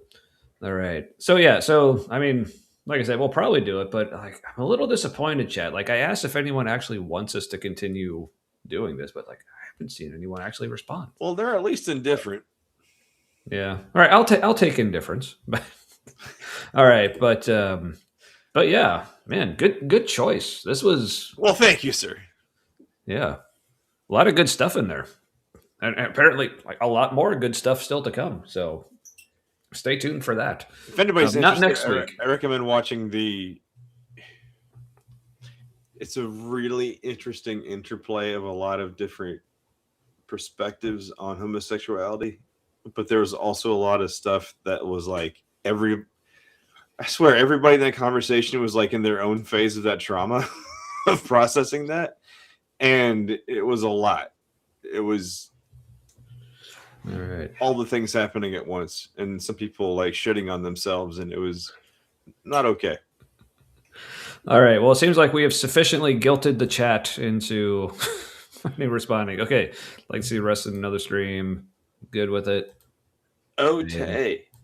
Yes, let's see me. All right, so in 2 weeks, at least ostensibly, like I said. So next week, being the last week of the month, we're doing our monthly Crossroads sermon reaction, where it'll be their Easter sermon from last year, where it was like something like all the reasons they know that Jesus rose from the dead. So I'm like, this will be spectacularly all the best cope. Yeah. So then probably the week after that, I think we can maybe come back to this and either finish it up or just take it another section at a time. Well, yeah, Finish them. Yeah. So, but yeah, this was fun. I'm enjoying how much this is pissing me off. Yeah, often Jubilee comes across like it's a psyop, kind of like they're trying to feed you a narrative. Like, here's how to look at these things. Everybody chase your tails. Also, there's topics where that seems to be the point. Pay no attention to the man behind the curtain. Chase your tails. Yeah. Also, good for you, noise ending. Way to keep up with the meds, but it's okay. You don't need to be enthusiastic. Sometimes anyway. You can be so enthusiastic about life it's hard to sleep, and enthusiasm doesn't necessarily mean it's a good feeling. Right. But but anyway, so yeah, that was. I like your idea of digging more into like conversations like between ex-Christians and current Christians, especially in terms of like trying to bring them back. Like I said, this one obviously wasn't so much heavy into like with the point being like trying to like bring them back, but like right. But there's still like some like at least some undertones of that where they're trying to say, oh, but it actually is still awesome. You should, maybe rethink about it or whatever. But yeah, this is good. It's really confusing to watch like liberal Christians or progressive Christians talk to conservative Christians because one, it's a little weird because you're like they're as far apart as like I am from either one of them. And so like right. That's crazy. Yeah. And where you guys think you're on the same side, but like you have different realities, but you're using the same words in those two different realities. And so you both think you can convince each other, but you can't. Right. Yeah. So, because here's what I would do. Like, I mean, I have no idea how or why this would ever happen, but if I was ever in a situation like this, where I was in conversation with like several different Christians, and it was anything about like, is Christianity true? Do you accept any of this? Like for me, like I would just start it by like, okay, first, all of you just need to agree on something, and then get back to me. I mean, like come up with whatever like a Council of Nicaea, something. Yeah, just like whatever all of you can agree on, I will respond to that. Until then, what's the fucking point? Like, because I've run into that so often where I will like say something. Here's a problem I have with Christianity, or here's my problem with Christian teaching X or whatever. And invariably, like no matter what position I'm taking or what position I'm going after, I will get so many Christians just coming out of the woodwork. Well, that's not real Christianity. I'm like, well, these other people seem to think it is. Like, so argue with them. You know what, though? The best propaganda is the one everybody can see themselves in. And maybe that's why Jesus is so nondescript. Like, Jesus as a character in his own fucking story is kind of nothing. Like, his teachings are, personality-wise, like all over the place. No description of how Jesus looks. Barely a description of where he came from. Doesn't make any sense. Supposedly he worked with wood from a place that didn't have trees. So, well, apparently the word we have translated as carpenter could be translated different ways. But anyway, but yeah, it is more like it. Yeah, but as it is commonly interpreted, to use a word that they seem to think is not applicable. But yeah, it's usually interpreted as carpenter. But anyway, but yeah, so but getting back to the whole like wishing Christians would actually agree and be able to present us with a Christianity, like to accept or reject, just react to it either way. Like, here's a question I like to ask, and so people, in the chat, you can use this, and if there's any Christians watching, please let me know if you have an answer to this. Is there any claim that is actually crucial to Christianity, as in, like, not like mundane things like in the Bible, like, oh, the country of Egypt existed, or Paul wrote some letters. Okay, yeah, but I mean, like, a actual critical claim of Christianity that is you can actually prove that it's true, and B, I know I'm doing A and B with 1 and 2, but fuck it, that all Christians actually agree on. Well, I think they'd get hung up on the all Christians agree thing. Exactly. So, because here's the thing, like, if you don't have a crucial claim of Christianity that can actually be shown to be true, that all Christians actually believe on, or agree on, or believe in, or whatever,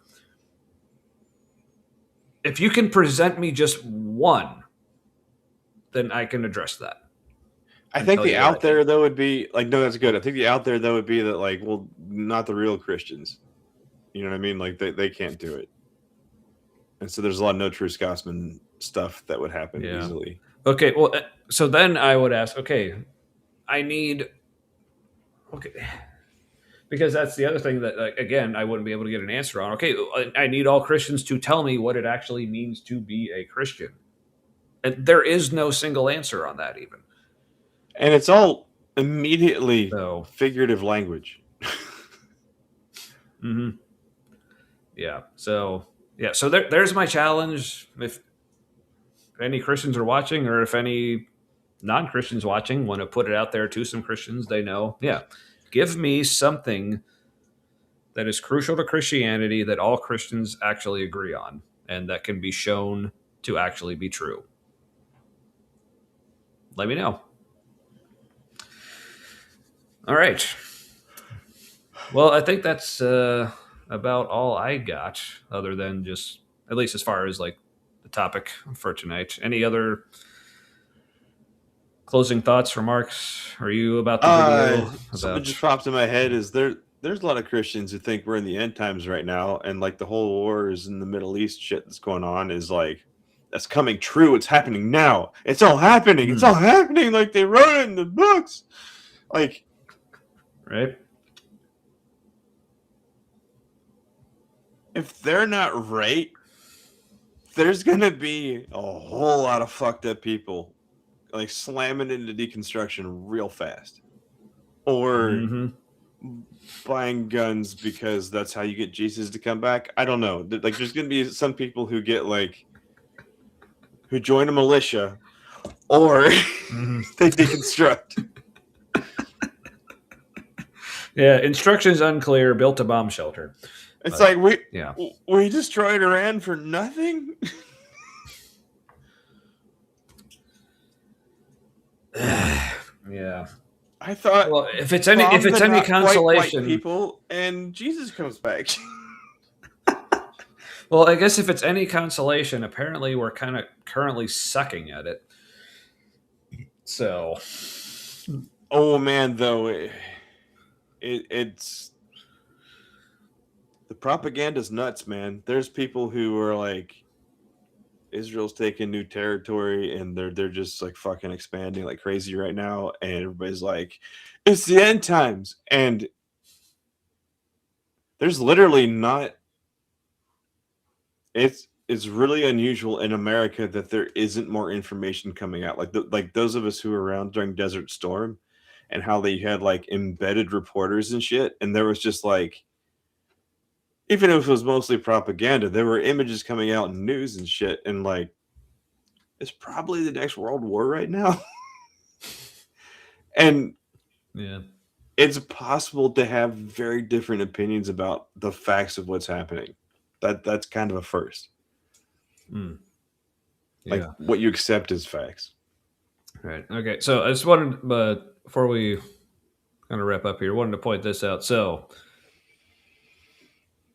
I actually do know some Christians who would disagree with this, or like people who claim to be Christian who would disagree with this.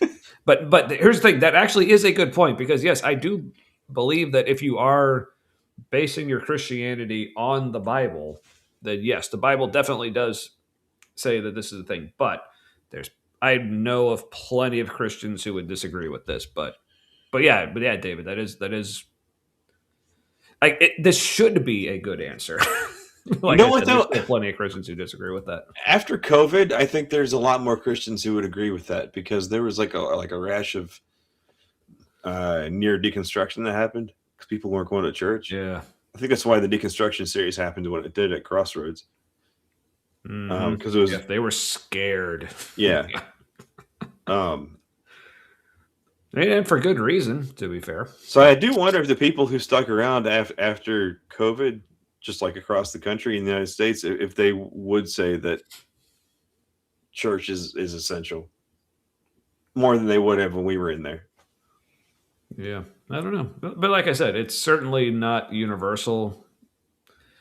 Yeah, whichever way it may be trending at the moment. But yeah, like I said, David, that should be a good answer. But yeah. So DH, piggybacking off what you just said about how media is kind of throttled right now. The Majority Report on YouTube is fantastic for following. Like if you're going to watch one thing and you want to get like some humor with your actual news, that's a great channel on YouTube. Yeah, because they try to cover the accuracy of what's happening. Yep. Also, Hassan Piker is great. Yes. Mm-hmm. Have you watched him? I watched him actually on Jubilee. Really? He was on there? He was on the Surrounded thing. Whoa. Yeah. He calls himself a geopolitics autist. I don't know if he's actually autistic, but I would not be surprised. He has the mannerisms and the special interest. I mean, a lot of the best people are, let's be honest. Yeah, for real. Anywho. All right. So, yeah. So any other closing thoughts on like the video from tonight before we... Crazy interesting. How even people on the same side weren't on the same side. And the only people who were really like on the same team, like for sure, were the ex-Christians. Yeah. They're like, yeah, we've got it was just assumed there was community because why not? But then the people who had like weird versions of community, they were the ones who were like not even on the same page with each other / encouraging each other as they judged appropriately. Indeed. All right. So goddamn cult. So is it Sam Seder? Is that Sam Seder? He says Seder even though he's Jewish, and clearly that's Seder. Gotcha. But yeah. And once again, Aunt Jarrett coming in clutch with the links. Also, and In Time is live now. Wait, how did they raid us? But now are they doing it again? What the hell? Man, they got us surrounded. Also, if you're into women and you're not into God damn, I forget her name right now. I know, but while you're thinking, the female of that host on Majority Report. Why am I forgetting her name? Damn it! I don't know, but we would raid them back, but unfortunately, we are not big enough to send raids. So I guess more incentive for like more people to subscribe. If you want us to raid things, then you should probably subscribe and tell we have to please corporate daddy before we're allowed to do cool shit. Yeah, which I mean, at least they let us be rated. That's well, Tommy. It's capitalism. Everybody's allowed to be rated. That's true, but you got to be special before you can do the rating yourself. Okay, that tracks. Doesn't that totally jive? That is how that. Yep. Emma, Emma. Also, Real Melly also coming in clutch. Super intelligent, man. Also like seriously, like as much as we talk about like how like relatively small our audience is and how we still like it to grow, but still like just the quality of people we have, especially on the regular, like seriously, I feel like we don't express it enough. fucking amazing crowd that we have every Quality week. all around. Yeah, just appreciate the hell out of all of you. So thank you so much. But yes, everyone follow the link. Yes. So yes, since we can't raid, yes, do that. All right. I probably will not because I need to go to bed because I need to do like a responsibility tomorrow and stuff. I got to prime an accent wall in somebody's house for a mural that's too expensive. They want to put in, and then I have to go to at least one quote appointment. Yeah. Dude, I got paid $1,100 in cash today for wallpapering a fucking bathroom. It had like 9 corners and shit. It was in a house that was like an addition on an addition. And so this bathroom was somehow this convoluted afterthought. Oh yeah, those are the best. But so yeah, all right. Well, so I guess that's like I said. I guess we'll continue like the rest of this video in a couple weeks. But yeah, next week we're back to our monthly check-in on Crossroads Message, looking at reasons they believe they can prove that the resurrection of Jesus actually happened. So that'll be fun and not horrible at all. But yeah, and anything concrete is usually not their forte. So weird they're going proof with it. Yeah, they usually like you said, they usually don't take that approach with things. But hey, I guess we'll see how it goes. But in case people missed it, things coming up. Well, I guess starting with like if people missed our appearance this past Sunday with our friend Kelly, the Detroit Atheist Queen, that was a lot of fun. So yeah, go check out her channel. She like I just love her show and like how like the way she goes about everything, and she asks really good questions. But like so it's like she has like a list of questions that she asks, but it's not like too rigid. Like it's still, because we're us, obviously, we're still able to, the conversation still had a good flow to it and everything. But the questions she did ask were like really good, really thought provoking, like fun stuff to talk about. Different versions, like slightly different like perspectives. I had to take a slightly different perspective than I had previously to answer her questions. Like it was stuff I had thought about before, but like just shifted a little bit. Yeah, but Kelly's awesome. So so if you missed it, check out the Detroit Atheist Queen. Like if you follow us on YouTube and Facebook, we posted about it. Like so you can check like on YouTube, you can check like the community post, or on Facebook, just our Facebook post. So it's in there. So if you missed that, definitely go check it out and subscribe to her channel. So like I said, she like has tons of awesome interviews with other people. Really cool stuff. But coming up, so this Saturday we will be on Budget Scripture Saturday on Kip Davis's channel with him and the Nitty, which we're super excited about. I don't know how to act already. Oh, see, here it is. And Aunt Jur. Thank you. There it is. But then coming up next Tuesday, the 24th, we'll be on with Misinterpretations, talking religion and neurodivergence, which I'm also super looking forward to. That should be an awesome conversation because, as I've said, we're both experts, very experienced in both neurodivergence and religion. So if you're really expecting us to push this you woke up just to say that, didn't you? This could go all kinds of ways. It's like, push the play button. I mean, you've seen how we are with the play button. What makes you think that we're anyway? Yes, cool. Very, very good, Kip. Yeah. Okay. Sure. Anyway. Right. Good job. All right. So super looking forward to that this Saturday. See, Noise Ending knows what's up. Knows how to look forward to shit. All right. Other than that, I think that's all I got. So, Matt, you got anything else? I gotta go eat some shit. That sounds good. All right. But not for real. Not shit. Not. All right. Yes. Good. Yeah. Good. Metaphorical shit. May your things and stuff be forever with your people.